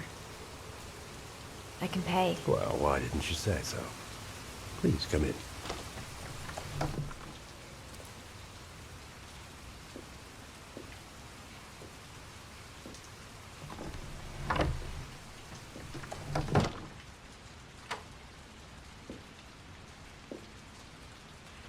So, you're looking for Bitropin, my dear?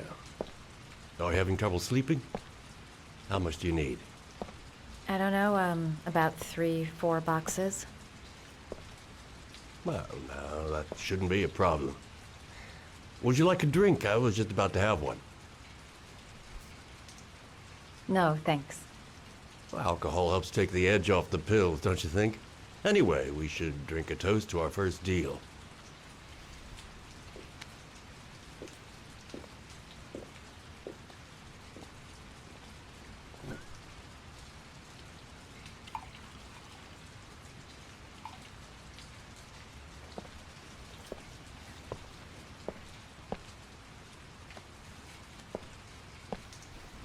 I haven't seen you around here before. Who told you about me?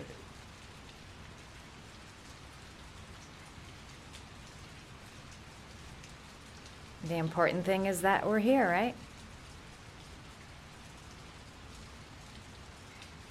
I heard you had some apartments for rent. I'm looking.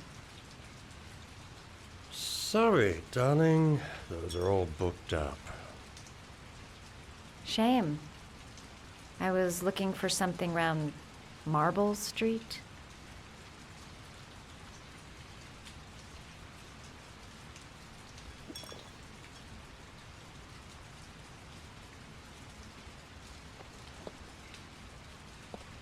You're not drinking?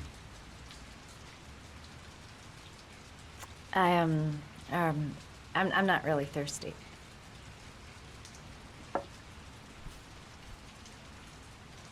I'll get your prescription. It won't be a moment. Wait here.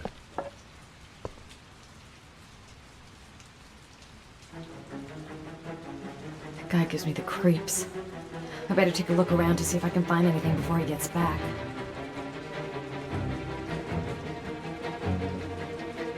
Could the doc be the Origami Killer? There's something about the way he looks.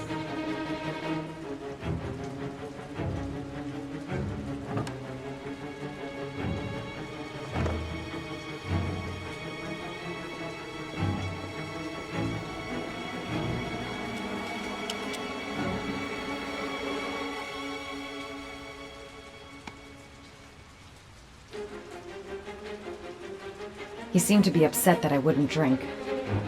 I get the feeling I did the right thing.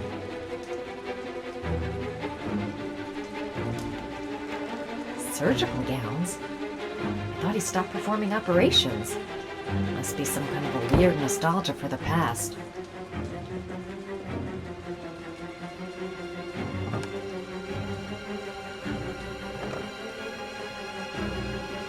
Don't make a sound. He's near.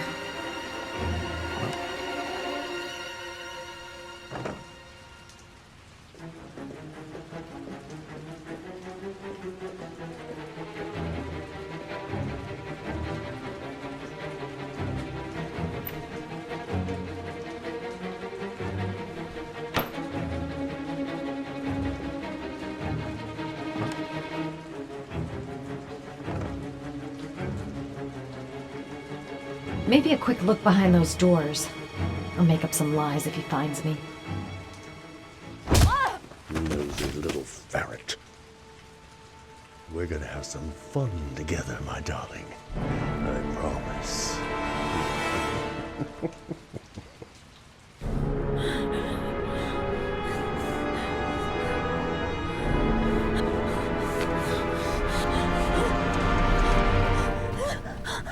Ah, say hello to Matthew. He claimed he had come to the census. Another one of those goddamn government spies. So, you're interested in my Marble Street apartment. I rented it to my friend Paco, if you must know. I have no idea what he does there. Maybe that's where he fornicates with his dancers from the Blue Lagoon. To be honest, I don't give a damn, just as long as he pays his rent, he can do whatever he likes. But enough with the chit-chat. I miss surgery, you see, so I take every opportunity to practice. I don't have any instruments here, so I use whatever comes to hand. I hope you won't hold that against me. Hold up. This might sting him.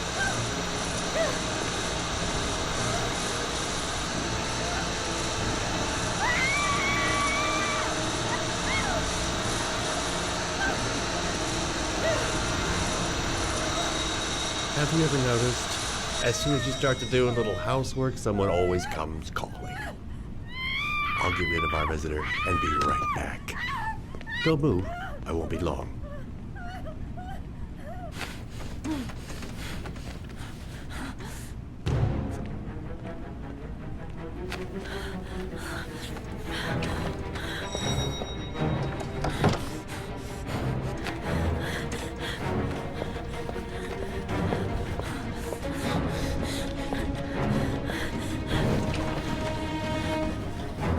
Hello, sir. I've come to bring you the word of the Lord in the form of these magnificent Bibles, which I will gladly leave with you in return for a contribution of only $5. No thanks, I'm on it. Come now, sir. I cannot believe the word of the Lord is of no interest to you. We, his humble flock, should walk in his steps.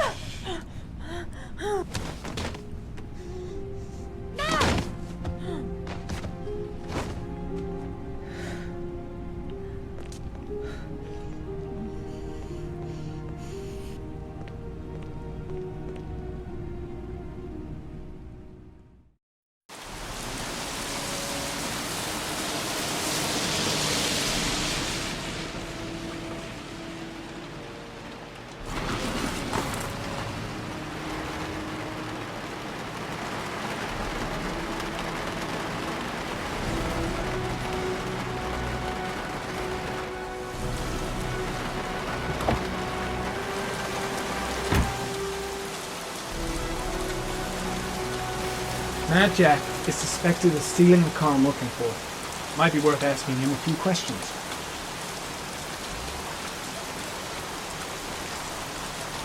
Can you stop that thing?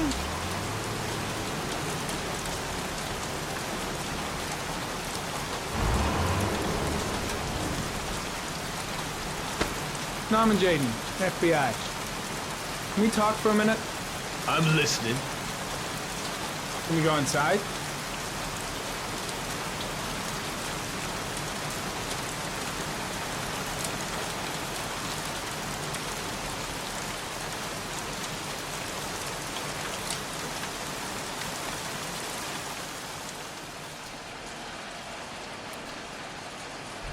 I'm looking for the owner of a blue Chevrolet Malibu 83.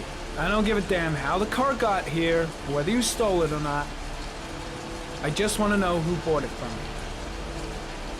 Sorry, man. Don't ring a bell. I got a real bad memory for names.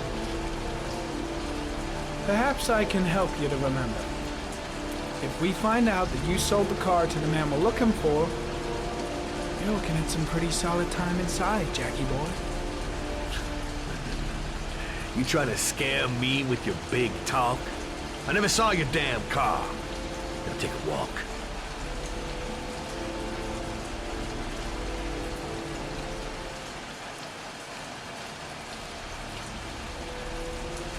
Not much help, this so-called Mad Jack. He's either clean as a whistle, or else he's got something to hide. Feeling sick, got the sweats, hands are shaking. Hope this works out all right.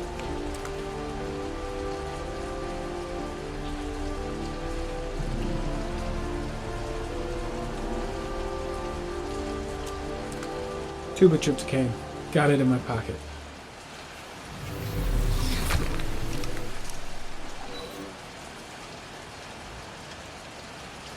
Fingerprints. Probably Mad Jack's.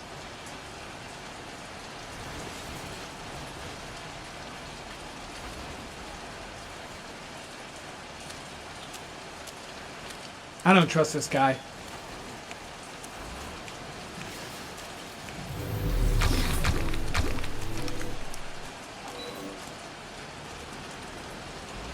Size 10. Most likely a visitor.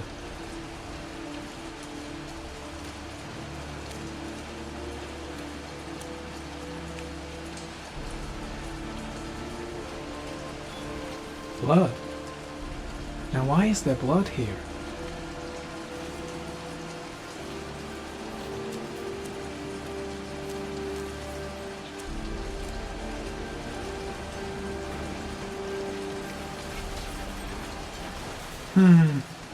Not the car I'm looking for.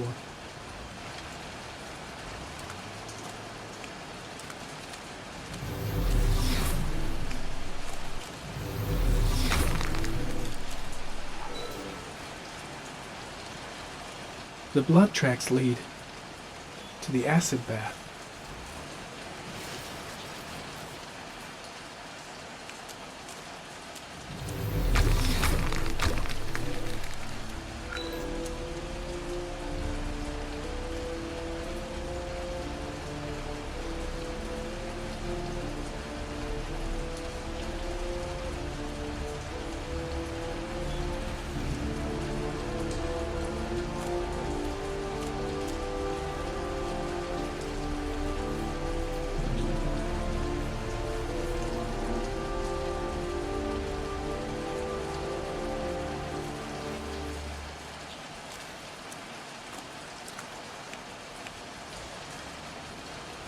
Size 10.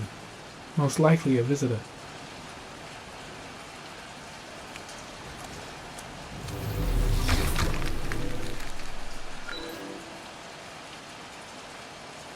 Not the right car either.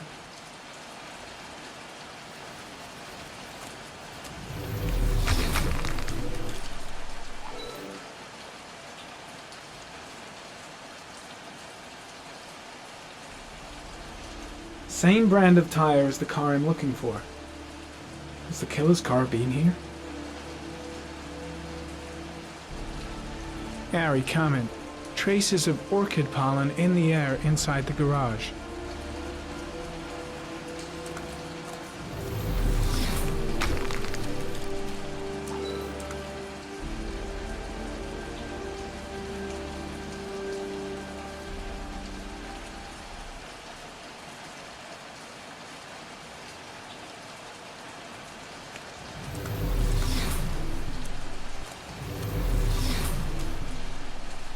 Few traces of blue paint, same tire tracks. No doubt about it. The killer's car was here.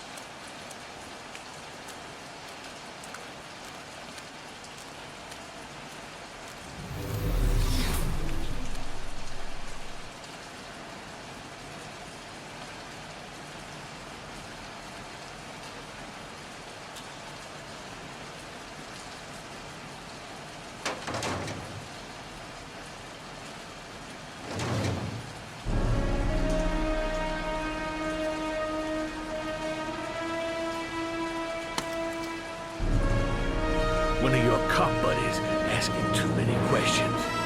I had to solder up his little mouth. Hands on your head, pig. I ain't got time to be playing around with you. Let's just get you out of sight and finish you off.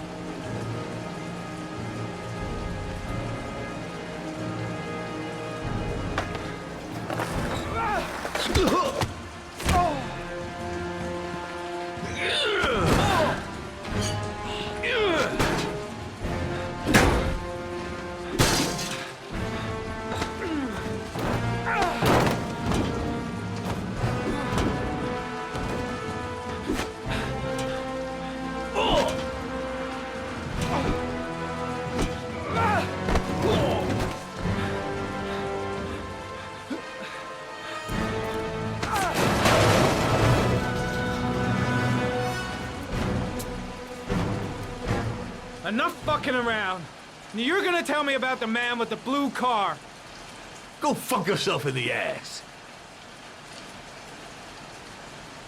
Damn! You out of your motherfucking mind, man? Oh, shit, Jack. Ain't nothing to it. Just a little bit of self-defense. Page 1 of the police manual. Kill or be killed. Whoa, whoa, whoa. Stop. Enough. I'm starting to remember some things. You be cool. I'll tell you the tale. No, I don't know nothing about the guy. He wanted me to get rid of his dirty car, get him a new one with false plates. He paid cash, and I ain't the questioning kind. Said I was supposed to drop the word to a guy named Paco down at the Blue Lagoon when the car was done. Now that's all I know. We'll continue this discussion down at the station. You're under arrest. You have the right to remain silent. Anything... Shit, not now. Anything you say can and will be... Hey, you look like you got a problem, man.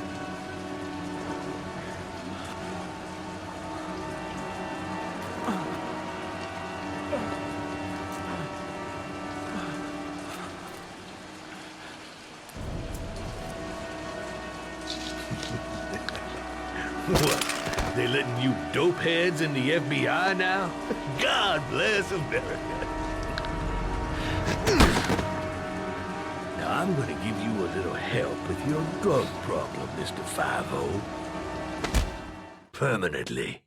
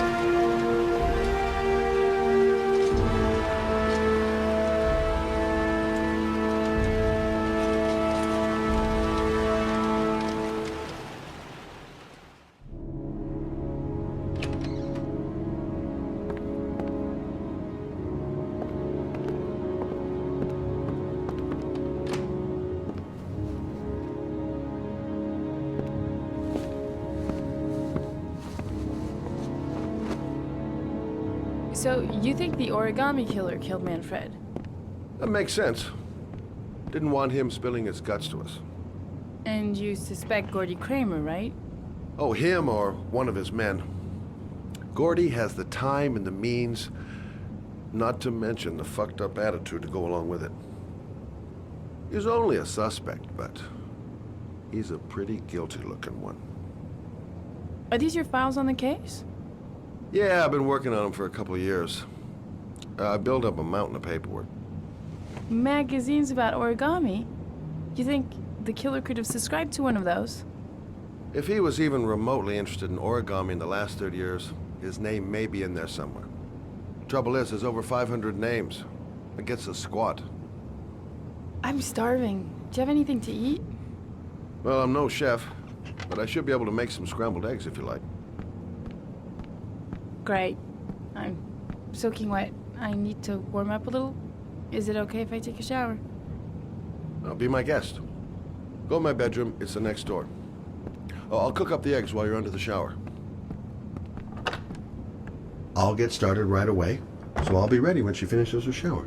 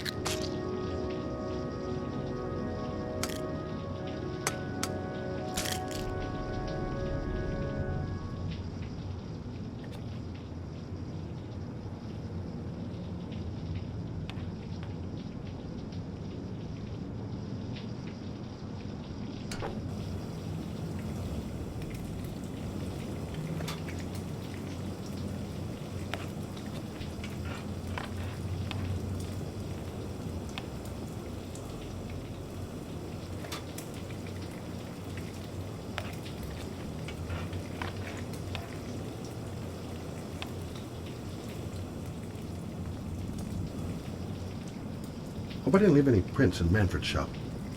The last thing I need is to have to start explaining things to the cops.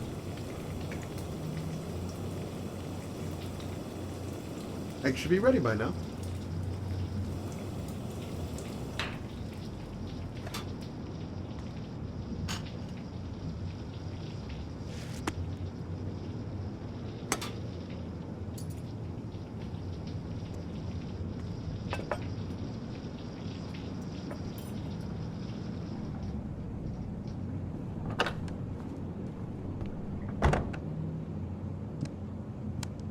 I took the liberty of borrowing your bathrobe. Looks better on you.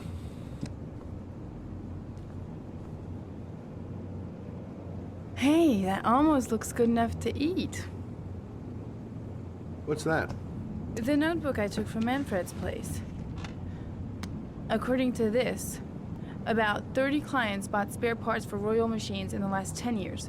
The killer may be one of them. Oh, you know, checking out the alibi of 30 clients, one by one, that's a lot of legwork. Except that if we cross-check them with the list. The list of subscribers to Origami magazines. You still got that, right? Yeah, of course. Lauren, wait.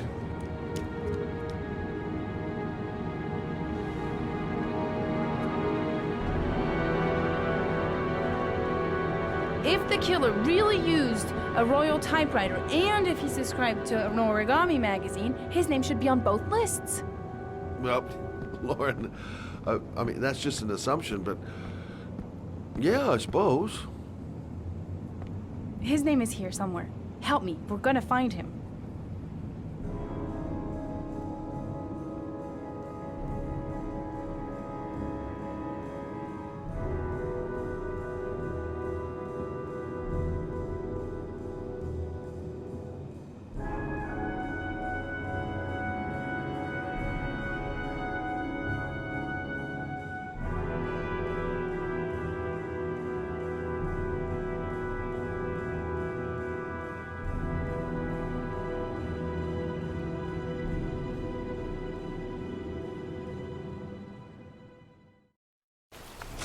The only guy whose name was on both lists died when he was 10.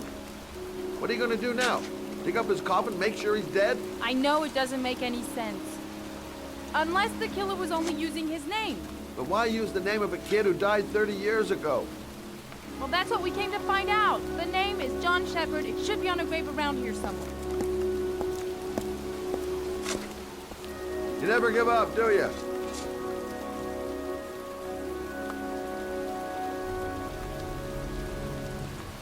It's cold. It's raining. I'm standing outside getting soaked. Oh, how I love my job.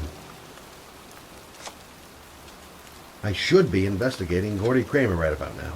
And here I am, standing in a cemetery in pouring rain, looking for the grave of a kid who's been dead for 30 years. This girl knows her mind all right. No point in trying to reason with her. I hate cemeteries. They depress the hell out of me. She's convinced she's onto something.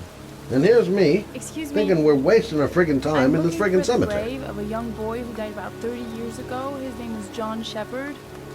You wouldn't know where it is by any chance. The children's graves are in the next plot. Thanks. The sooner we find that grave, the sooner we can get the hell out of here. Gotta hand it to her. That girl is one really determined chick.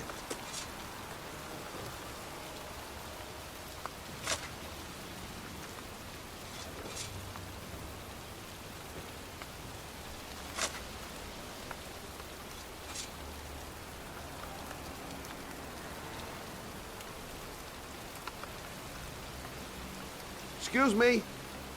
I'm looking for the grave of a boy named John Shepard. Straight ahead, a little further on. Thanks.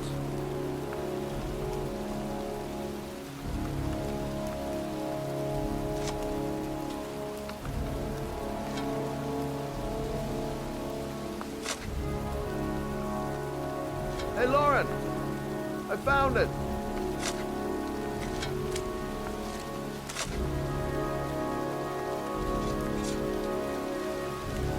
Origami figures. That's one hell of a coincidence.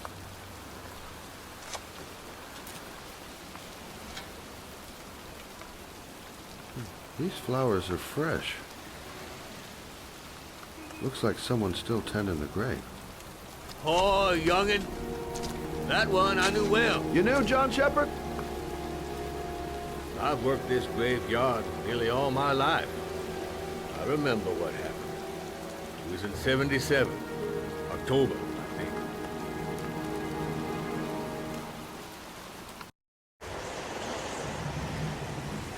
Yeah, good for nothing hoodlum. Get the hell out of here! Jayden! You lousy, no-good brats! Come back when your fucking mother comes home from work! He's drunk again. What are we gonna do? It's pouring rain. We're gonna get soaked if we spend a day outside. Well, at least you won't get beat. Little rain never hurt nobody. Come on, let's go play. Bet you can't catch me!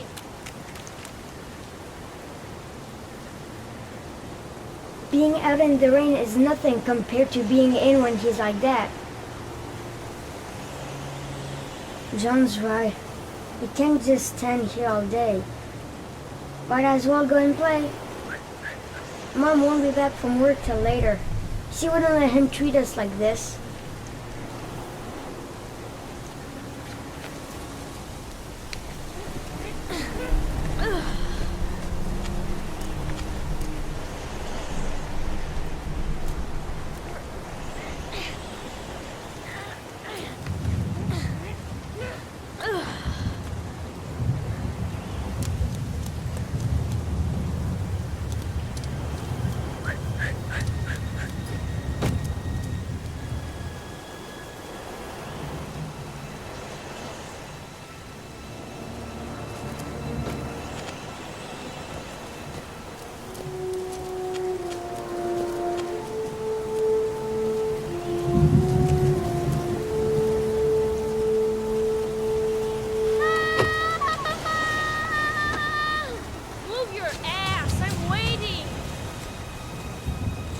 John is going too fast. Come on! Watch your head!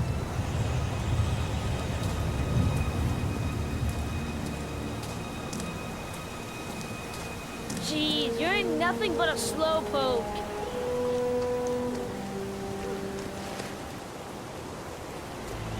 Bet you can't do that.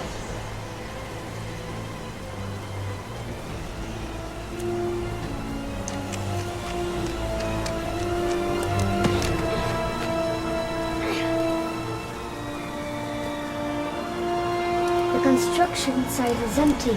Makes for a great playground. Jeez, you're nothing but a slowpoke. Come on, loser.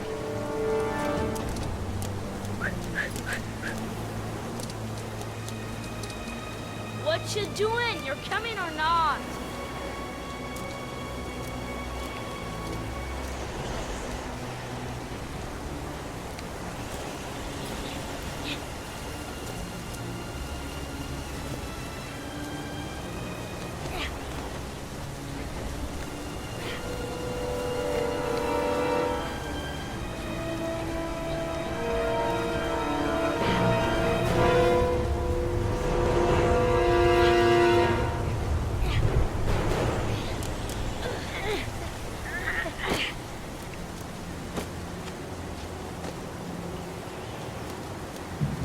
I think he went down here.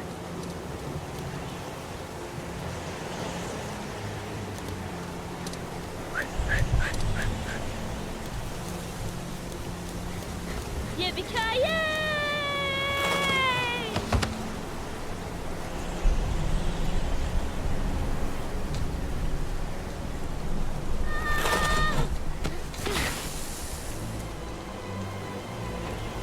You don't need to do this because it's too hard for you. No chance, I can do it all right. Just you watch.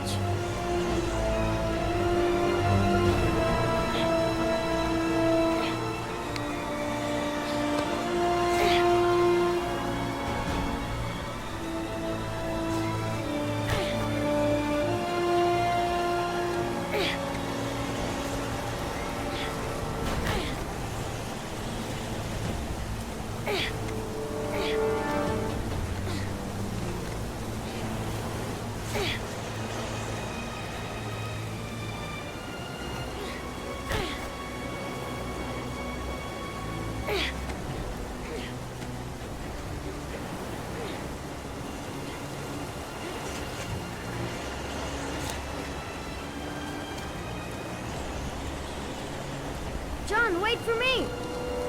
Get a move on!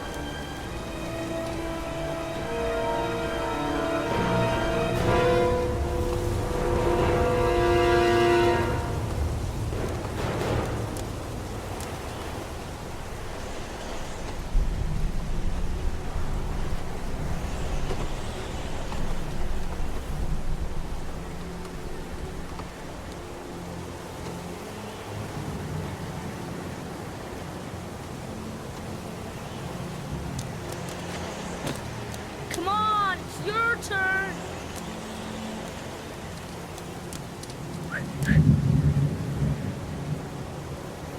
No way I'm scared. It's as easy as pie.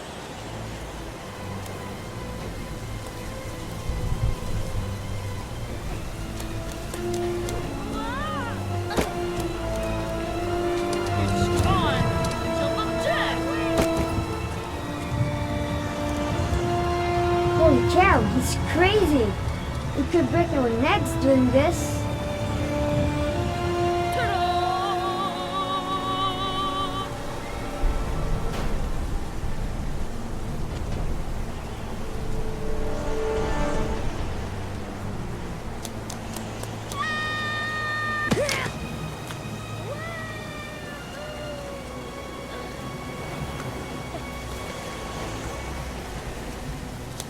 Whoa!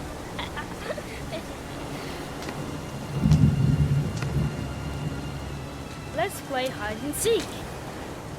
You go and count to 20 and try to find me, okay? 1, 2, 3, 4, 5, 6, 10, 14, 16, 19, 20.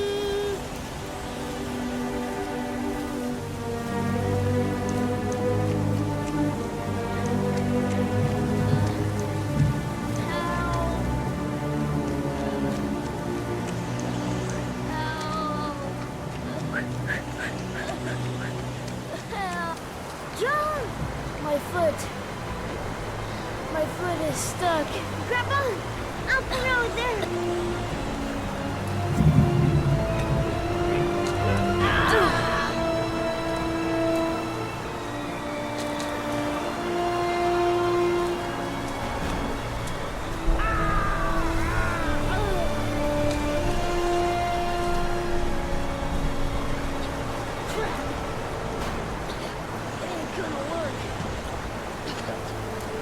What are we gonna do? Hang on, John! I'll get help. Just hang on. Go on, hurry! I think the water's rising.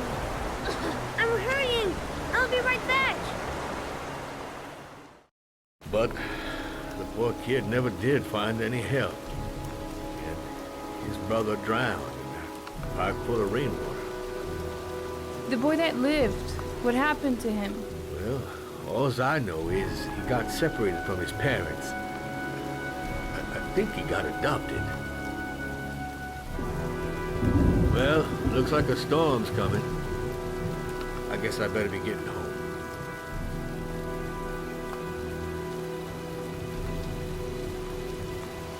Christ, what a horrible story. John Shepherd drowned in the rain while holding his brother's hand. Do you think he could be the Origami Killer? Come on, let's get back in the car.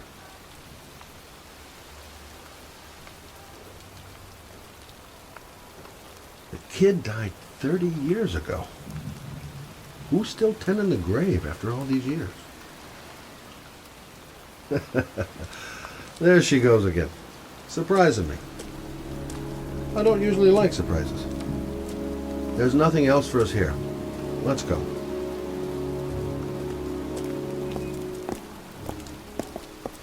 Wait, What's the matter? that man over there. Yeah? It's Charles Kramer. Gordy's father? What's he doing here?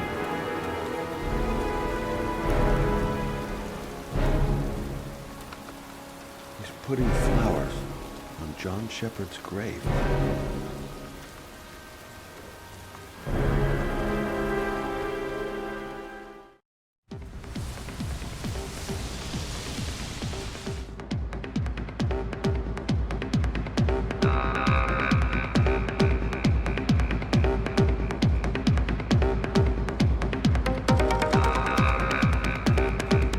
Paco Mendez. He's the guy who rented the Doc's apartment on Marble. Marble Street. I better be careful.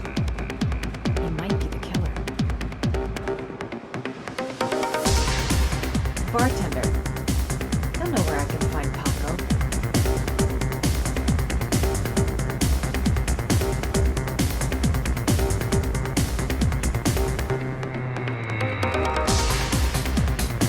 If this Paco is one of the buddies of Dr. Death, I better watch my step.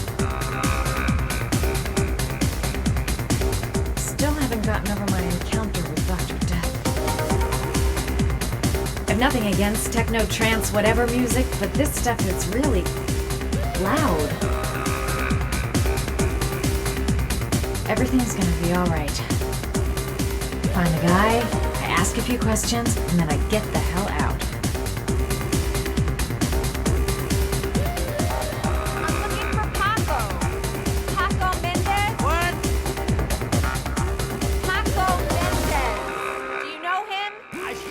He's the boss. He's over there in the VIP lounge. Okay, thanks.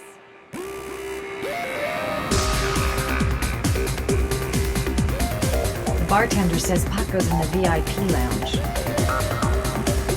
A section reserved for select guests. Shouldn't be too hard to find.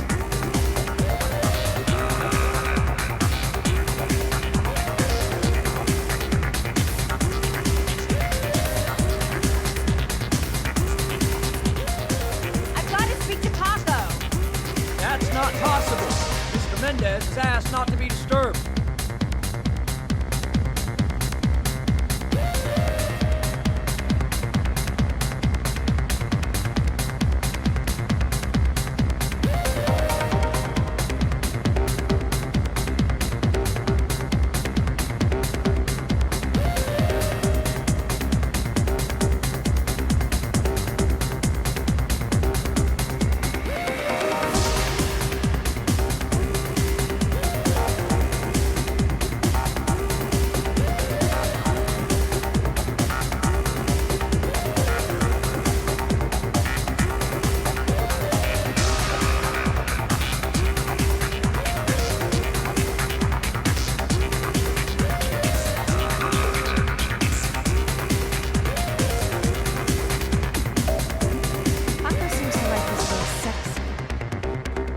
Sexy in a kind of dumb way.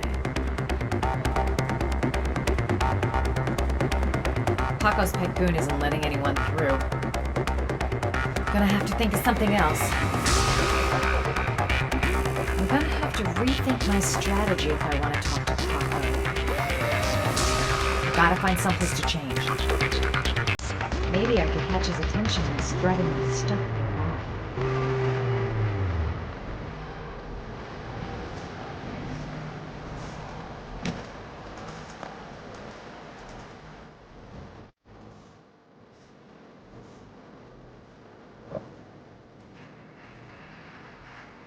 Time to play the sexy girl.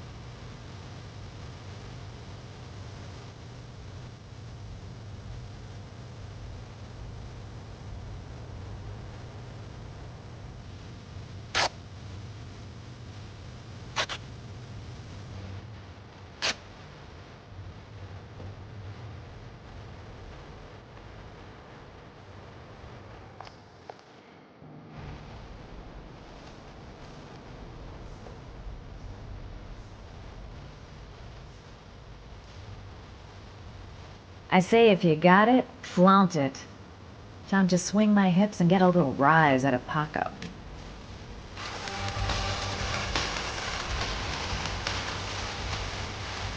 Actually, I might do anything for a little bit of information.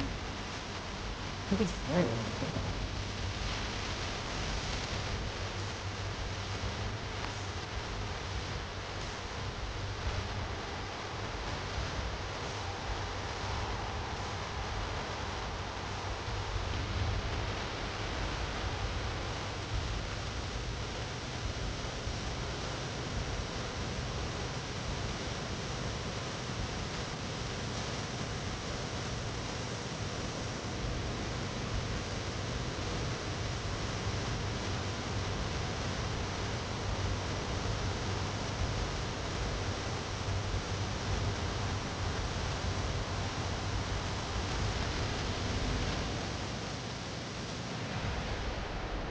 Hey, you!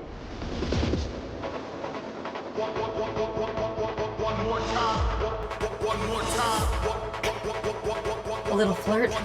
A little tease? How hard is that? Bingo! Nice one, Matt. Sorry, lady. Invited guests only. I don't need to work It's your lucky day, sweetheart. The boss wants to invite you to his table. A little bit special. Hey, thanks for accepting my little invitation. You new around here, hon? I think I would have noticed you before. My name's Paco. Are you? Madison. I'm Madison. Ah, I like the way you move, Madison. You're making me all hot under the collar. Maybe we can continue this conversation somewhere more private. Oh, cool, baby. Yeah, come with me.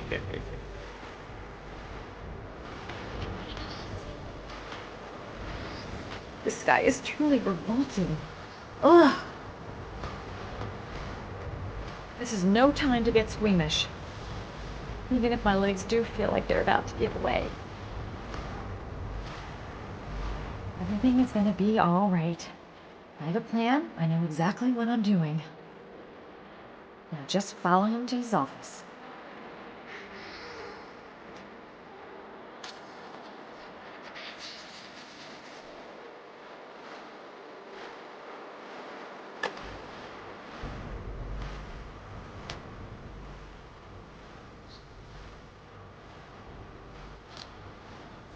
I go in, and we can talk to the gun, and then get out of there before I get into big trouble.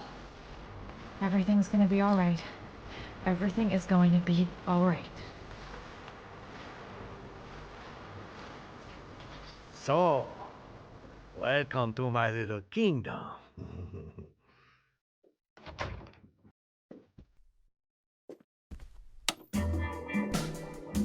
I'll take that. Just get in the way of the good things, sweet cheeks. So, show me what you can do. Take it all. Slowly. Take it all on, baby.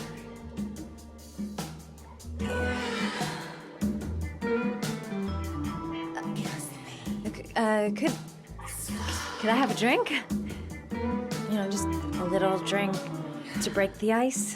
Oh, we already broke the ice. Let's get wet. Come on. Do your thing, girl.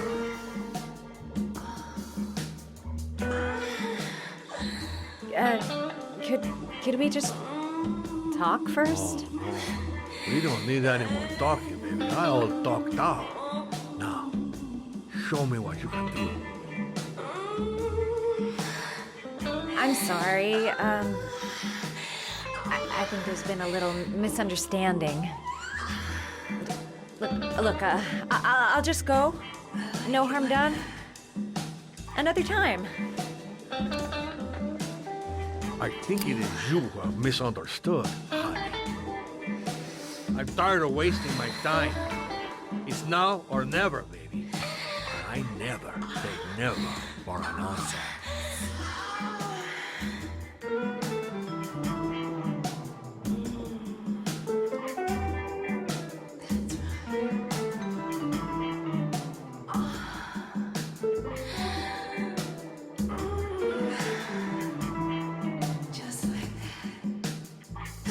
lamp. If only I could find some way to grab it. Oh, I know!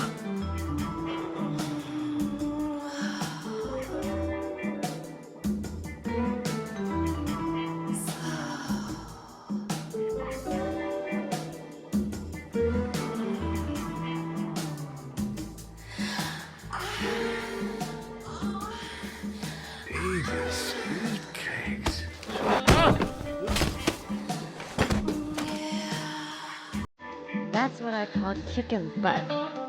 You go, girl.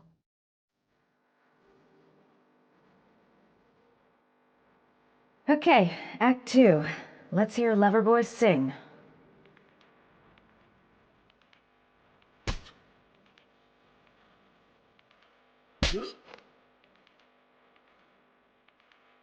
Ah!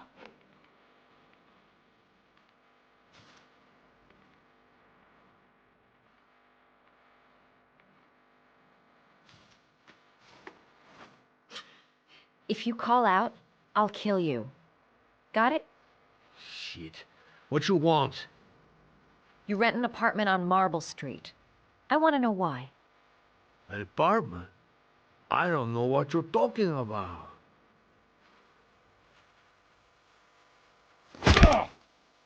You fucking bitch! I'm gonna kill you! You haven't got the balls, lady. But you're gonna know balls when I catch up with you.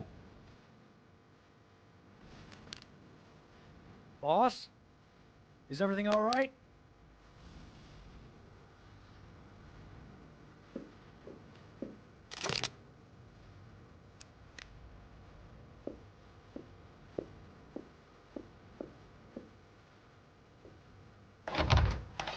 Yes? Where's Paco? I'm sorry, he can't come to the door right now. He's all, tied up at the moment. Oh. I see.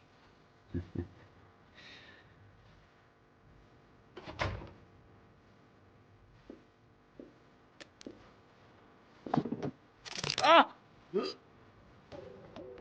If you value those prized balls of yours, Paco, then it's time for you to talk. Oh! Ah! What you doing? Stop it!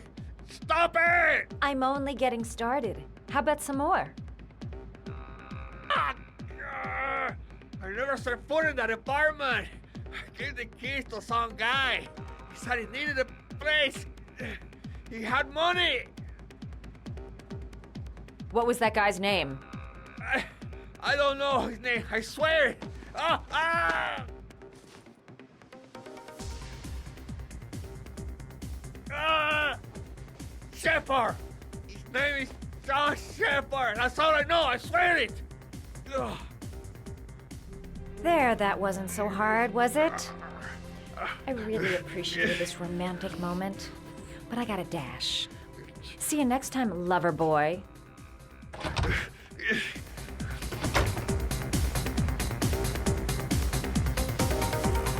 The name he gave me. John Shepard. Could that be the name of the killer? Guess it's time to get out of here. How about that? You didn't do too badly now, did you, girl? Next time he'll think twice before he takes a cute chick up to his office. Well, that was a pretty good way of getting a guy to spill his guts.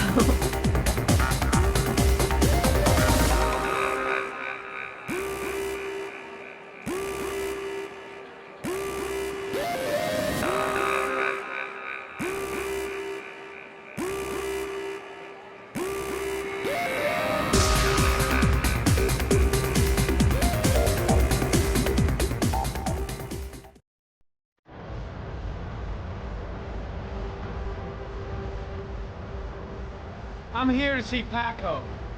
Paco? There ain't no Paco here, fella. Get lost. Are you absolutely certain? He's in his office. Take the stairs over there.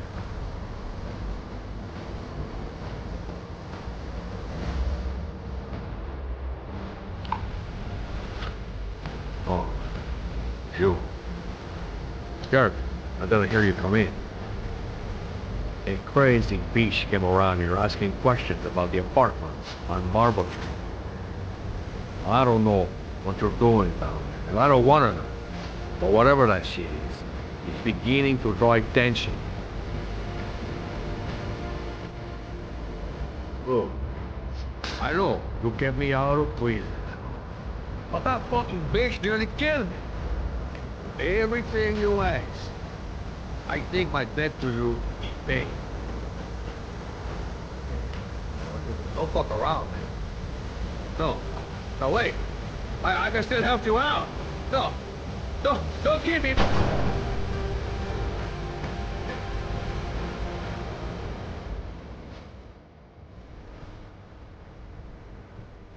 No time to waste. Gotta find Paco.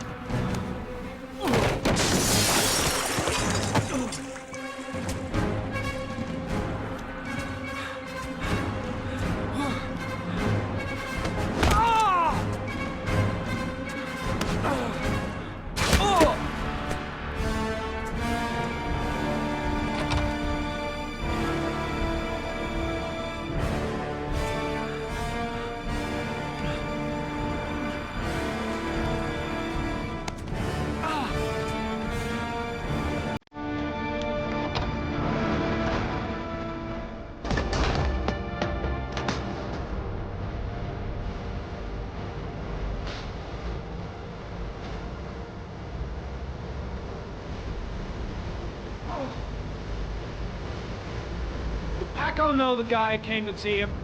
Sorry, I don't speak cop.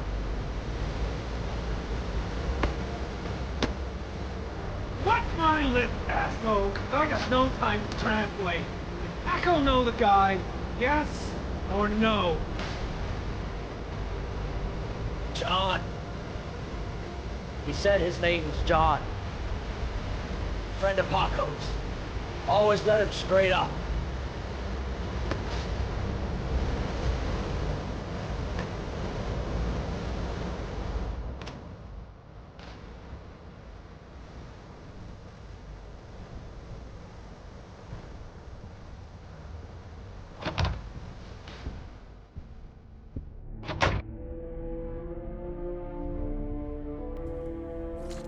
He could have killed me. Why didn't he? The suspect dead. Someone tries to kill me. On the right track, do you think? Shit. Looks like a dead end. Road to nowhere.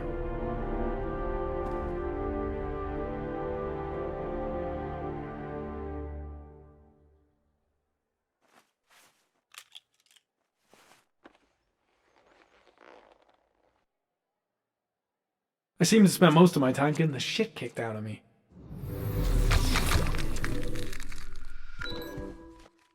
His coat pocket. I tore it off during the fight. 2 receipts from the same gas station. Interesting.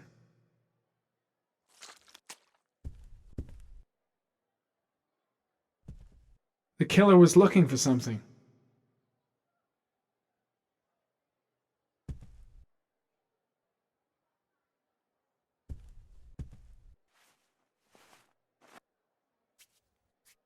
.45 caliber.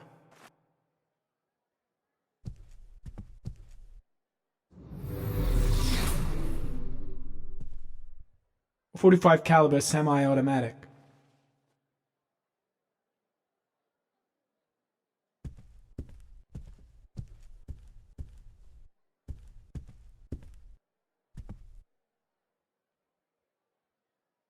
Paco Mendez was no saint. His rap sheet reads like the telephone book.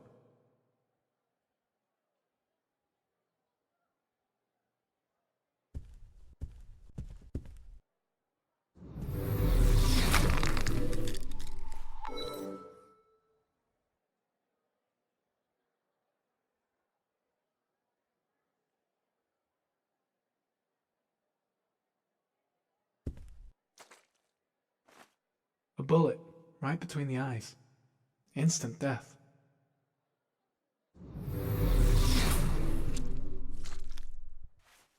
Orchid pheromones. The fucking Origami Killer.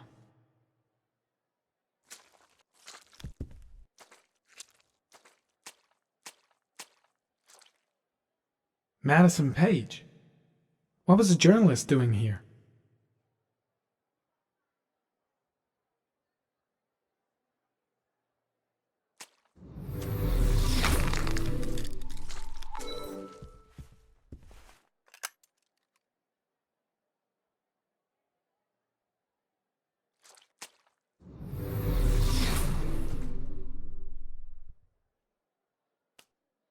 Madison Paige? She may be a witness.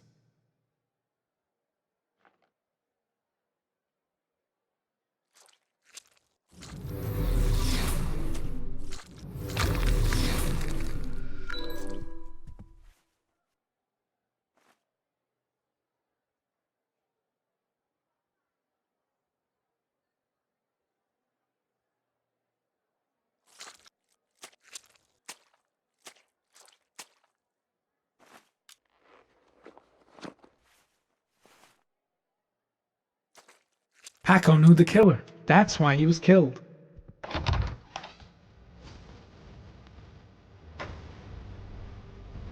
Gotta go. Need to think about all this.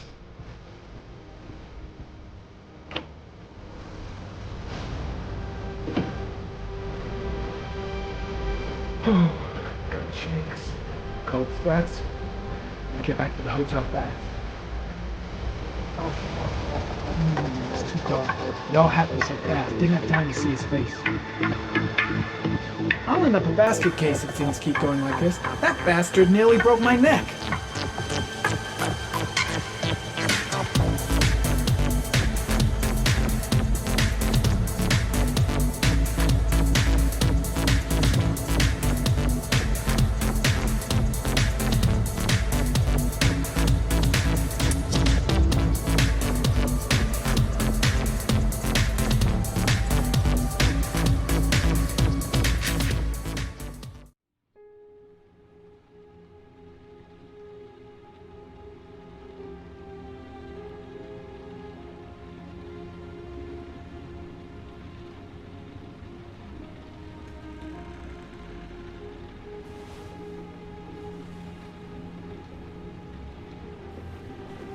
Ethan, are you all right?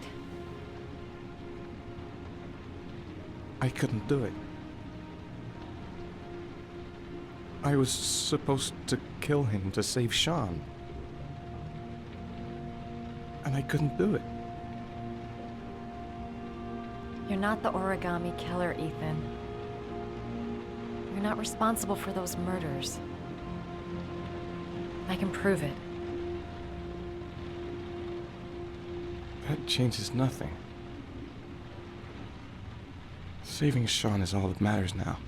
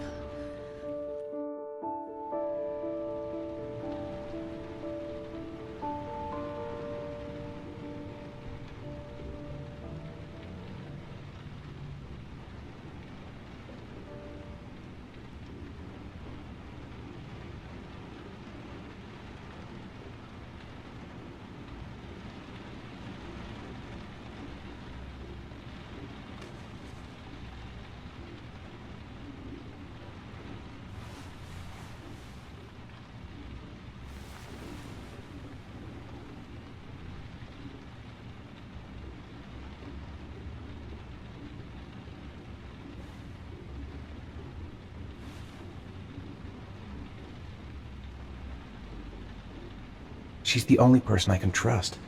But now I have to be alone to do what I have to do. Things might have worked out between us, if circumstances had been different. Only one more origami figure. Then I find my son. I've already wasted too much time. I've got to get through this last trial. She's still asleep. No goodbyes, no explanations. I'll just leave before she wakes up.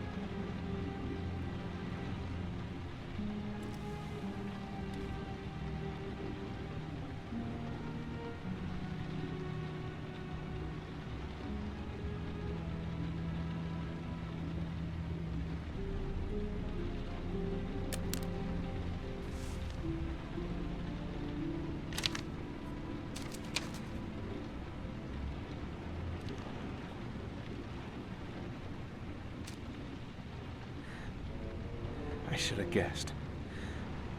All this time and I had no idea. Ethan, what's the matter? I thought I meant something to you. Listen, You're a pretty good nurse for a fucking journalist! Ethan, I wanted to tell you, but... What kind of article were you gonna write? My life with a serial killer? No. How I caught the Origami Killer. Maybe you'll get a book deal. I hope it was fucking worth it! Ethan, it's not what you think. You lied to me, Madison! All this time you fucking lied to me! I thought you wanted to help me, but you're only thinking of writing a fucking book!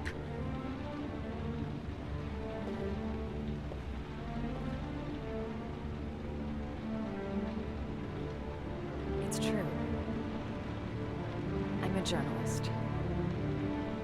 And I knew that you were the father of the boy who had disappeared, and I wanted to cover the story. But then I saw what you were going through to save your son. And I understood how much you love him. I wanted to tell you the truth, but I couldn't. I was afraid that you may not believe me. I was afraid that you'd ask me to go. All I want is for you to find your son alive. And when it's all over, I want to be with you.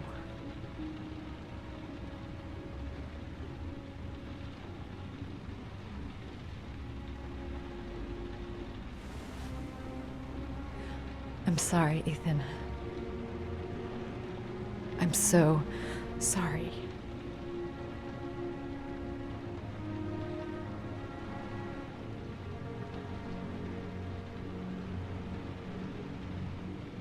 You're leaving, aren't you? It's the last origami figure. The last letters, then I'll know where Sean is. Take care, Ethan. I can't lose you now.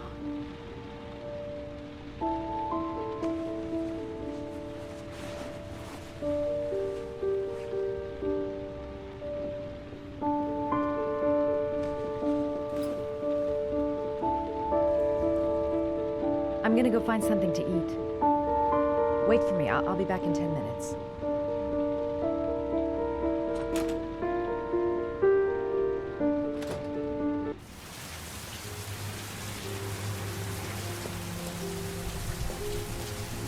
gotta find his son. And I think I know where to start looking. We'll find his son and prove he's innocent. I'll be able to help him now that he knows who I am. I was so afraid he wouldn't believe me. Wrong move, idiot. I should have admitted everything earlier. I think I'm starting to fall in love.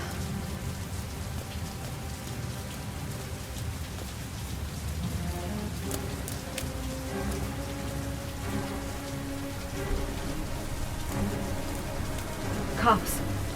They're looking for Ethan. It looks like a raid.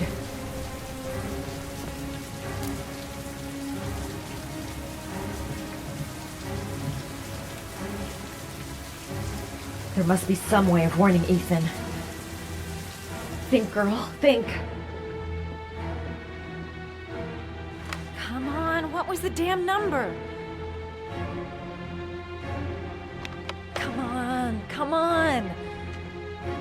Pick up the phone. Hello? The cops. They're in the motel. You've got to get out of here.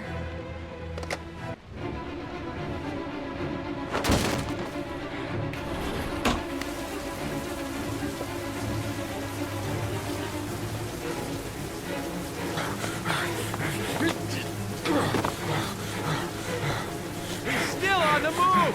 Get him! He's making a run for it! He's on the balcony!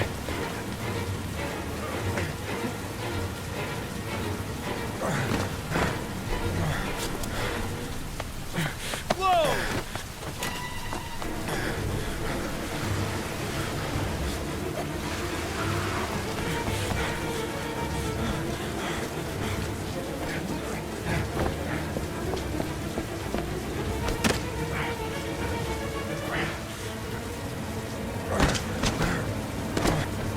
Don't move!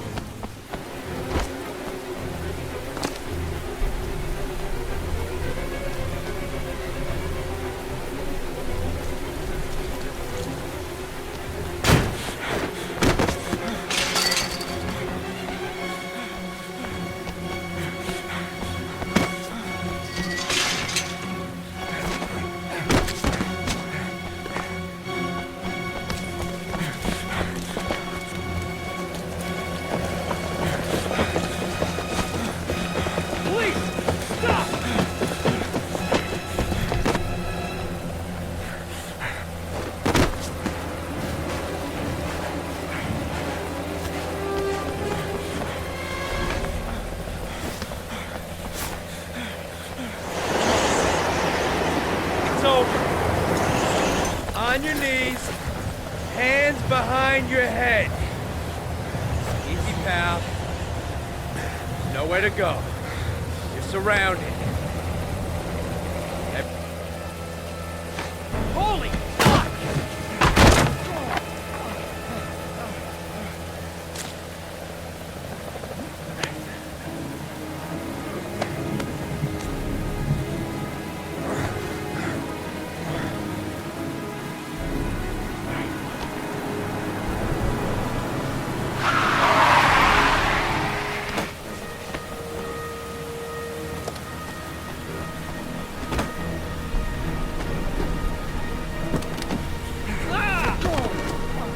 Hey, what's the matter with you?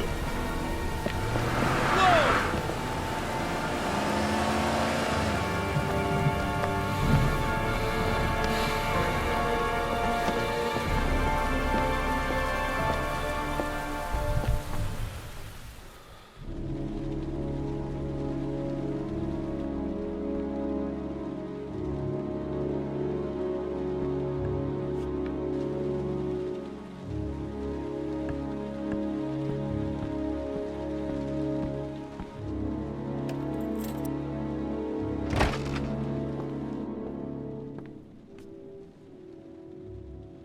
Lauren?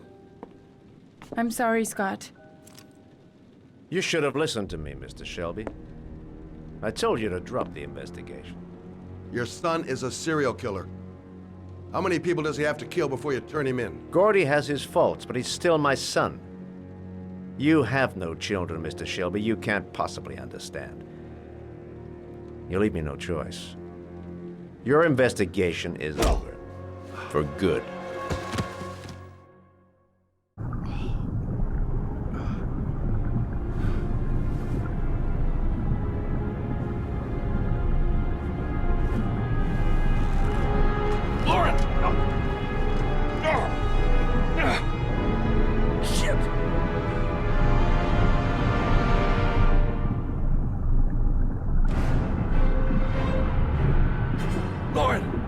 Lauren, wake up!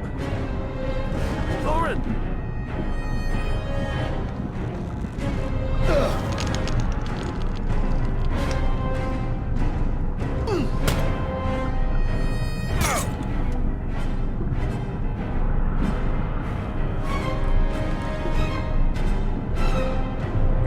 God damn it.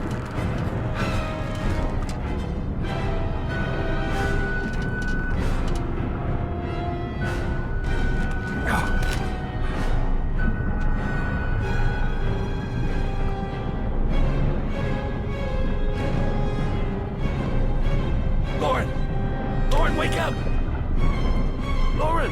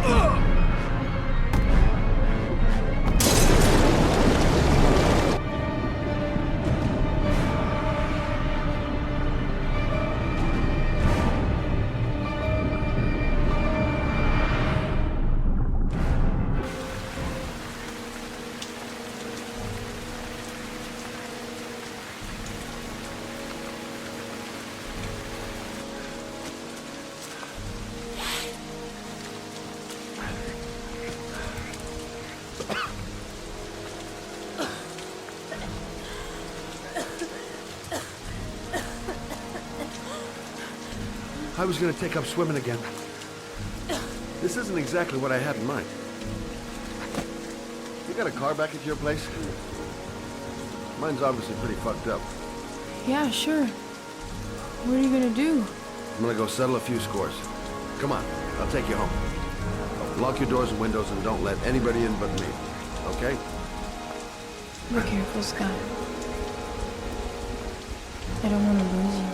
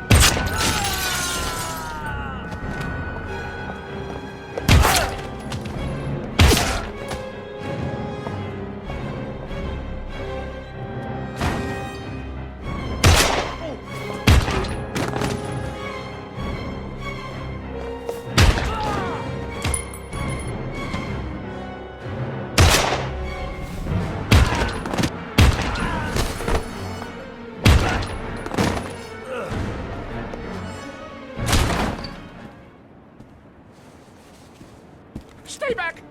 Don't come near me, or I'll shoot! Fucking asshole. please. Oh!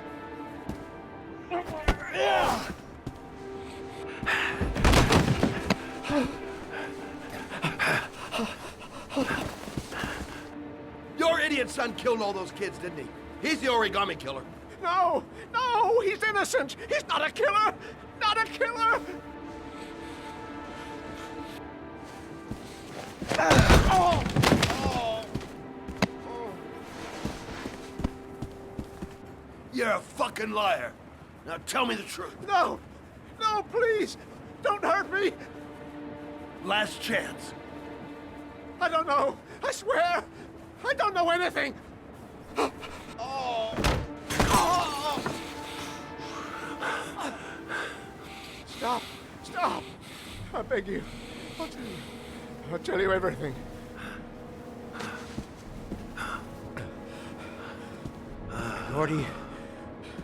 Gordy always wanted his fun, you know.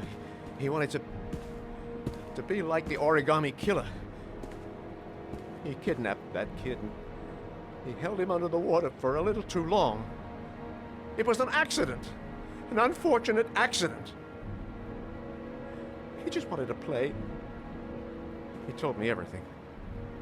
He was crying. He was so sorry for what had happened. Whatever he did, Gordy is my son.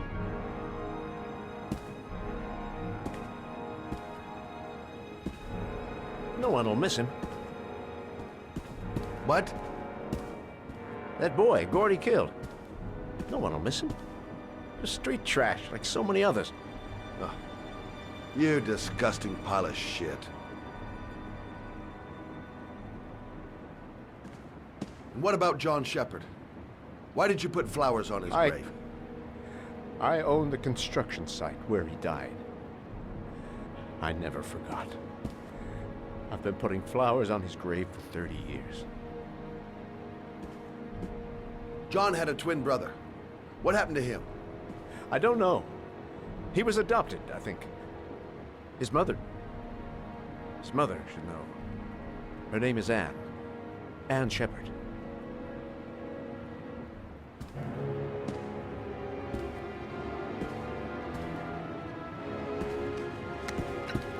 My heart!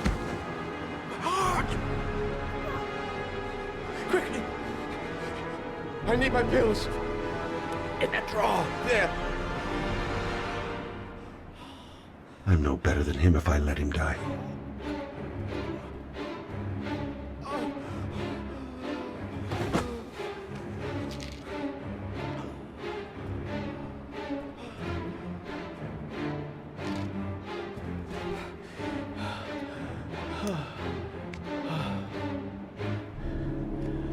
Thank you. You saved my life. I already regret it.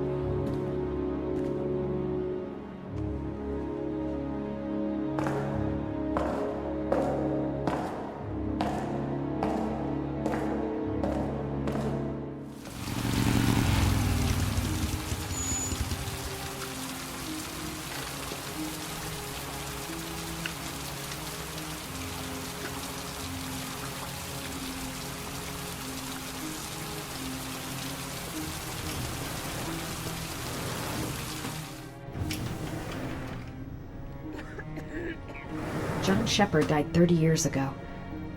Hope his mother has all the answers to this puzzle. Only a few hours left before Sean Mars dies. Hope I'm not wasting my time. Hello, I'm looking for Anne Shepard's room. Please sign the visitor's book.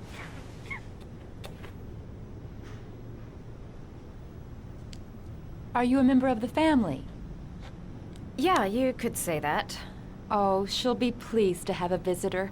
No one ever comes to see her. With the Alzheimer's, she has trouble remembering things, but it'll still please her, you know.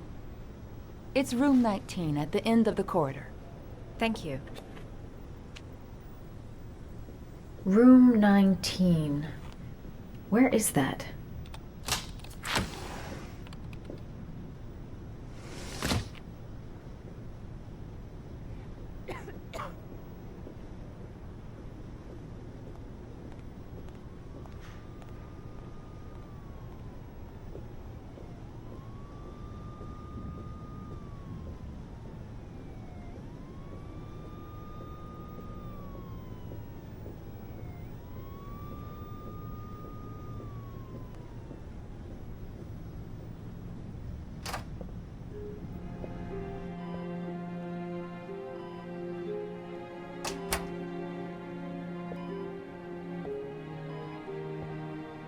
Hello, Mrs. Shepherd.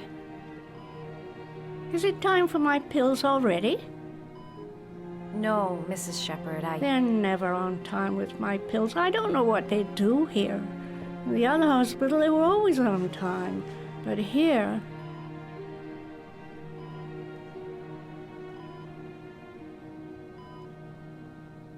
My name is Madison Paige. I'm a journalist. I'd like to ask you some questions about your son. I don't like this hospital. The food isn't very good, you know.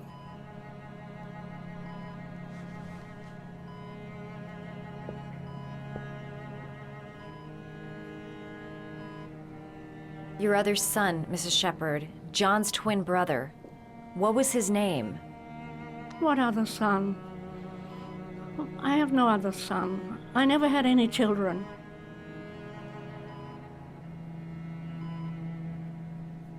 Try to remember, Mrs. Shepherd. John's twin brother was placed with a foster family after the accident. What was the name of the foster family? I asked them for a television, you know. They said I didn't have enough money. It's a pity. I'm fond of television. I know what happened at Carnaby Square. Do you remember? Carnaby Square. I think I used to live there a long time ago. We didn't have much money at the time, you know. We had to make do with very little.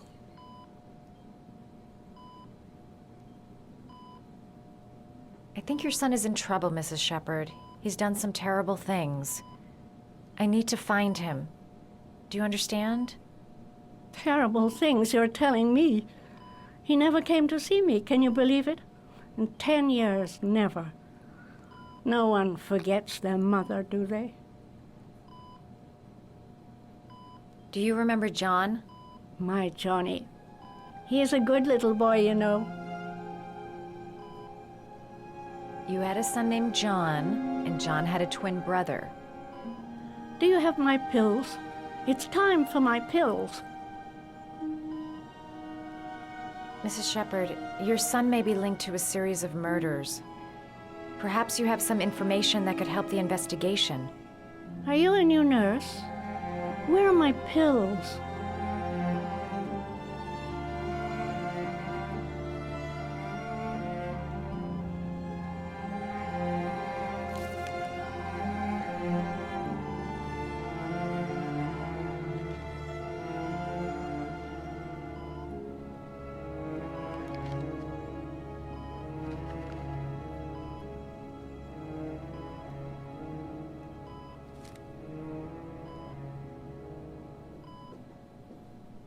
This woman might be the Origami Killer's mother. Must be some way to get her to remember. All right, no point in wasting my time. I won't learn anything more by staying here. It'd take days, if not longer, to find the name of the family that adopted her son. Sean Mars would be dead by then.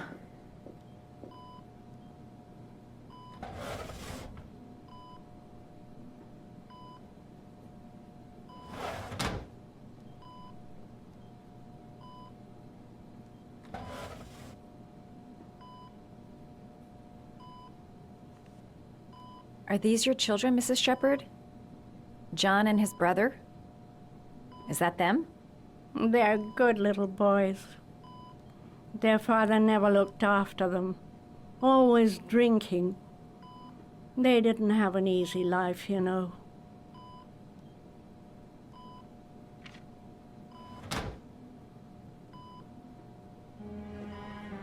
It seems to be working. She's remembering stuff. Gotta find something else to show her. All right, no point in wasting my time. I won't learn anything more by staying here. Did you make these origami figures? My little paper animals. They played with them for hours. I showed my boys how to make them, you know. Yes, your boys, Mrs. Shepherd. John and... what was your other son's name again? My other son? I only had one son, my little Johnny.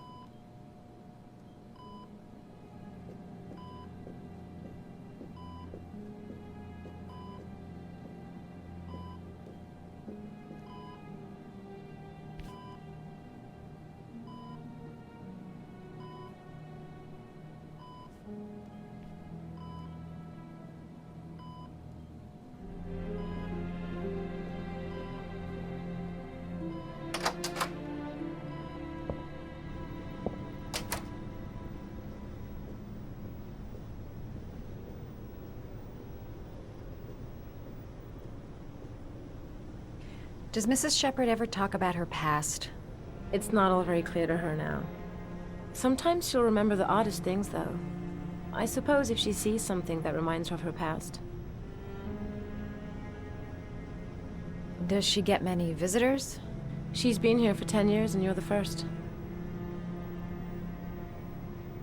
Did she ever mention her sons? Sons? Well, she often mentions John. I think he drowned. Does she ever talk about her other son? I didn't know she had another one. I've never heard her mention it. Sometimes, if you show her things, it seems to trigger a memory from her past. You might get it to remember. Thanks for the advice. Show her things that take her back.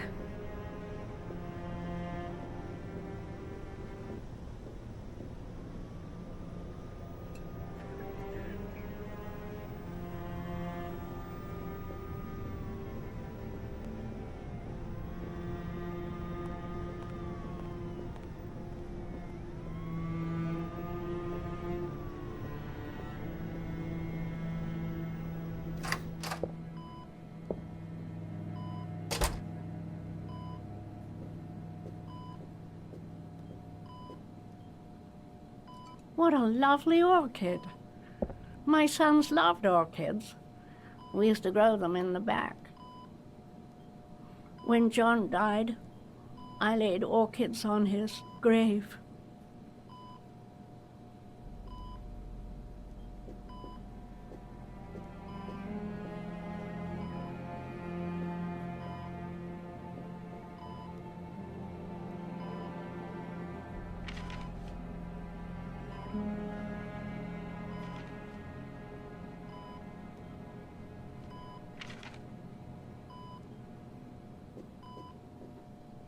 Her memory is coming back. Don't stop now. Just remember.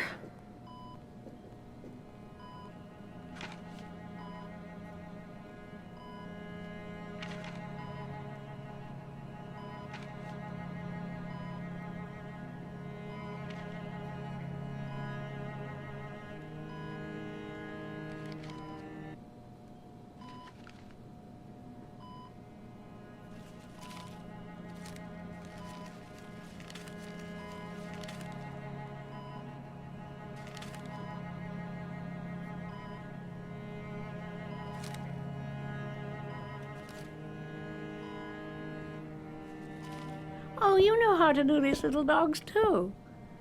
My children loved origami. I taught them how to do it. John loved the little dogs. He always wanted to call them Max. Max, Max, Max? All dogs with the same name. I was wasting my time telling him they couldn't all have the same name. But he always wanted his paper dogs Max. It's funny, isn't it? I cried when they told me. I'd already lost one of my children, and now they were taking away another one, you understand. The foster family, Mrs. Shepherd. What was the name of the foster family that adopted John's brother? They were really very nice people. I met them, you know. In the beginning, I used to go and see my little boy. And then I got sick and I couldn't go any longer. Perhaps he thought I'd forgotten him. He must have thought I didn't love him anymore. His name, Mrs. Shepherd. What was his name? But I loved him. If you only knew how much I missed him. Please, Anne. His name. What was his name? Come closer.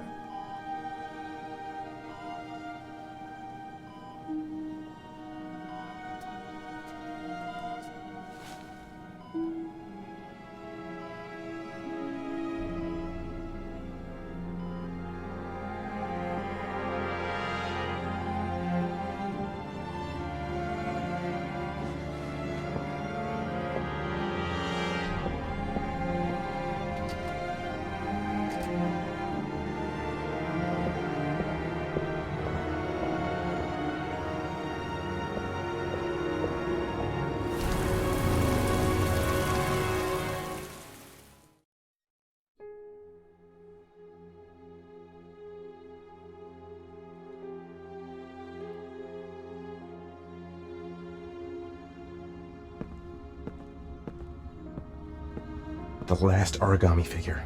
The last trial.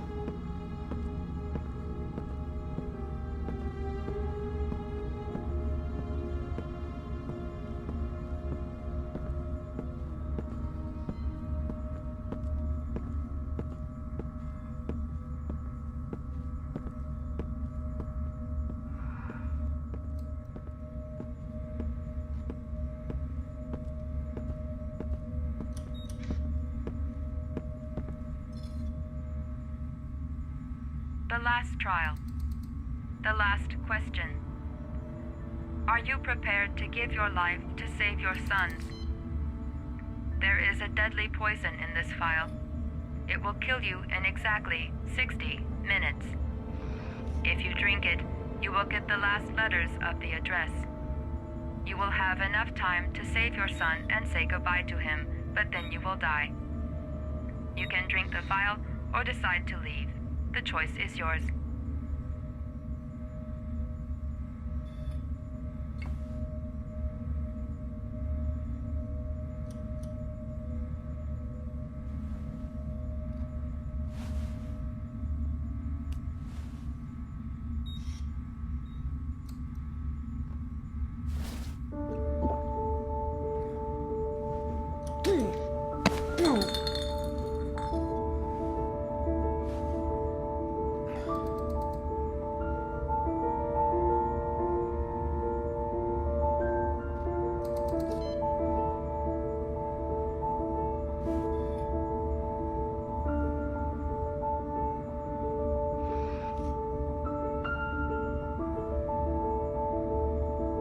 The last letters have been sent to your phone.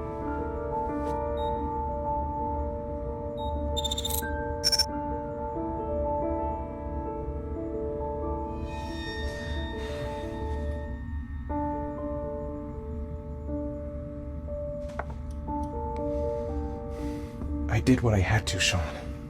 Your dad's coming to save you.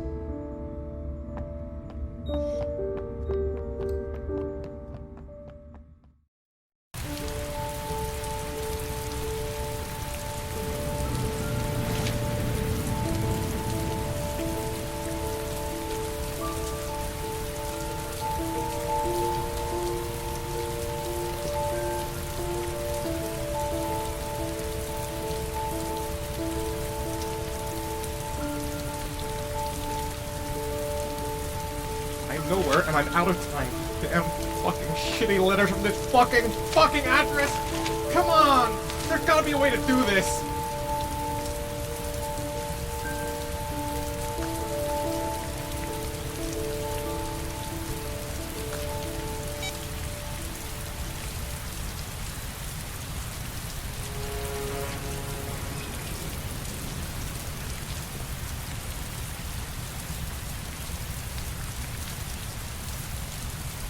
Several different addresses fit these letters. God, they're scattered all over the city. I don't have time to check them all.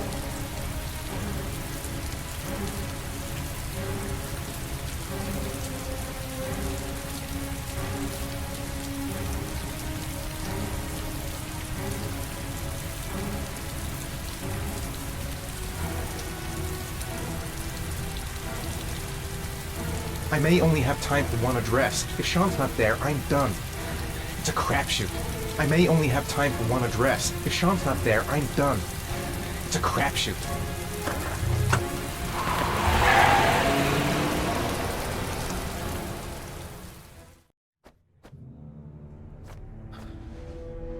We've only got a few more hours left to save Sean Mars. There has to be a goddamn clue somewhere. It's probably staring me in the face. This kid's gonna die, and I'm going around in circles!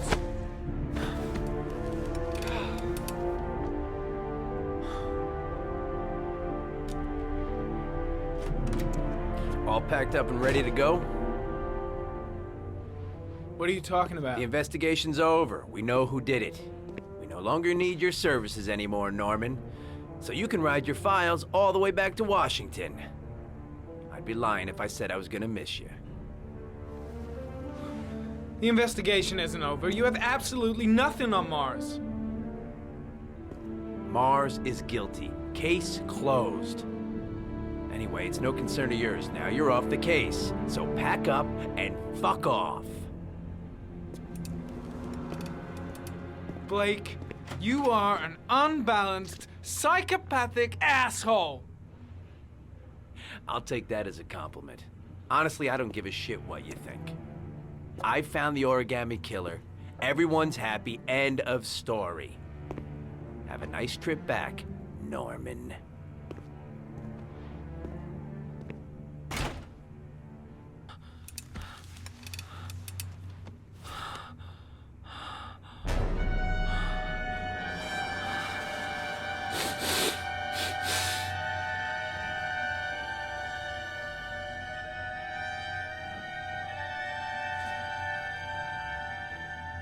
The killer's name is here. Somewhere in this data. I just have to find it. Find it before it's too late.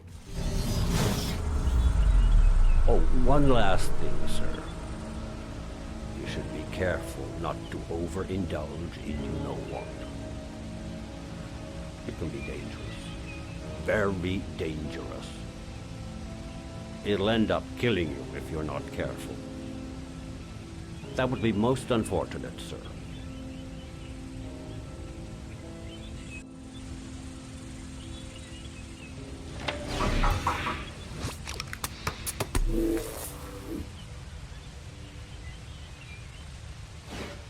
Ari was in record mode when I was fighting with the killer. Perhaps there's something on it.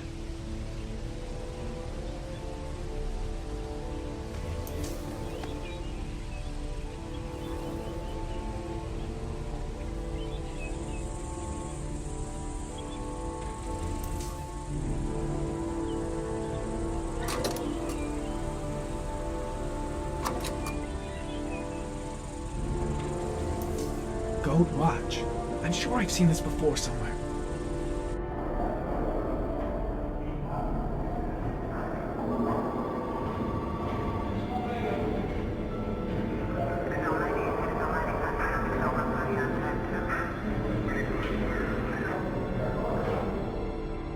The watch they give for promotions to lieutenant. The killer is a cop.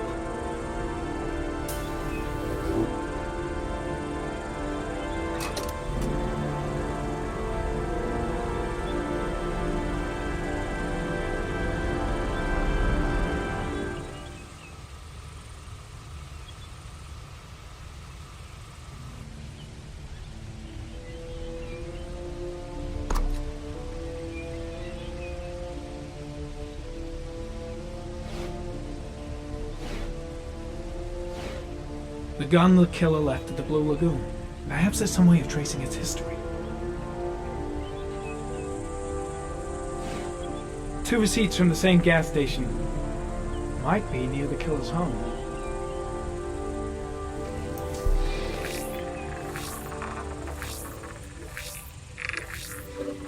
Ugh, that doesn't get us anywhere.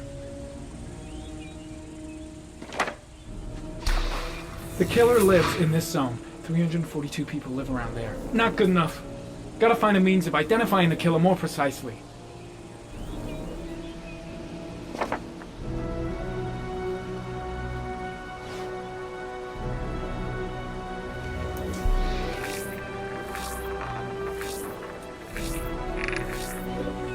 Impounded in a police case 5 years ago, the gun is still supposed to be in police custody. Who checked it out? If not a cop.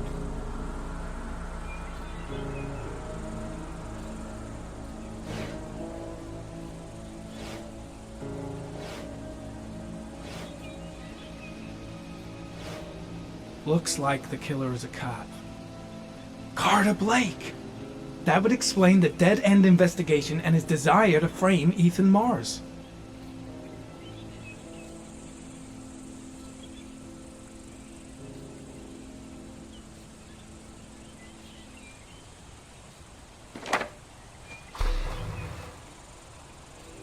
A cop.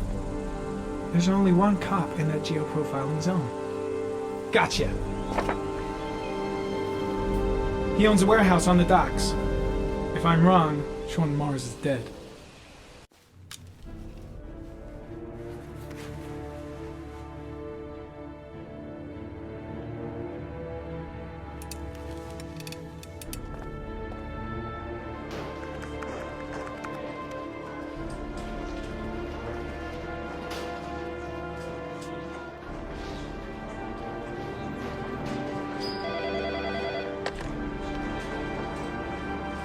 sure it's the right car? At the docks. Call the SWAT team. Oh, and I'll need a chopper. Today? Of course I'll need it today, you fucking imbecile.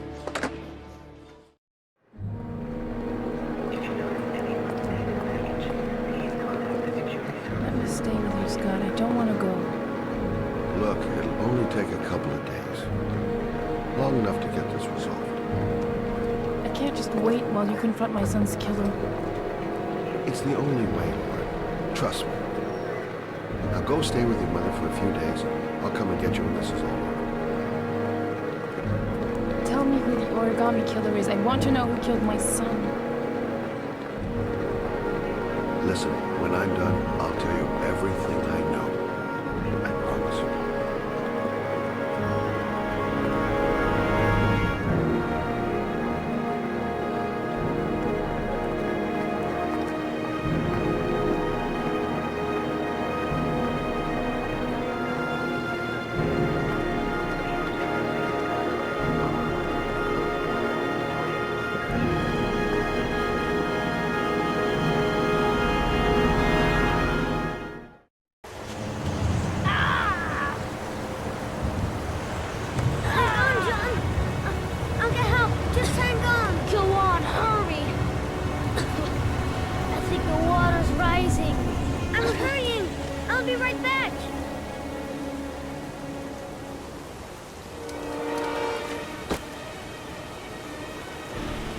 Need to get help fast!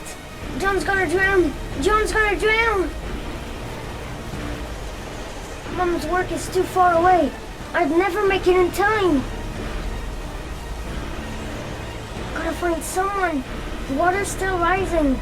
John won't be able to hang on for long.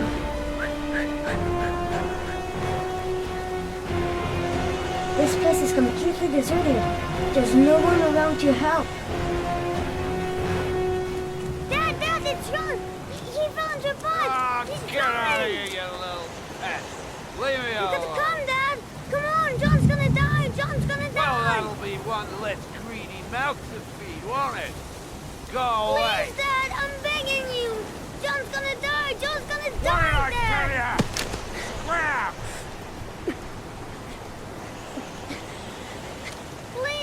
Please, Dad, you've got to save John! I tried, John. I really tried. But he wouldn't come.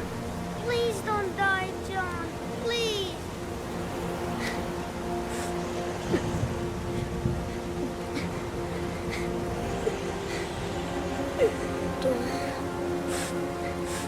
Don't forget about this guy.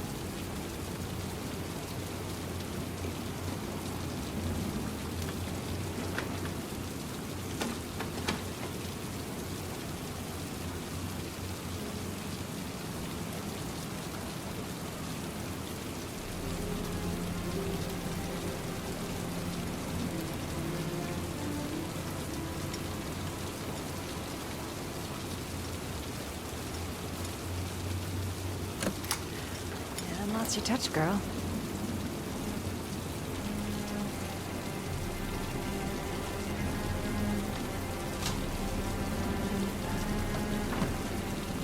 The Origami Killer's apartment. There must be something that'll tell me where Sean Mars is. Gotta be fast. He could come back anytime.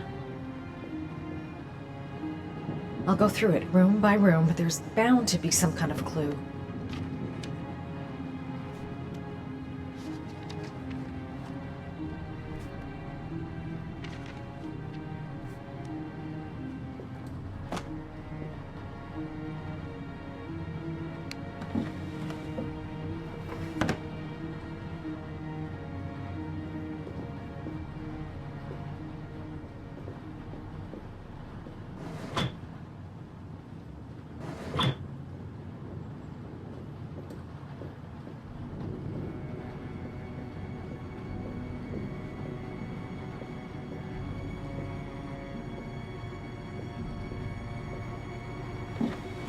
He used to be a cop.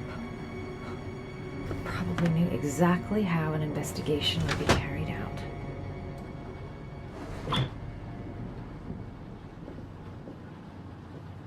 That's where the smell of burning comes from. Evidence going up in smoke.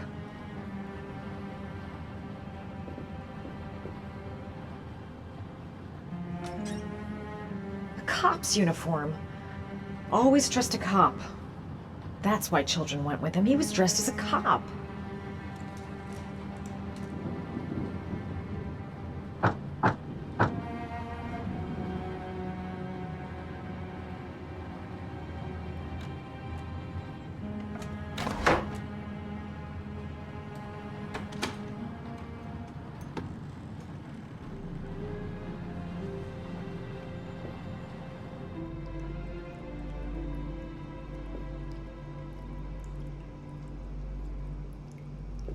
Shelby could come back at any moment. Sean Mars. Oh, the lunatic's been watching him drown. But it's some kind of a well filling up with rain. Shit, it needs a password.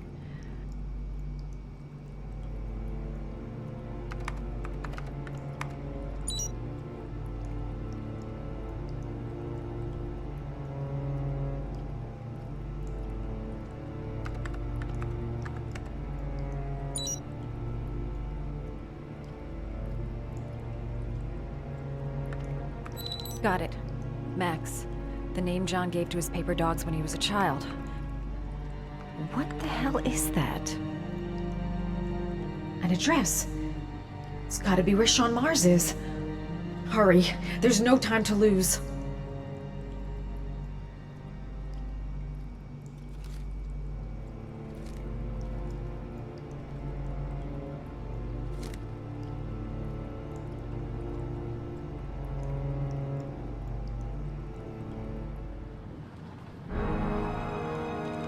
So you found my little secret? It's over, Scott.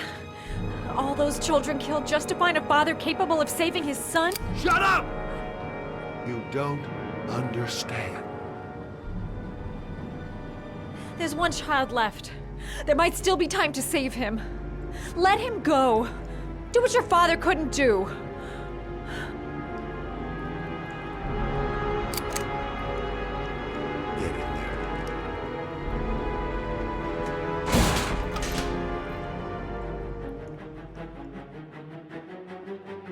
I can't get out. I'm gonna die, and there'll be no one to save Sean.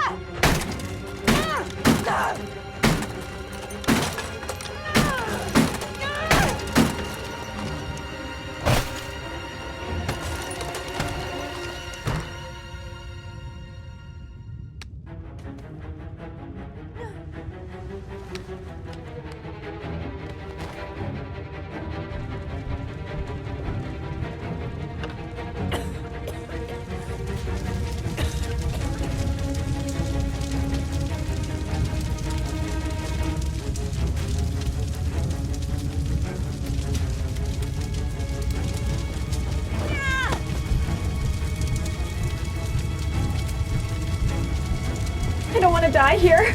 Not now, not like this.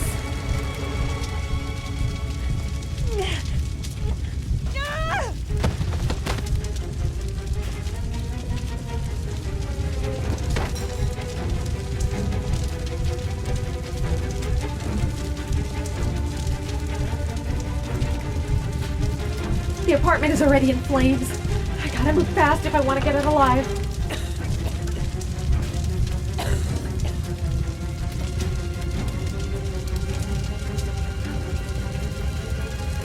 Think, man, think! I gotta find some way to protect myself from the heat and smoke.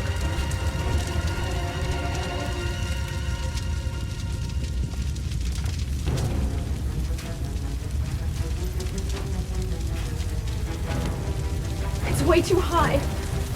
I'll kill myself if I jump. I gotta find something else.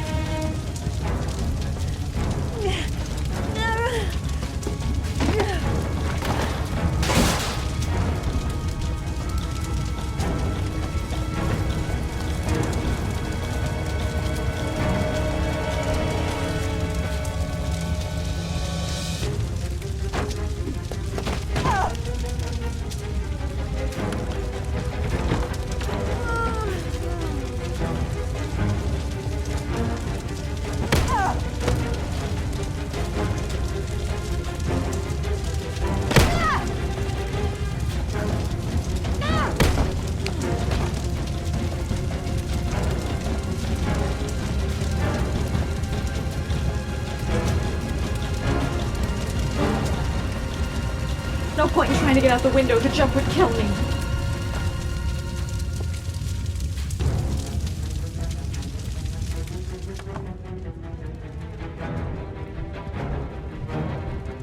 There's got to be a way out of the apartment.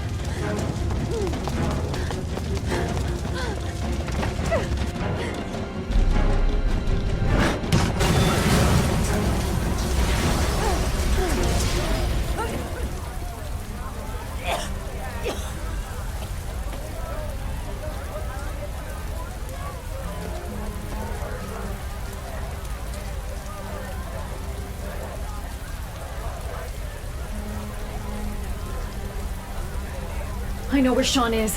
I've got to tell Ethan.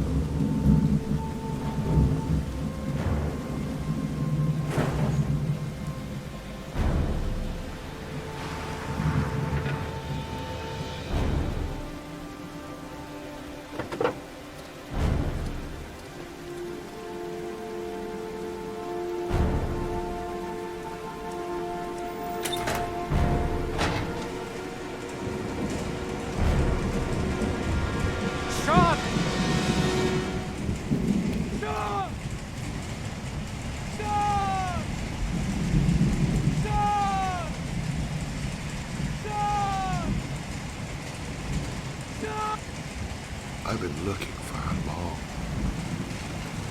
long time, Ethan. Looking for a father that would be able to do what mine could not do. Sacrifice himself in order to save his son. Oh, I searched.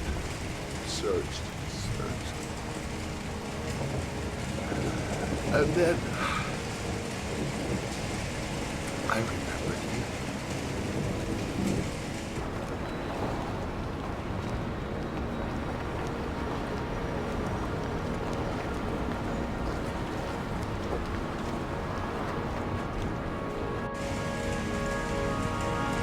All those murders, just to find a father capable of saving his son. Just to find a father? Do you have any idea how it feels to be a worthless nothing in your father's eyes? Believe me, I've suffered just as much as my victims. I finished your damn trial. Now give me back my son! He's there. All you have to do is open that grate.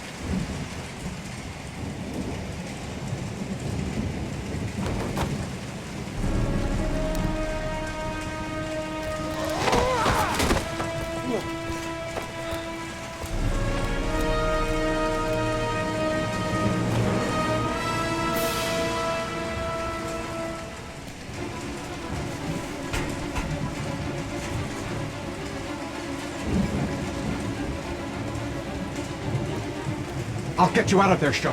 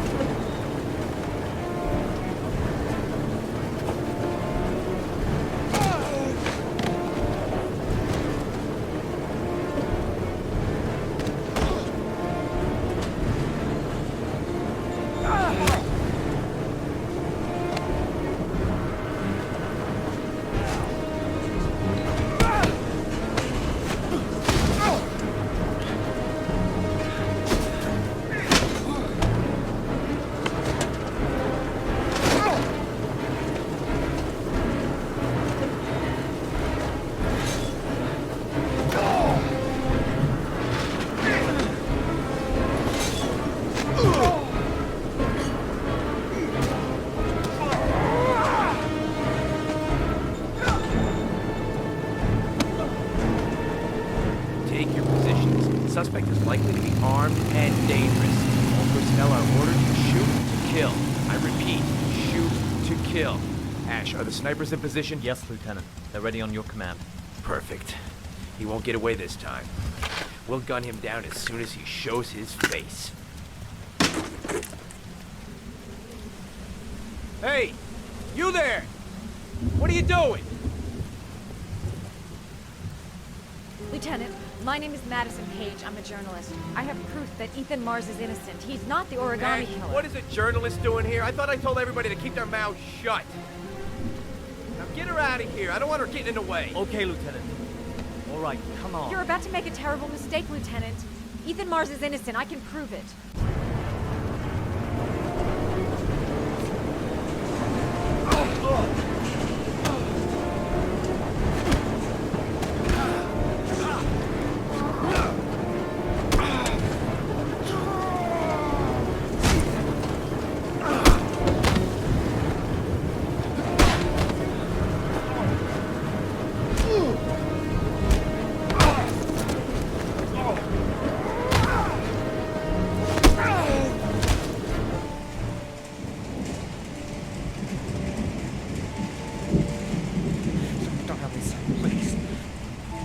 Breathe. Gotta breathe.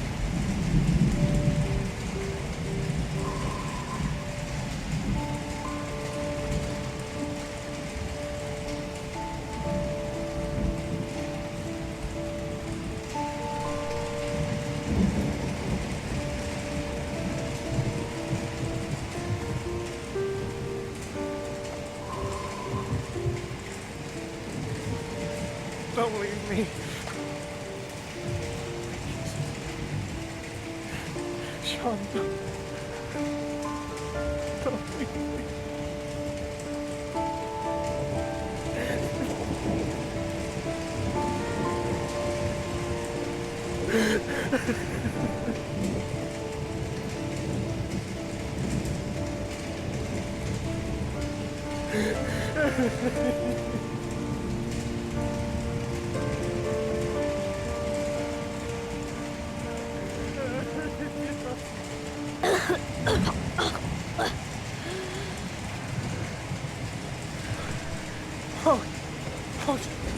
Sean. Oh. I thought you were gone. Dad, I knew you'd come and save me.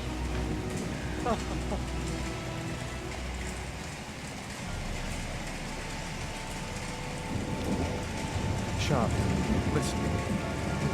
You are the best thing that's ever happened to me in my life. I want you to know that whatever happens, I love you more than anything in the world. I'm not dead. I took the poison an hour ago, and I'm not dead.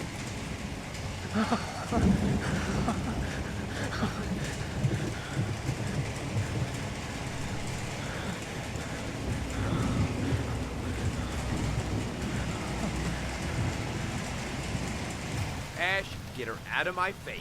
Mars didn't do it, for Christ's sakes. He's innocent. Hey, what are you doing?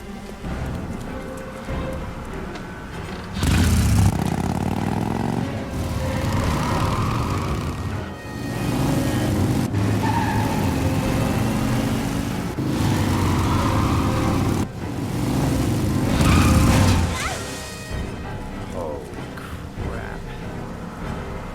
What do we do? Attention all personnel, hold your fire. I repeat, hold your fire.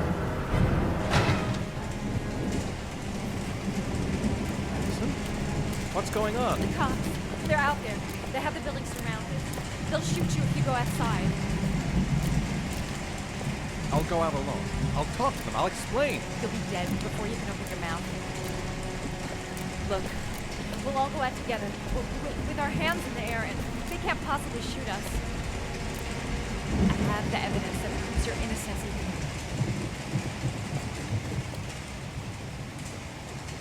Listen, I'm sorry I didn't trust you. I was only thinking about Sean, and I thought... That's okay. The only thing that matters is that you saved your son.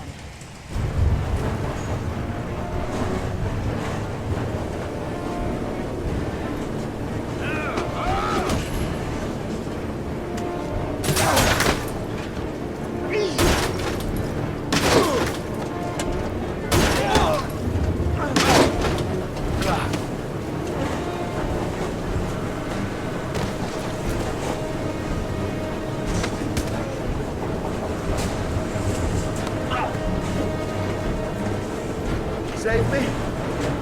Please, save me.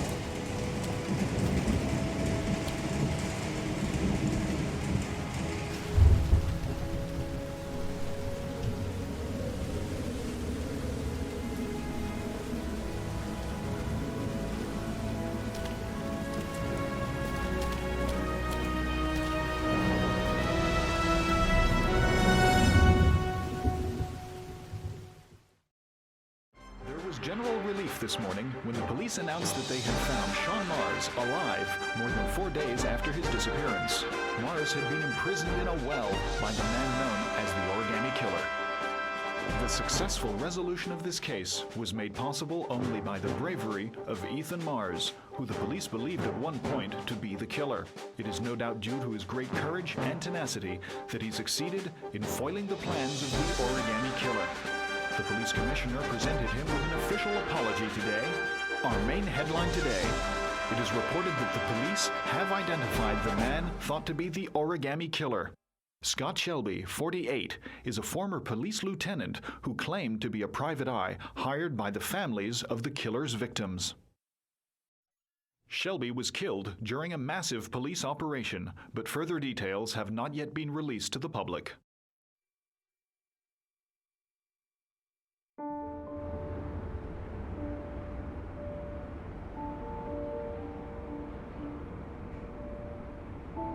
Let's just say a friend of a friend let me jump in line. If we like it, it's ours.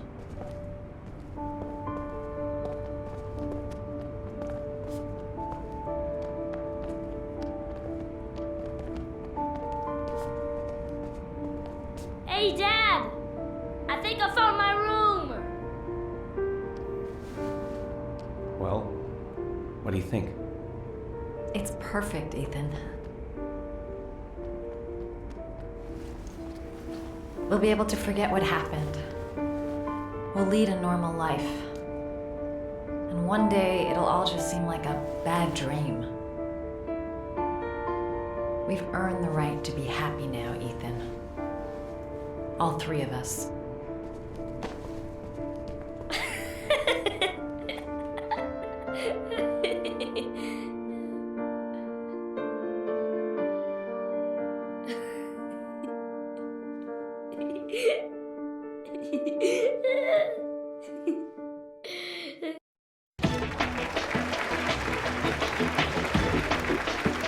Our guest today is on the cover of today's World magazine this week. and has been hailed by the whole nation as a new hero for our times. Astonishingly, he almost single-handedly ended the sinister series of killings by the man known as the Origami Killer and saved the life of young Shawn Mars. His determination, courage, and intelligence have won our admiration. Norman Jayden, good.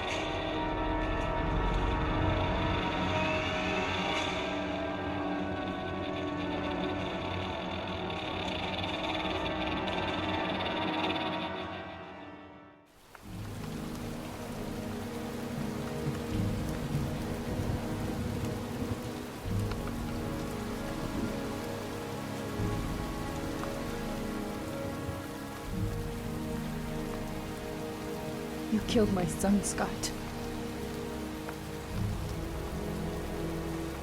Were you thinking about that when you held me in your arms?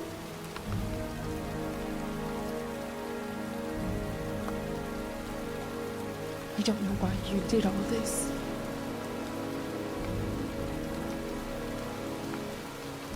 Nothing can justify it anyway.